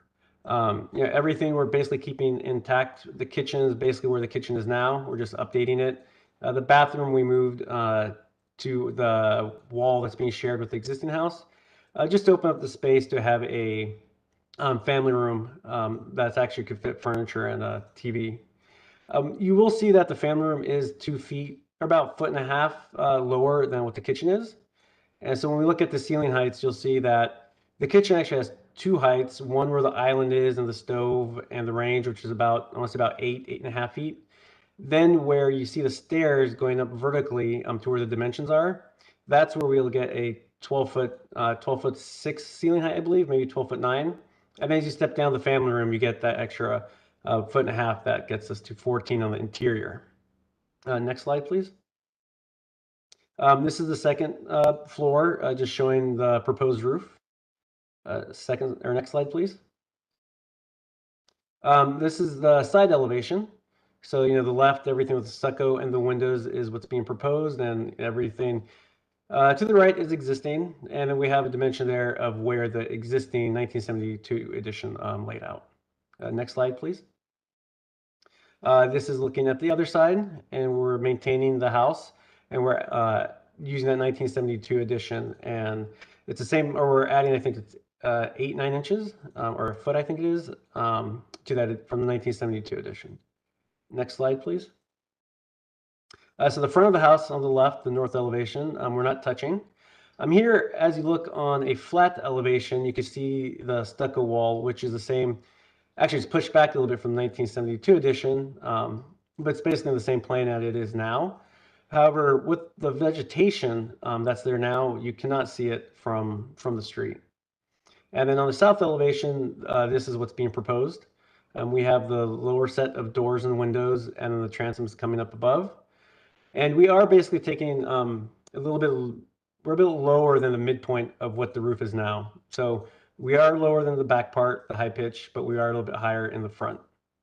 And you can see the 2 windows that Mr. Jones was talking about there on the second floor, where we believe there's either 1 or 2 existing windows. There's 1 existing window right now, but the way it was done during the addition, we don't know if that's existing. Next slide, please. This is just a section where you could see the kitchen and the family room height. Next slide, please. These are the 3D images, so you have a better idea.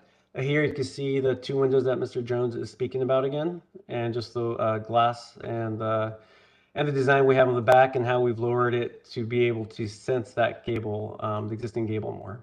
Next slide, please. Just looking directly from the back. Next slide. Just up close view, you can see the existing house on the right, or the original house. Next slide, please. Just a closer up look. Next slide. And then from the other side, where you can see the 1972 edition, how we're pushing it out a little bit. Next slide, please. And then looking back onto the other side, and you can get the sense of the height of the roof. And so we are, one of the reasons why Adina and Brian love this house so much is the nice vaulted ceilings, and we do want to try to keep that as much as possible. And we are, that living space where you could kind of see the 2 people sitting in that window. That's, I believe it was about 14 feet, and the kitchen was 12'9". Obviously from the outside, it's a little bit higher due to, the existing grade. Next slide. Okay. Just one last point I'd like to mention. The roof, if we did lower it to the porch height, we are losing about another additional 2 feet, 2.5 feet, which we do believe is a lot. We also believe that you will never see the relation from the back to the front. And I don't think you could have a sense that the roof is matching the porch height. The only time you'd ever see it is on the flat 2D drawing, or if you're working on the 3D model with me. So, I don't think there's that much relation to both of them. And then just another point I'd like to point out, we were doing a second story. How would that affect the height with the roof structure? It might just be a complete different conversation, but it's just something to think about. So I think that's it. I'd be happy to answer any questions.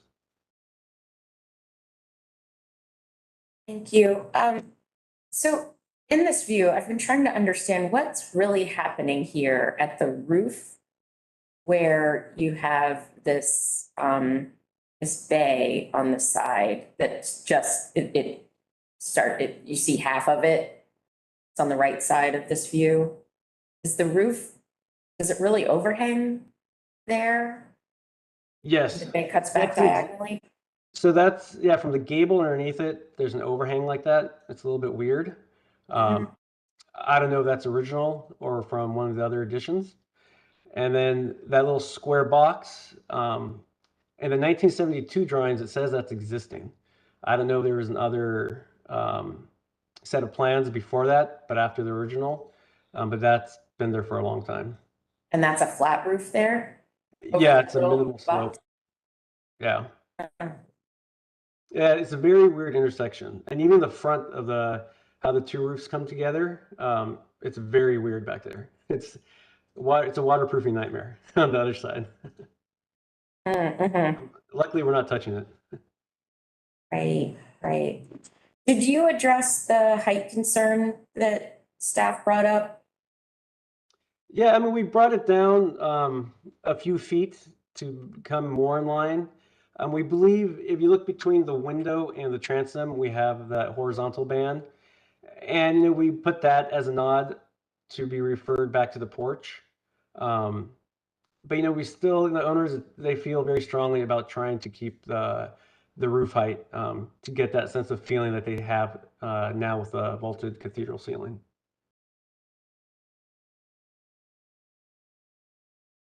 Other questions from board members? Can we go through the elevations again that show the addition? Let's go through all of them, please.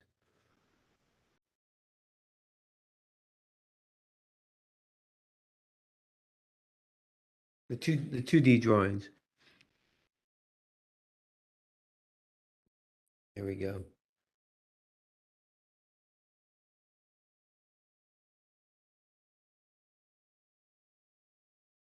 And so the two windows on the south elevation that Todd and you spoke about, are they there now, or and is one of them? I'm not clear what the status of them is now.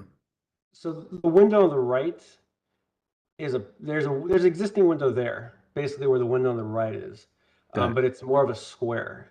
So we don't know if they changed that in the 1972 edition when it became, or when it now was under the roof, because the roof covers it right now, and it looks down into the interior space. It definitely doesn't look original, just the dimensions of it. It's not original. Let me just clarify, and I can show you. It's not original. It's an interior window. I will show you. Oh, there you go. Okay. Thank you. And the other window is a proposed window. The one on the. It was a proposed. We thought it matched. We thought it looked better than just having one window there. Right. Okay. And then the other two elevations, please. The east and west, I guess.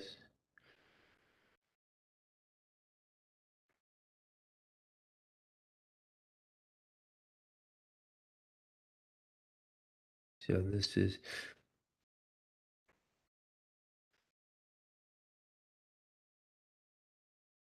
So in your original design, the roof for the addition was taller. Was it as tall as the little box thing you were talking about earlier?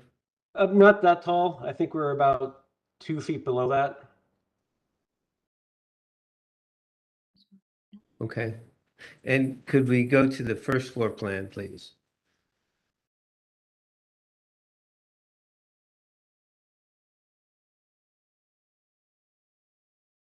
So how did you arrive at the geometry for the bottom right corner of your addition? Well, so the bottom right corner, that angle going back to the existing house, that angle is actually there from 1972 edition, except it was pushed out about 10 inches. And in speaking with Mr. Jones, we agreed to push it back so that it meets at a better corner. And Mr. Jones is correct; it does look much better that way. And so we moved that back 10 inches. And then on the bottom left corner, it was more really just furniture layout and how you get a few couches in there, and a TV, and then a little place to sit. Right. And so all the building on the right is original. Is the original farmhouse, the dining, the study? Correct. That's all the original farmhouse. Correct. Got it. All right. Thank you. It was designed that way. We can feel it because we live in it, because it doesn't take away. If it were square, it would take away from the interior view of the 1890s edition, which is the study. And you would see it would jut out. And so we were committed to, it also would make it more visible from the street. This way it's angled, you really cannot see. And also we have a ton of vegetation. You just can't see it. You can't see that weird angle from the street at all. Understood. Thank you.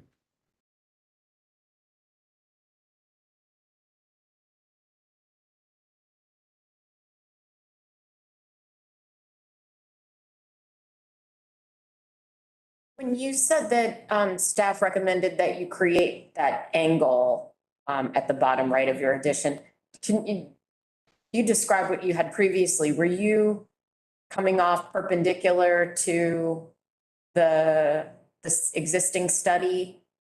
Like a No, little so back that angle was wall always and then- there. Okay, Sorry for interrupting. The angle was always there.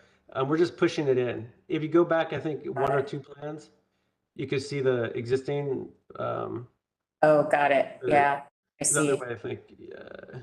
One more. There you go. Yeah, so you can see the dashed line there going towards the study. That's existing. It was just a weird point that it hit the wall rather than the corner. So we're moving that wall in 10 inches to hit the corner. Okay, understood. Good. All right, any other questions from the board?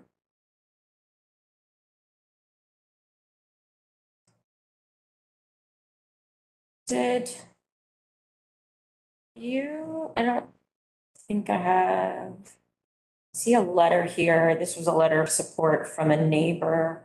But did you meet with the ANC? So I spoke to the local representative. I forgot her last name, but her first name was Allie. We spoke on Monday, and she says she preferred that we come to you guys first. And so that's what we did. The ANC knows that's not the process. I told her we'd be happy to still go back to the ANC next month. We didn't know, I would have been happy to do that. We talked to our neighbors and sent 2 letters, if that helps. I think Eric told me that the ANC person recommended that we get the support of our neighbors. Certainly getting the support of your neighbors is a positive thing. The ANC allows for a broader pool of the community to be able to weigh in, and certainly the ANC commissioners know a lot about the neighborhood. And we give great weight to the ANC's recommendations. And so it is the process that you present to the ANC and then they give their recommendation to the board for our consideration. Let's see.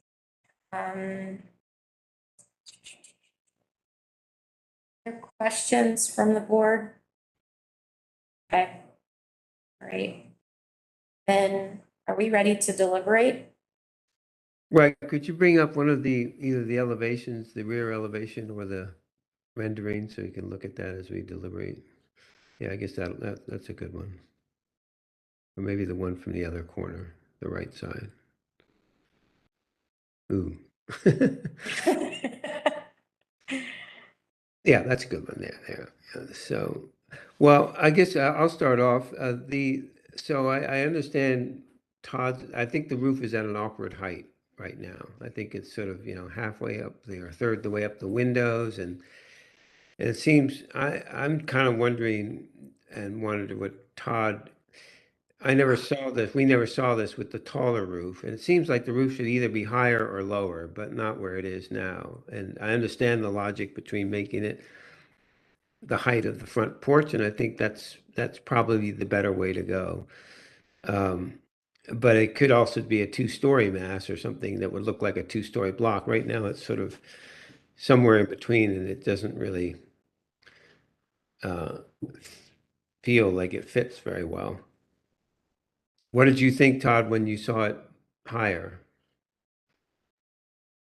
I think higher, especially with the flat roof, it just really is, it looks dramatically bigger. And especially the 1972 edition that's there now, the roof is sloped, so it's definitely an awkward addition, the 1972 one, but it doesn't look as stark as the big corner with the flat roof. Right.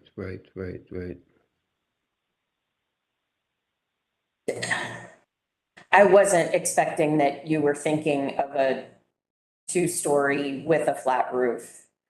No, it looks awkward. I was just curious what it looked like if it was taller, but Yeah, can we go to the rear elevation or the rear rendering where you can see it from the back?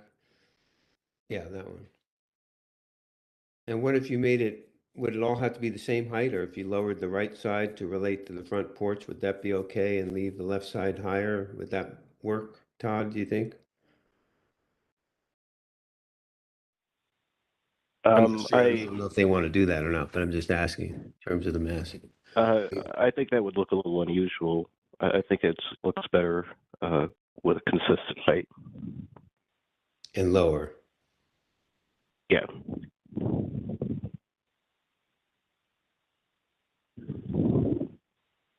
Okay. Madam Chair, this is Board Member Beatty. I I have two thoughts on this. I think it's quite a bit of addition. To me, the addition looks more modern than what I would have expected. That's what I'll say about that. Simultaneously with that thought, I am typically supportive of homeowners enhancing their house the way that they want it to be enhanced, as long as it falls within compatibility. So that's my other thought. And then my last comment is that because of my feeling about this, I would really be interested and would want to hear from the ANC. And you maybe, Madam Chair, we're going in that direction anyway. But I would really want to hear from the ANC on this. Yeah, I don't like proceeding without the ANC's participation. And, hopefully it sounds unfortunate that you may have been steered in the wrong direction in terms of process, but it is really important to the board, and it has been since I've been a part of the board, at least, for the ANC's participation to be a part of the process. Yes, I would agree with you, Carissa. Other thoughts? I don't necessarily mind a modern addition on this house. I think there are a lot of really odd existing conditions that, ideally in a renovation, some of those could get remedied. And there was a part of me that was starting to think along the lines of what you were talking about, Outer Bridge, with, if the addition were 2-story, maybe it could start to heal some of those odd conditions that are existing back there. I don't think a flat roof would necessarily be the right one in that instance, but it could give you, the owner, the ceiling height they're looking for. I agree that the kind of 4.5 height is not a compatible height here. And so I would be open to, although I'm not sure how successful it might be, but I'd be open to seeing a 2-story expression here, or seeing this go down to a true 1-story addition where the height of it more or less aligns with the front porch, or just eliminates the clerestory. I think both would get you to about the right height. Right, it might be possible to lower the walls to the desired height to match the front and allow the roof inside the walls, which would to be some sort of vaulted roof, so that the perimeter goes down to where the roof, and then but the interior of the roof itself is allowed to get higher somehow. Right. I mean, if it's sloped, if they could create a slope, it would at least, it could at least start to come down with a little bit more height.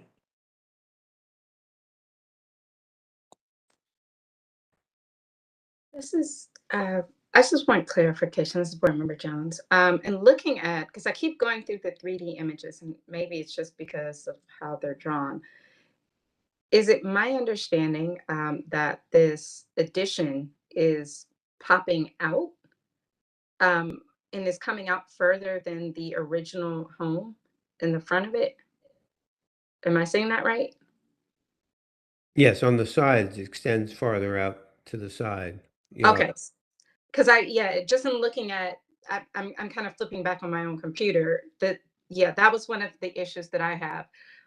I think for me, if we move it in to where it aligns with, I guess, can we switch the view to the side view? I think it might have been the other way, but okay. I wanted to, if we could just move the back half of this in to align with, and excuse my terms, because I know I'm not proper terminology, but to the other portion that is flat, if it aligned there, I would feel a little bit better about it because it's not popping out so much beyond the original.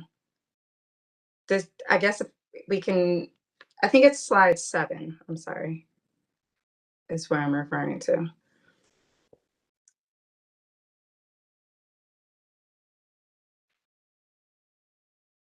Or maybe keep going. Keep going.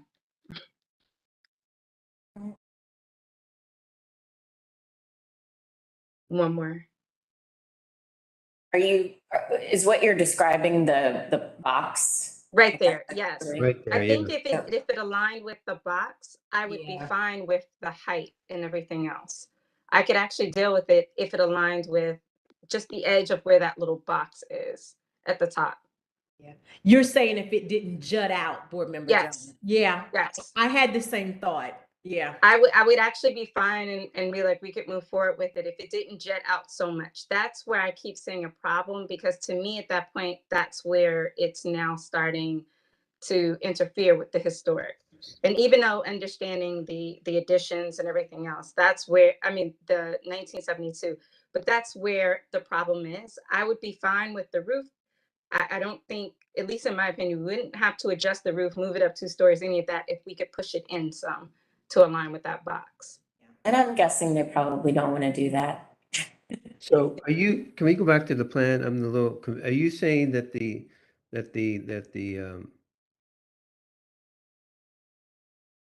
Yeah. there. Okay, so let's see, north They is would where? cut their family room in half. North is to the right. So so the bottom of the screen is the east elevation, is that right? Yes, I think that's right. So you're saying that the east wall, the part at the bottom of the screen, should be pulled up the drawing to align with the bay window on the right, the historic bay window? Is that what you're? Yeah. Yes. I think that's, I mean, I think that's certainly a correct gesture. And I think I would support that. And I think that if you did that, your point's well taken, that the height becomes less important because you don't see the two elements together. You don't see the front porch. And I mean, they could always push the rear wall to the left. They could just get the volume back by just pushing that wall farther out, I assume. Can we ask the applicant if there are any restrictions on moving the back wall of the house farther into the backyard? Yes, that wall's already at the rear yard setback, so we can't go any further. Without relief? Yeah. Right, okay. Yeah. I mean, I think that is one solution that makes this more compatible. It certainly cleans up some of the odd conditions that I was talking about earlier. Right, it At makes the that angled east wall side. shorter. Yeah. And so it matches the historic angled wall. So I think that would be, I like that. I think that's a good idea. It gets rid of the angled corner in the room. Yeah, may I jump in? Is it allowed? I mean, that's taking out half the No, family room. we're in deliberations, so unfortunately, this isn't, you don't have the opportunity to do that anymore.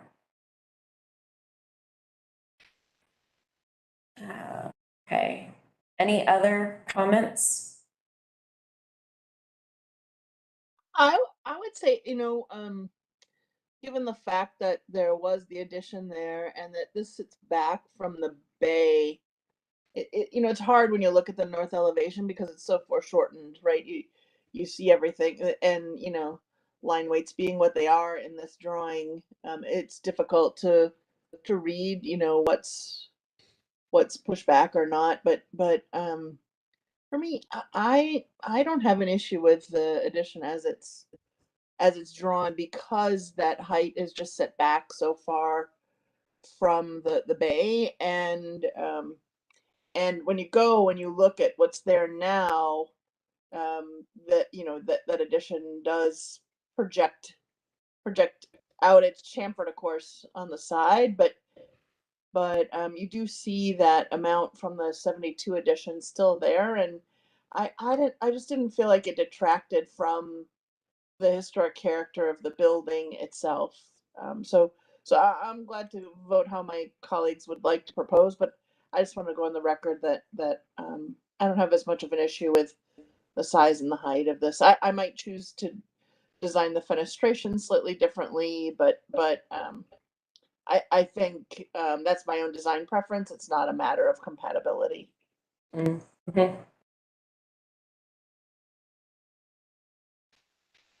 What is the height of that existing addition back there that follows this footprint?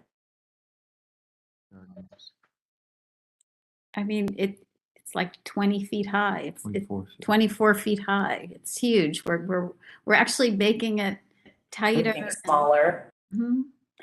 And if you all should come and see, first of all, the porch, you cannot see the porch Right. from where you're talking about at all. Mhm. If anything, it is an 1890s edition, the Victorian double step family room, and that you see but we, you know, if we, of course, we thought of Sure, understood. You're really not supposed to be participating in our deliberation, but thank you for answering that question.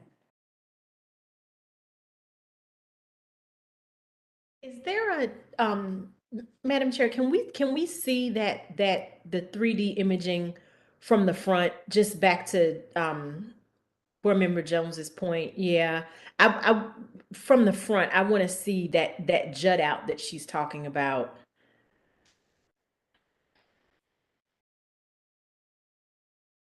Do we have it from the front? You're talking about like from the front of the house? Yeah, we may not have it.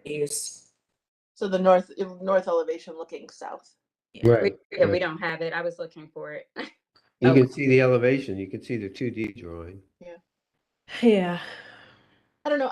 Just to me, the when you look from the street elevation back now, granted it is hard to see, but it's sort of like I hope I don't offend the owners when I say this, but you know, it's like Buckminster Fuller meets, you know, farmhouse in a way, with the way the roof works, which is, you know, I guess that's the 70s, you know, sometimes, but the proposed geometry is simple, so to me it doesn't really, but oh, it looks like Adina's out in her yard showing us that view. Yes. This is certainly a first for HPR anyway, right? Yeah. Did a victory garden tour. Yes. So, I can see. So there is a little bit of a jut out now. Yeah. Oh yeah. Yes. Yeah. You can see the 70s edition there now. Got it. And you see that it's in irregular geometry, and you see that the roof is sort of this odd sloped with the metal standing seam. And Yeah, I don't think we should take what's there now as No. a Sure, because it's pretty awkward. justification for- it's very awkward. because we should be improving the compatibility. No doubt. And I think I guess in my opinion, the amount of impact, it doesn't strike me as detracting from the historic character of the building.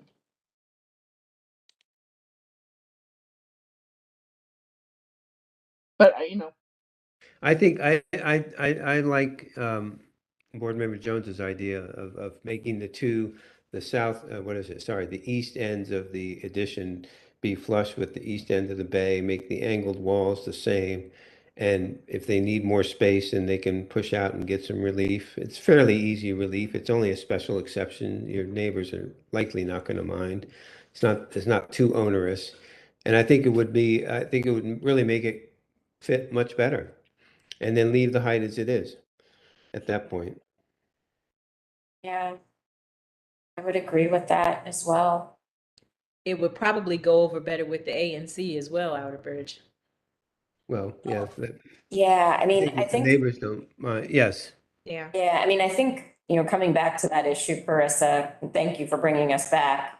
What I would say is, rather than deciding on this now, let the applicant work with the architect to address some of the things that we've asked for. This is all because this would give them time to go back to go to the ANC to present.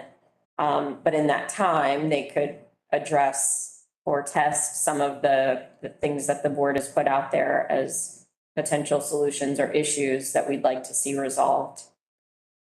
And then come back to us after having met with the ANC. Would just be great to get their input. I guess we should be clear, though, or should we be clear that the proposal as it stands now would not be supported, and we'd be inclined to support the staff report as written now, unless they go and change it somehow, as we've discussed. Staff report does support this with A lower roof. Right, the lower roof. Right. So if they go with So, that, yeah, that's fine. I'd say at minimum, the staff report. Right. I understand. But we're not taking a vote right now. Right. But just so they don't come back and show the ANC this and come back and say the ANC approved this when. Right. When. So just to be clear, there's a supportable approach that achieves what the staff report requests, those conditions, right? Right. There's also the possibility that the applicant could study changing the configuration of the rear addition to align with the 1970s addition. I can't remember the year. That's the 1870 edition, right? Oh, 18. Is that 18? Okay, so the box. 1890. Okay. 1890. Right. So there's that as well. Am I missing anything? I think there were those two. I think that's it. Right. So, but. I'm sorry, I just need to understand. You talked about a two-story addition as another way of being more cohesive. Is that something No, you're recommending we explore? I don't think so. I think the two options that the chair has just outlined. You are welcome to explore whatever you'd like. And if you come up with something that is different than what we've recommended that you think is more compatible and works better for you, you can certainly show it to us, right? We are open to other solutions. We are not here to design for you. So we're just making some recommendations based on things that we think would be supportable, right? So this does not preclude other options. Any other comments from board members? All right. Then thank you. I think first and foremost is to get on the ANC's agenda. I think you said it's next week, but get on their agenda for their next meeting. Thank you. Okay. Thank you. We are ready for our last application for the day. Good afternoon. It's Imania Price. How are you? Hi, Imania. Good afternoon.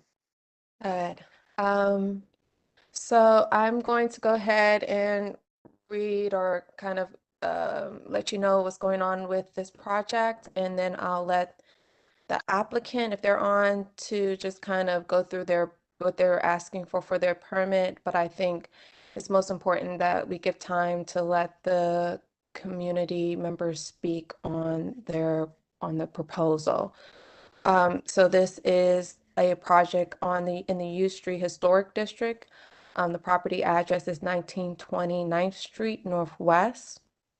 The applicant is seeking a permit review for the installation of a retractable glass canopy over an enclosed deck on the rear of a building in the U Street District. The property was built as one of a row of 6 and has been converted to commercial use, a 2-story. The permit for in 2018, the applicant attained a permit for a summer garden on the rear of an existing second-level deck, and it included included adding a privacy fence onto the deck with a retractable awning, and it was cleared by OP and wasn't referred to the board. This current application seeks to replace that vinyl awning with a more permanent retractable glass canopy roof. So the DC codes have different definitions for decks, summer gardens, and additions. The summer garden is defined as an outdoor private space, while an addition is an extension or increase of the building area. While summer gardens are not subject to zoning review, additions are. The application has a modification to a summer garden, meaning it hasn't been forwarded to the zoning administrator for the permit. But despite that, it has enclosing walls, the addition, the canopy addition will enclose it. This lack of zoning review, together with the noise concerns of a retractable roof and uninsulated wall enclosures surrounding the property, has resulted in neighborhood opposition to the proposal. From a preservation review, the board has given flexibility for rear additions, particularly that are not visible from the street. As an addition of a retractable roof will not change the form or appearance of an enclosed rear deck. HPO is finding the rear addition to be compatible, and that we recommend that HPO clear the permit. However, we are strongly recommending that they follow the DCRA process for getting zoning approval or clearance as well. And so that is general, and I will let the applicant kind of talk with what he's spoken with the ANC about this project and what he's talked with the community, and then the community members can have a chance to speak as well. Okay. Is the applicant ready?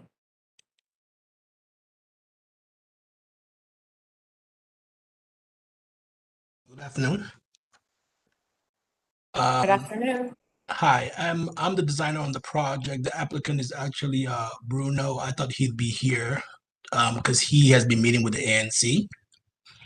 I don't know if he's here. Maybe I'm having audio sound. On the attendees list, but I don't know if maybe he can't speak. Okay.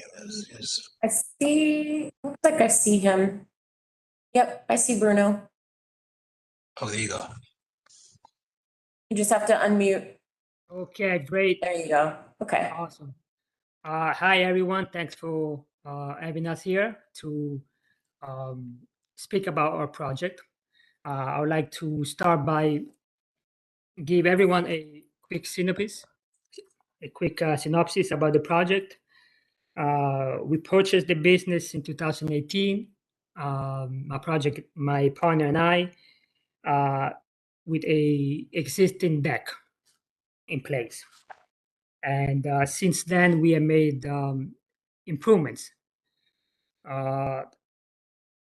We had met with the ANC in August 19 of 2022 to present the project and to share with them that this these new installations of the existing roof is going to improve and mitigate any potential noises that have been experiencing in the past with our neighbors. As Imani have mentioned, we also had installed a privacy wall in the past, again, to minimize, to mitigate and cooperate with our neighborhoods, making sure that the sound and the noise would have been lowered. Recently, to that, I would like to comment that in the winter of 2022, we went on and done additional improvements to the wall, the privacy wall. And I've spoken to our neighbors, and I've shared that information during the ANC hearing to our neighborhoods, and they have acknowledged and confirmed that those improvements insulating the wall have really turned out beneficial and have a very positive impact to the sound mitigations.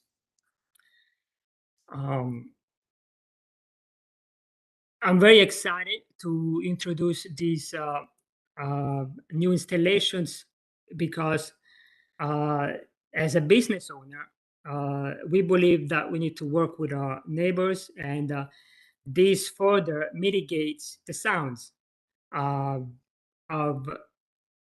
noise coming out of the existing deck.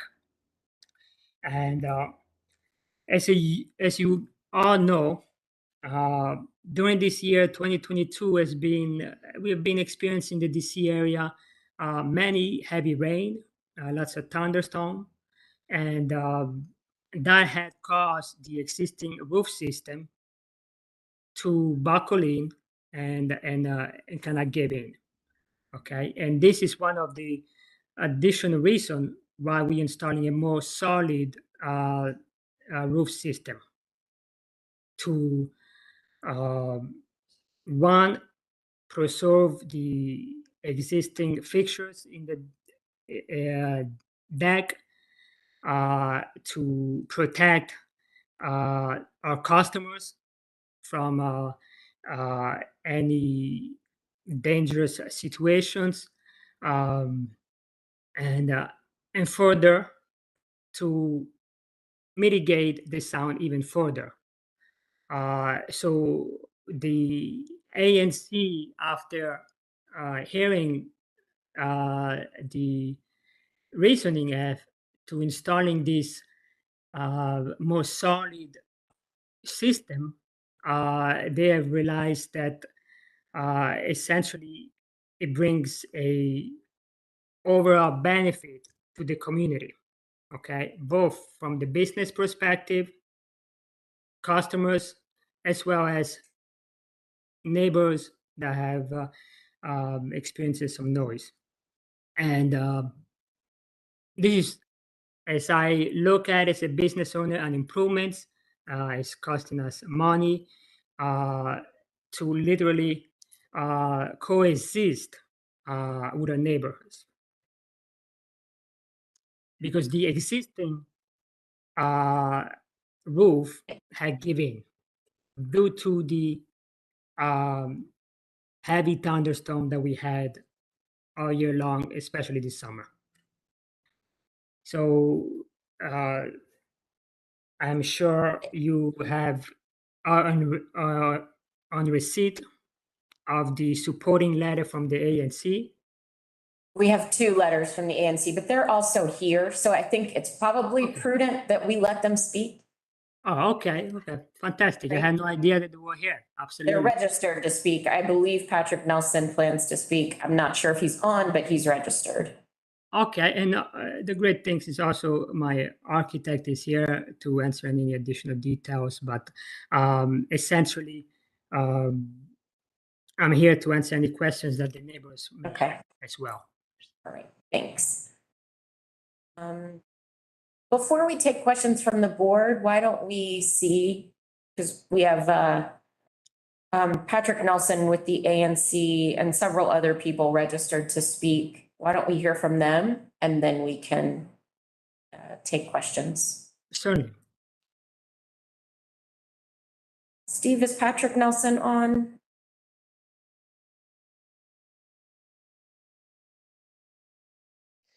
I see him. I'm here. Can you hear me?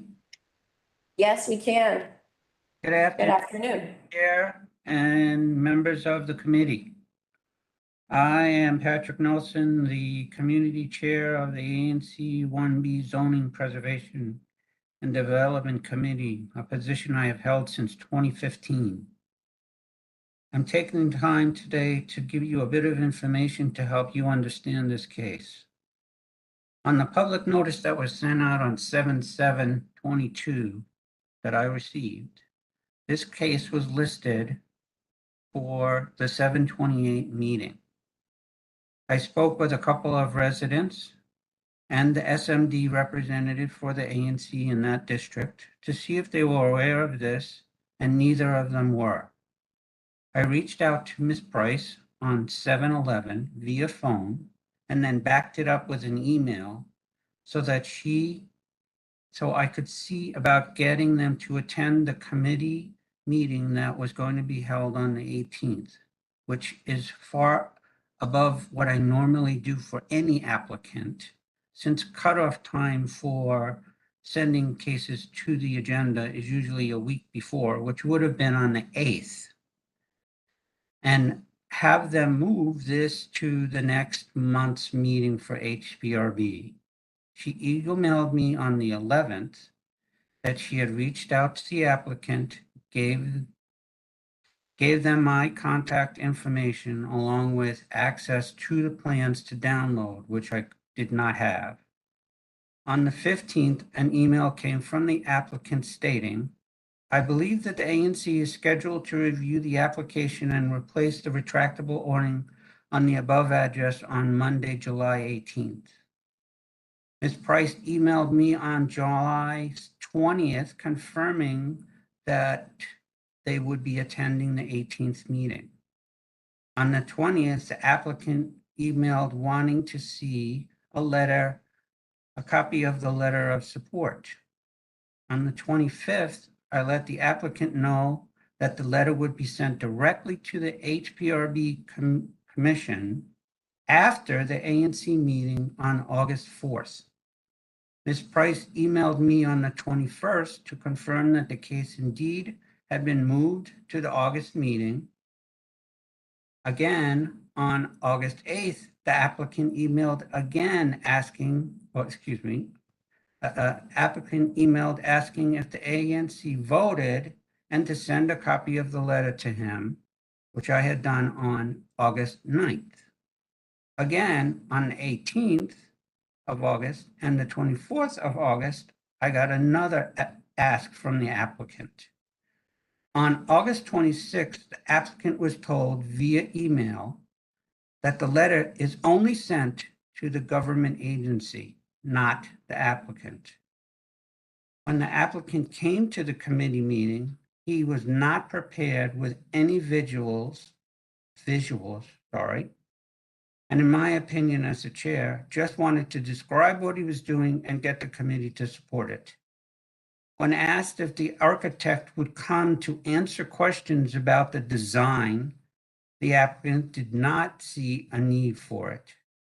There was quite a bit of discussion about the need for the canopy, its construction, its weight, and its safety concerns. Some of these issues related to ABRA and zoning, but tied the questioning need for it to be an opening canopy. There was some resolutions suggested and agreed to as stated in the recommendation that was passed by the ANC and added to the letter sent in. as the committee was aware we had to stick to the request before us that addressed HPRB. There are 2 points I want to make. One, it is quite clear that the applicant assumed he could do this and already had ordered the ordering to be made and delivered. Two, it is quite apparent to me that there seems to be an issue with the applicant thinking that the A&C letter he attained was approval to move forward. On the 18th, on August 16th, they were removing the old roof, and when he was asked, he said he had done it, he had gotten it approved through historic already. They then claimed that Ms. Price told them to go ahead with the project, which I confirmed with her on a phone call that I had, which she confirmed in an email that they were told not to do anything without a permit, which they did not have, and that they would be fined. Subsequently, on August 17th, a stop work order was placed on the project, noting non-approval by HPO. I would hope that the board takes into consideration these points when you make your decision about how this project progresses from the submission of the application through today. And final comment is, as chair of this committee, I do not think the committee nor the A&C would have recommended moving support knowing what we know now. I thank you for your time. Thank you, Commissioner. That context is all extremely helpful. I would like to add some comments. This is not your time to do so. We have more people to hear from, and then we'll come back to you for comments once we hear from all community testimony. So the next person I have is Sudha Kalapudi, I think. Yes, hi everyone. Am I off mute? You're on. You have 3 minutes to make your statement. Great, thank you. I think my letter was just added to the drive a few minutes ago. I think there was some confusion about it, but it should be in there now. Really appreciate the committee's time today to hear some of the neighbors' perspectives on this project. I am a longtime DC resident. I've been living in the city for 15 years. I love the city. I moved to Shaw in 2020, mostly I think because the street, 9.5 Street, has a lot of charm and history to it. And I actually live directly behind Mirrors, and there's a picture in my letter of my view of Mirrors from my second floor. I'll start by saying I absolutely want Mirrors to do well, and I've said that to Bruno too. I know the pandemic's been hard on bars and restaurants. We want to support the local businesses, but I think we as a community also want just a little bit more peace inside of our own homes. The concerns that we have with this project are, one, just unbearable noise when the roof deck is open, to a point where our houses are physically shaking on some nights. And it has been better the past year or so because, not year, but the past several months or so, because I think the existing roof has been broken, so they haven't been able to open it. So I will say it has been quieter, but I'm not sure if that's because of the insulation that Bruno was referring to earlier, or because the roof has just been closed. So one, I think the noise is definitely a concern. I absolutely acknowledge that I chose to move right into the heart of Shaw, and that this is definitely a bustling neighborhood. So I definitely expected noise when I moved into this particular house. But I think the levels that are coming out of Mirrors are just above and beyond any normal ranges. And then two, I think there is also light pollution when the roof is open, a lot of strobe lights that are coming into our houses. So it's really hard for us to use our back patios or balconies, just because like it's like blinding white, purple lights. So those two things I think are of concern with how this project is proposed. I understand that technically what they're asking for is within historic guidelines and maybe possibly DCRA zoning guidelines as well. I'm not sure. I just think that given the unique, I guess, density of this particular street and how close all of our houses are to the bar, it requires maybe a different kind of a lens when assessing it. Just because something falls within the bounds of regulations doesn't necessarily mean it's the right project to pursue. I think when we're living this close, when residents are living this close to a commercial space, there have to be compromises on both sides. So I think my ask of Mirrors and Bruno and your team is please just talk to us when you're thinking about doing projects. We didn't know about this, similar to how Patrick was saying, until we heard about it after the fact. It's just kind of common courtesy, I think, to let neighbors know when you're so close together that certain things are being pursued, especially when it will have an impact on them. Your time is up. If you could bring your statement to a close and address the board.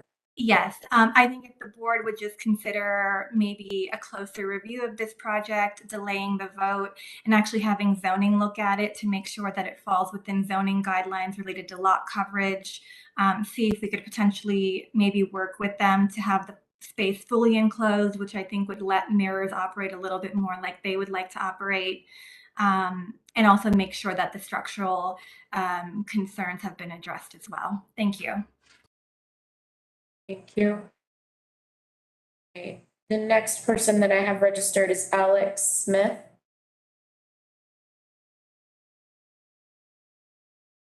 I am also a resident of 9.5 Street and submitted a letter.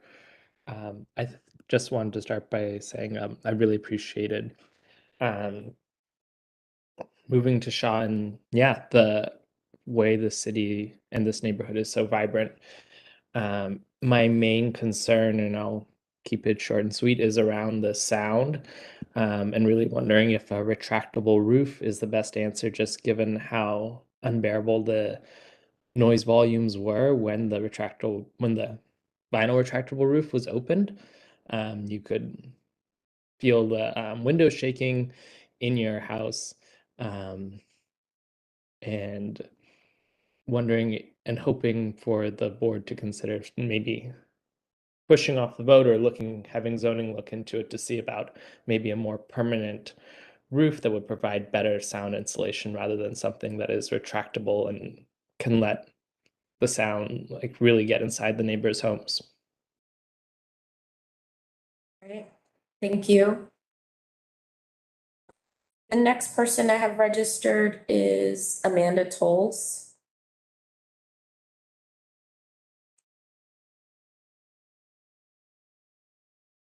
We have her letter. Good afternoon. Can you hear me? Sorry about that. Yes, we can. Yes. Thank you. Thank you so much for your time. And I'll keep this short as well. I think Suda did a great job addressing the concerns. I'm also a neighbor on the 9.5 Street side. And our request, I think collectively, is to respectfully ask that you do delay your vote until a zoning review from DCRA has been conducted. We really want to ensure that Mirror is in compliance with all applicable regulations, including those pertaining to lot occupancy ratio and conducting a noise or a sound study.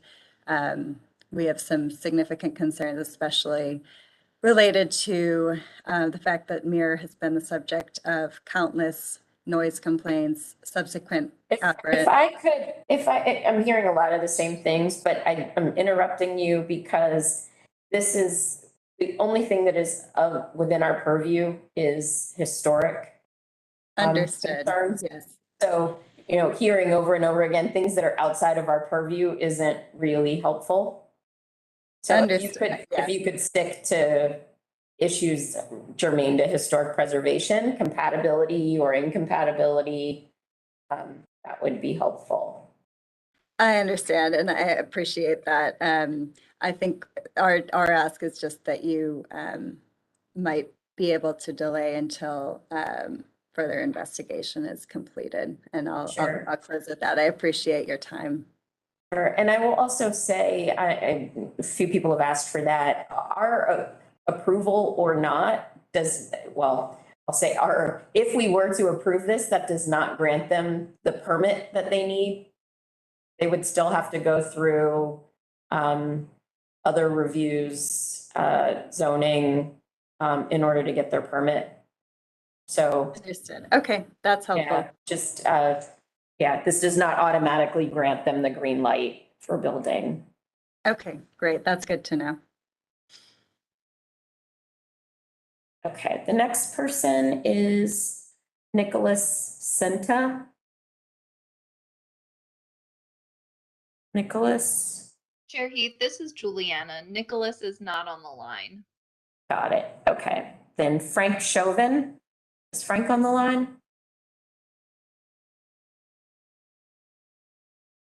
Yes, can you hear me? Yes, we can. Oh, yes. Good afternoon. I appreciate the time you've taken to take resident feedback. Understanding the confines of your duty to apply the historical standards, my speech repeated, or my testimony repeated everything the folks previously said, so I won't detail that.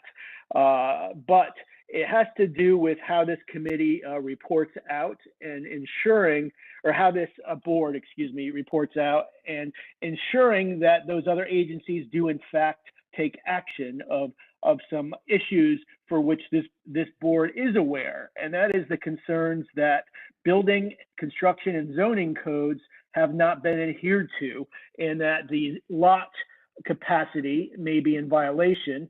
And so what basically it all comes down to this. I serve also as a volunteer on ANC 1B's Zoning Preservation and Development Committee, and wanted to convey that I'm pleading with this board to take any action possible when reporting out your results, that there are additional issues that must be addressed and redressed to save the community and the residential RF1 zone that is both behind this project and south of this project in 2 sets of row homes.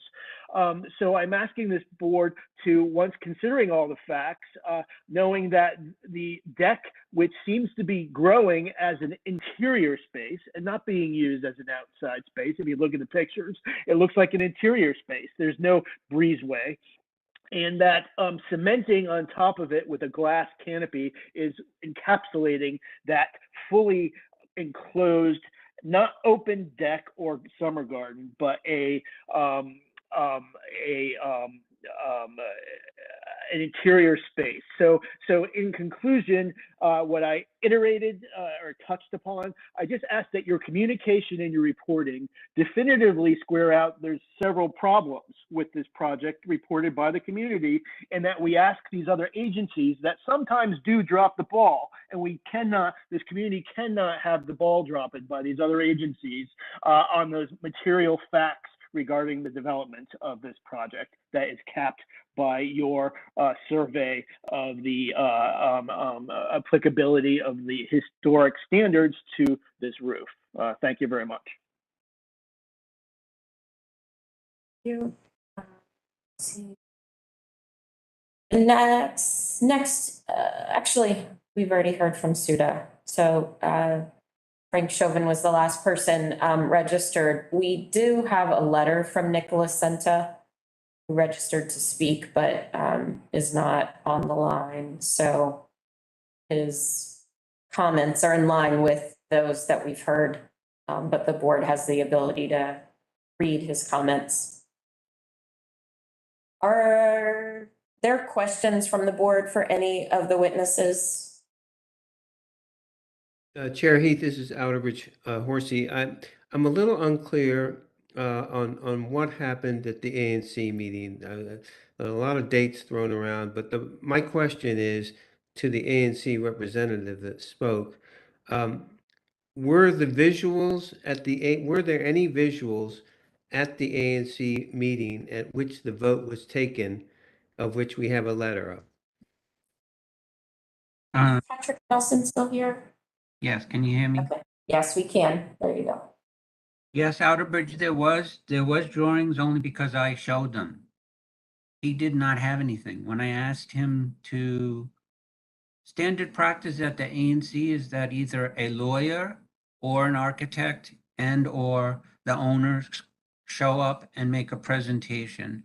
They are supposed to send in to me whatever information they have gathered to garner the ANC's support of their project, i.e. Yeah, letter.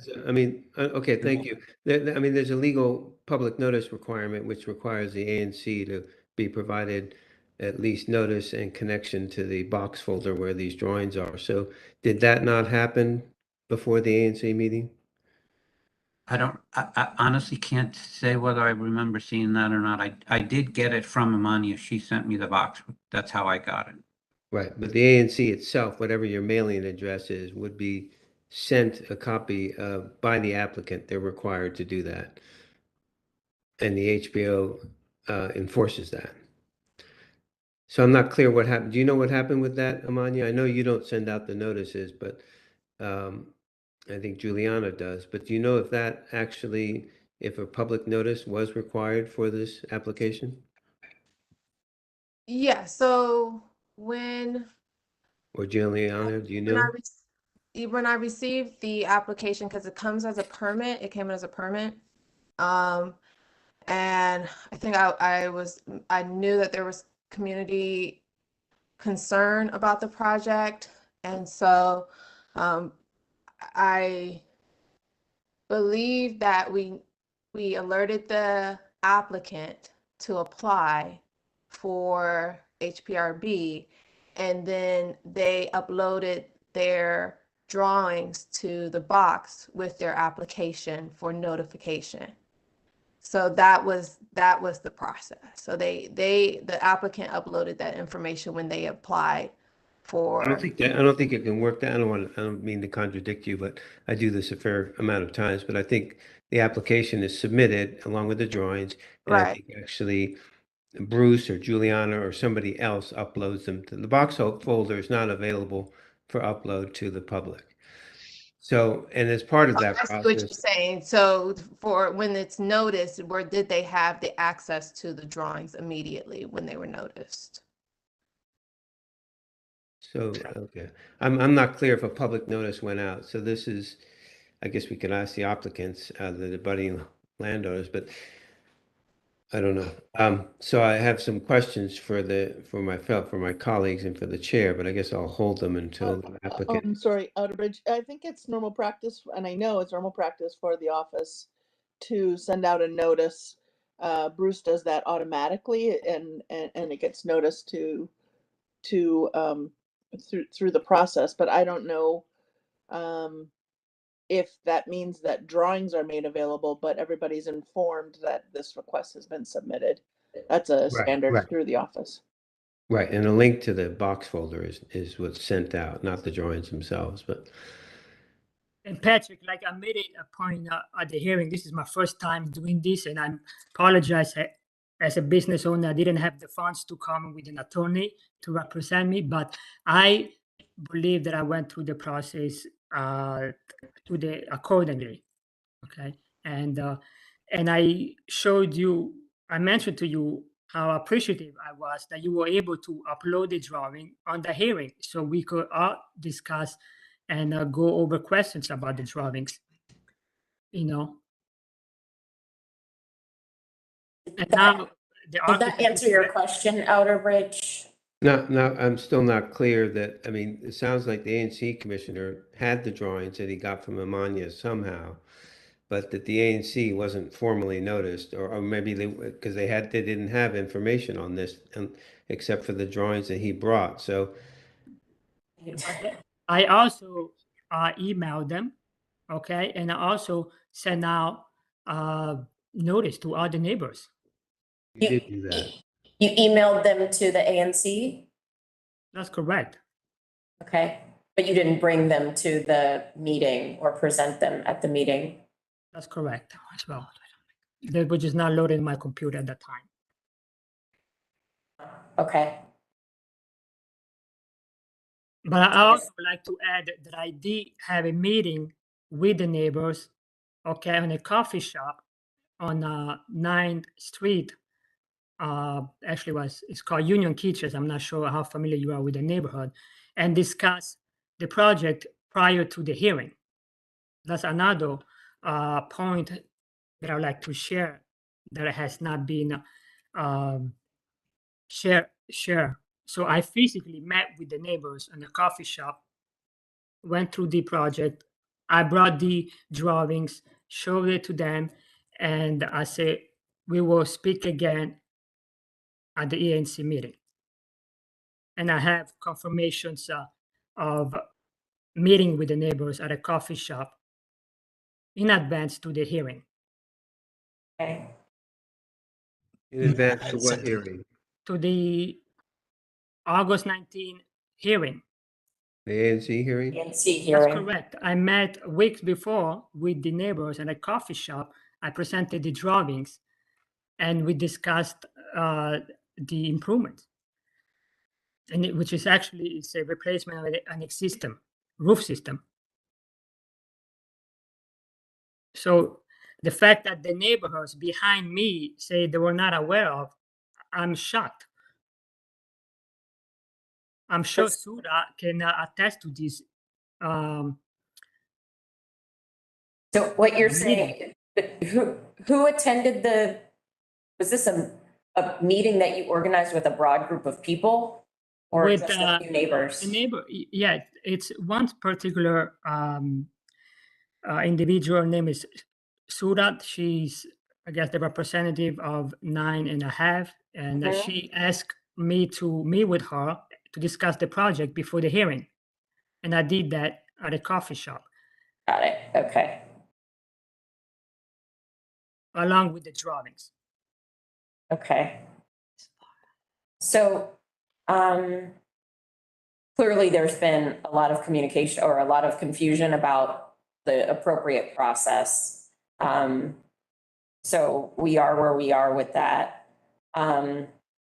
The other issue here is whether or not this proposal is compatible or not. And so the board has to deal with that. Right. And you've started constructing this. Yes, enclosure. Monique, and that's the comment that I wanted to add to quickly share with you. Because of the heavy thunderstorm that happened in early August, between August, that roof system caved in, it let all the water in. I went to DCRA, to the permitting office, and asked, what can I do? I have submitted an application to replace the existing roof. It is under review. I did meet with the ANC and the neighbors. I have done some meeting with them. They are in support. So they have suggested, I also have it via email, the permitting manager, her name is Nicole Roger, on August 12th, she emailed me and say, Mr. Kasu, we have something DCRA under the code of 105.4.6 regarding emergency work, permit for emergency work. I would have never started constructions unless that system had kicked in, unless I have received that alternative solutions from the permitting manager at DCRA regarding the emergency work. I was never even aware that there was such a thing. But she mentioned that in order to protect the fixtures and the business, here is the code. If you follow the steps in which you, within the 2 days, you submit an application, you meet the code. Unfortunately, when the inspector came, he never knocked the door, and I was not able to share with the inspector that this is a situation in which we are trying as a business owner to preserve the fixtures, to also, working in this, even though the pandemic, most people think is finished, it's still having a dramatic impact to the business by sales. So we're on the brink of really in a hardship. Okay, so now we also had the environmental issue, the heavy rain, the thunderstorm, to literally put additional hardship to the business. And I inquired physically through DCR permitting, and I was given that alternative solutions. And I shared that information to the reviewer at Historic. I forward the email that I received directly from the DCRA manager, permitting manager, say, this is the situations. Our existing system gave in. They're suggesting that we do emergency work. Everything's on the system. I've met with the ANC. They are in support for many reasons. And then Ben and I talk about the historic aspect. Okay, so that's what I want to share as well, because I don't want to be painted as a villain here. I'm just trying to protect the business. I went through the DCRA permitting, and that's what I was advised. And I can point out again that emergency code that DCRA has, it's 105.4.6 for emergency work.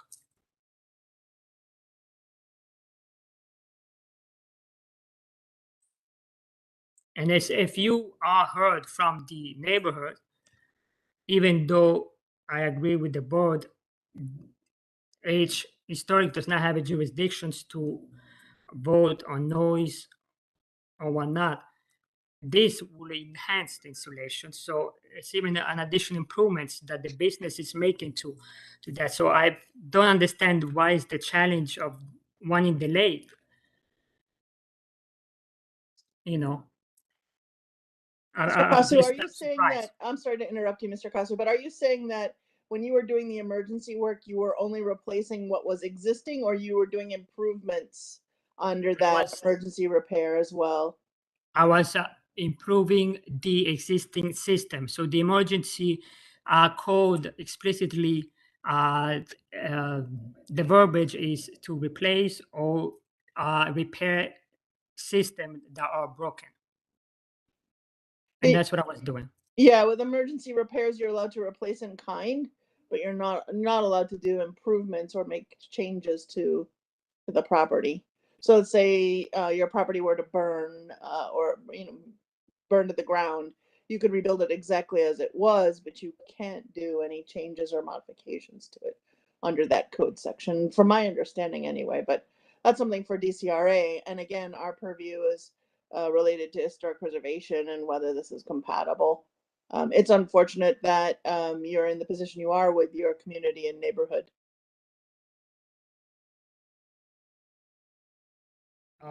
Ben, do you have any comments that you want to add?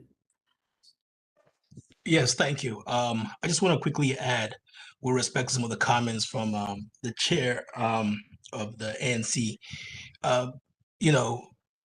We all due respect, and we completely appreciate the concerns of members of the community. Bruno is also a member of that community. And I just want to speak up for his concerns and his fears. He's trying to save a business. Please do not misunderstand his desperation as total disregard for the process or for anybody on this board. We have been following instructions as best as we can understand them, both from the website of the Historic Preservation Board and from emails and communications we've had with the board. If he was a little overzealous in sending emails or requesting for letters, it was only in an effort to accelerate a process that we've been engaged in for a long time to do things properly. Now, You know, what he has in place is a retractable canopy, except it's vinyl. And he learned the hard way that it cannot hold up to snow or rain or some of the elements we've been having recently. So he has opted to replace it with another retractable canopy, except it's glass, something that is a little bit more durable. So we assume that that is equal to replacement in kind. He did ask advice before he proceeded, and I did advise him that the only way he can proceed is if it's emergency repair, and it seems like this is emergency repair. Please go down to DCRA and make sure, and that's what he did. He went down there and talked to somebody, and after that, he felt comfortable proceeding, trying to save the business. With every delay, and we have just had to really be patient. You know, the damage is really it's hard to explain how much he's losing, because right now, as he says, business is low, and one of the most popular things that's actually keeping that business alive is the summer garden. You know, so I just want the board to take that into consideration. And to add to that comment, U Do Street we has have, excuse me, Mr. hundreds. Kasu, do we have photos of what this roof was before it was damaged?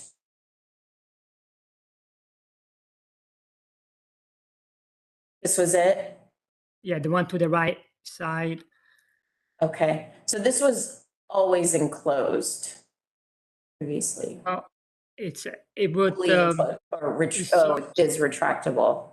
It's a canopy that's it retracts, you know, again, for the elements, you know, when there's water, you know, if there is people on the summer garden, they will get wet and it's raining, you know, there's snow. That is the purpose of that system. But essentially, even now with the COVID, and let's face it, it's no longer in the past, that's the norm. People want to have circulations, air circulations. Sure. Okay? I would have never purchased a business in that regards. There's hundreds of decks in the entire vicinity, okay, next to on a business, and I'm doing my best, okay. Understood. If I could, Amania, I have a question for you, just trying to understand where we need to go with this.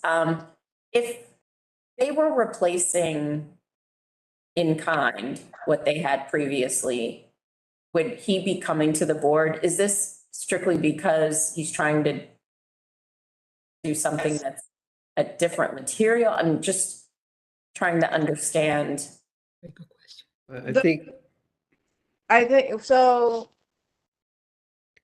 but he's not putting it back in the, sorry, but I mean, if you look at the drawing, he's building this new structure on top of the Understood. sloped wall.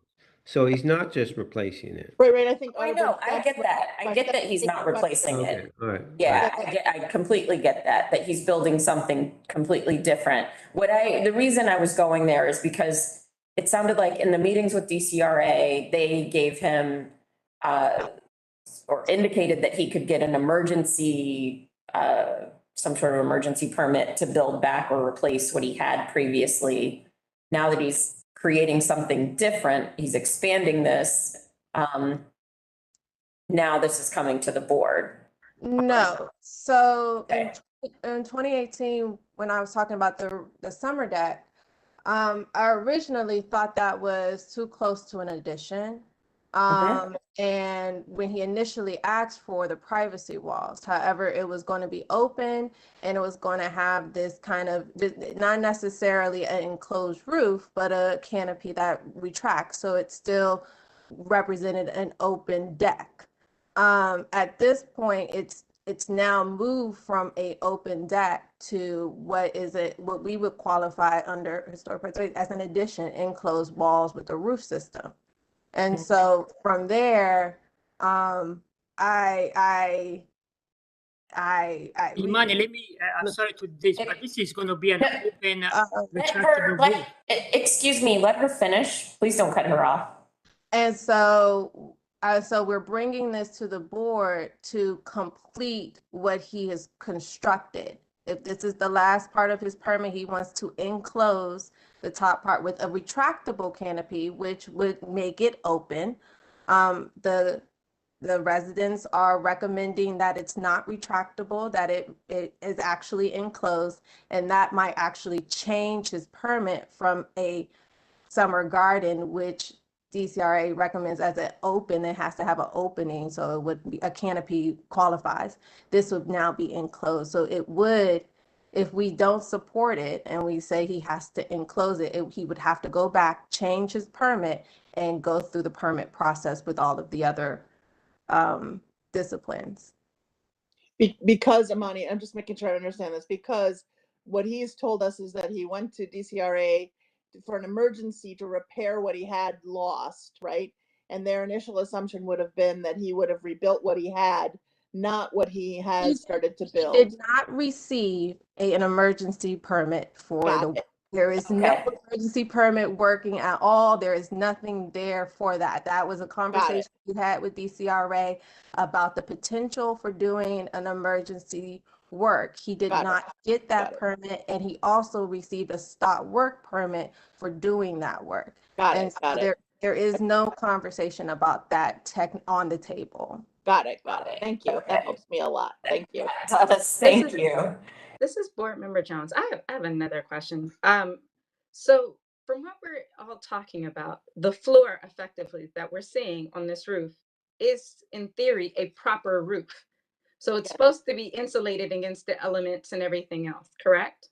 Should be with a retractable roof, yes.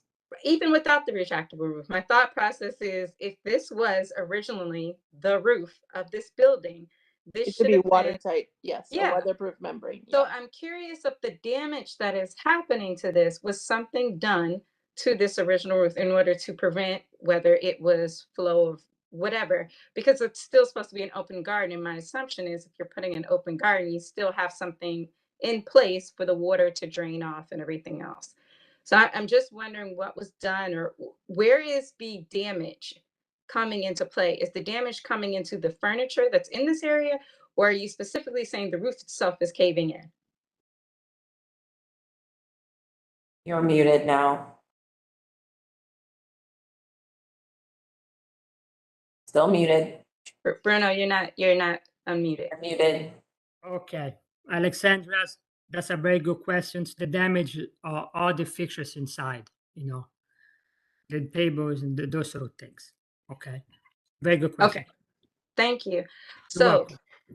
based on that, what I'm hearing is that it's more of, I guess, personal property damage because it's exposed to the elements versus structural damage, which also brings about a different conversation and things that we have to consider when clarify what it was. Property was being damaged, not so much the roof and the level below it. Because I want to make sure we didn't have a whole different issue with the actual building itself having damage, because then that makes it a little bit more of a struggle for you. That's all. Can I ask that we look at the drawings and have the architect explain what the project is? Because it looks like there's a structure involved that doesn't exist now. And then there are going to be fixed glass panels around the vertical components of the structure and then retractable ones on the roof. Is that right? The architect responsible. Are you here? But I can answer that question. Sure, that's fine. Yes, the solid window will be the vertical, and the top one will be retractable. So this is a new project. This is not what you had before. It's similar, but it's Right. new. Right. Okay. So I think we need to review it and somehow move on. I mean, I'm a little concerned about Amania, the summer garden thing. I looked up the zoning definitions and I don't see it in there. Is it something? Where does that come from? It's from ABBA, actually.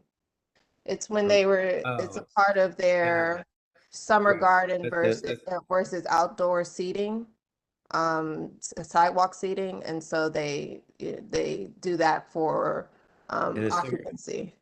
Got it. And a summer garden can be elevated off of the ground? It could be elevated off the ground, but it's open.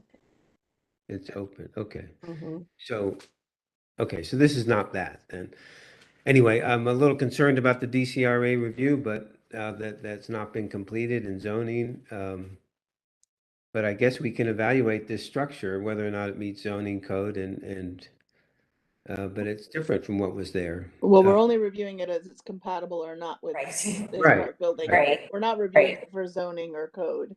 Right, I think exactly. you're saying that that will happen separately. Yes, So- exactly. Right, that will happen, right. But And yeah, the we do stair, the need to stair is already there. Is that evaluate this on correct? its merits. And the stairs are already there? Yes. Okay, all right. Yeah, the existing deck was there for over 10 years, where the previous business owner operated that deck for business. Okay. So the only thing that's new here are the structural members, the framing that we see above the walls. That's correct. Just And to the make it glass. more solid. And Okay. are you open to just making it fixed on the roof and not operable? That was gonna be my next question. I mean, it's a And little not- bit and outside not- our purview, but I'll go ahead and ask it. Unfortunately, what makes the U-Street corridor very desired, and it will kill the business that you have at deck. There's next to my, across the street next to me, Nelly has a deck, DC9 has a deck, Cortez has a deck, similar to what I have. And they also have this glass retractable roof that are getting installed because it provides more solid structure. So as a business owner, then I will lose a lot of business and it will not make any financial sense to even continue. Well, Especially now with this COVID, that people want the Again, circulation. sir, business sense and your business work, with due respect, that people need to have businesses and be successful, but we're here to talk about compatibility within the historic district and Right. this addition to a historic building. Right. Understand. So that's the information that we need from you. Okay, great. So, however, it seems to me the concerns that are being raised are not historic concerns, and it seems to me like the board is being asked to find historic reason to uphold those concerns. Well, I'm having trouble figuring out how this thing was determined to be compatible in the first place. Right. That was somebody else. I guess, I don't know, that was the HPO. It was not the board apparently. But this box to me doesn't seem very compatible, but I Well, guess it was superb.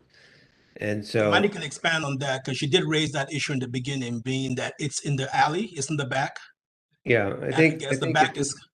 I understand. I think unless we ask you a question at this point, I think, are we in deliberations at this point? We could be, we've heard from all of the public testimony, A and C, so we can shift to deliberation if we don't have further questions. I don't think so. I don't. So yeah, go ahead with your comments, Outerbridge. Well, as I said, I don't know how this was determined to be compatible in the first place, but I will say I have not been to the site. I haven't seen it. It's the visibility is pretty low, Amanya, is that right? Yes. There's no So, visibility. it's difficult if what's there was found to be compatible. It's difficult for me to find what's being proposed to be incompatible. As much as I would prefer not to be there or to be closed, it's not in our purview. So I guess I'm inclined to agree with the staff report. Horsey, could you elaborate on what you find incompatible about either the box or it? Well, normally rear additions have windows, they have doors, they have some architecture. This is just a big cardboard box that I don't know what's on either side of it, and I apologize for not getting to the site this time, but so I can't believe the building that it backs up to doesn't have windows and be more architectural or historic or something. This is just a box, so it's with no articulation. I would say Outerbridge, if it helps you, I was there. I tried to get back into the between areas there, and it's difficult to get back in there. And it's sort of a ramshackle, I don't mean that's not a very good technical term, but there's like a little bit of everything back in there of additions, Right. varieties of different things. So it's not like it's a pristine public alley at all. True. It's like, you know, Good. backs of restaurants butting up, and so it's not, you know, it's not the pretty side of anything that's butting up in that area. And so it's more of like a utilidor, you know, and there is an open lot. I can't remember what street that's on 9.5 Street, where you can kind of walk in and look at the back of this site. But it's certainly, it's just, you know, it's an open lot where somebody could buy it and build on it. So it's not like it's public alley. There's no curb cut there. And so there's no alley, drivable alley behind all these buildings at all. It's just rear yards abutting rear yards in a pretty So urban where area of do the you, city. And the where, sides where, of this addition are not, well, it looks like there may be a dog leg condition next to it, but otherwise don't really, there's not much visibility of those sides. Right, right. Yeah, so you're just seeing the back. Okay. so where do you come out, Gretchen? I think it's, I don't see any, you know, I don't see anything that would lead me to think that it's not compatible, but I would also add a caveat that we are not, by making this decision, we're only making the decision related to compatibility for historic fabric. Does not preclude any of the other legal or zoning or communication issues with the ANC. But you know, as it's shown, I don't see that it's incompatible. It's not beautiful the way it is on the outside, but Right. Okay. That's fine. that's what I think. That sounds good to me. Okay. Yeah, I mean, I'm just looking at an aerial view of it right now, and I would agree because of the condition of the rest of the surrounding context. So, then I guess our next step would then be to just say that we support this as compatible.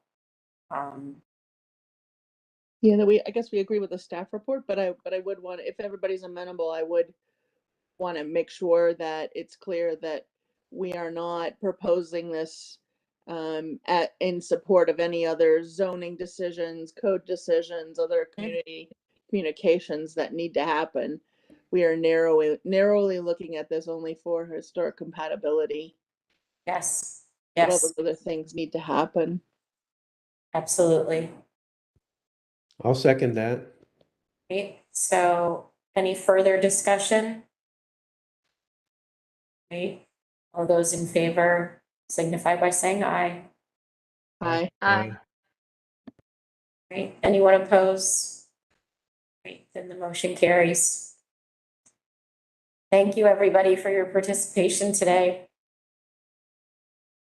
We are adjourned until next Thursday. Thank you very much, board. Enjoy the Thank rest of your you, day. Bye-bye.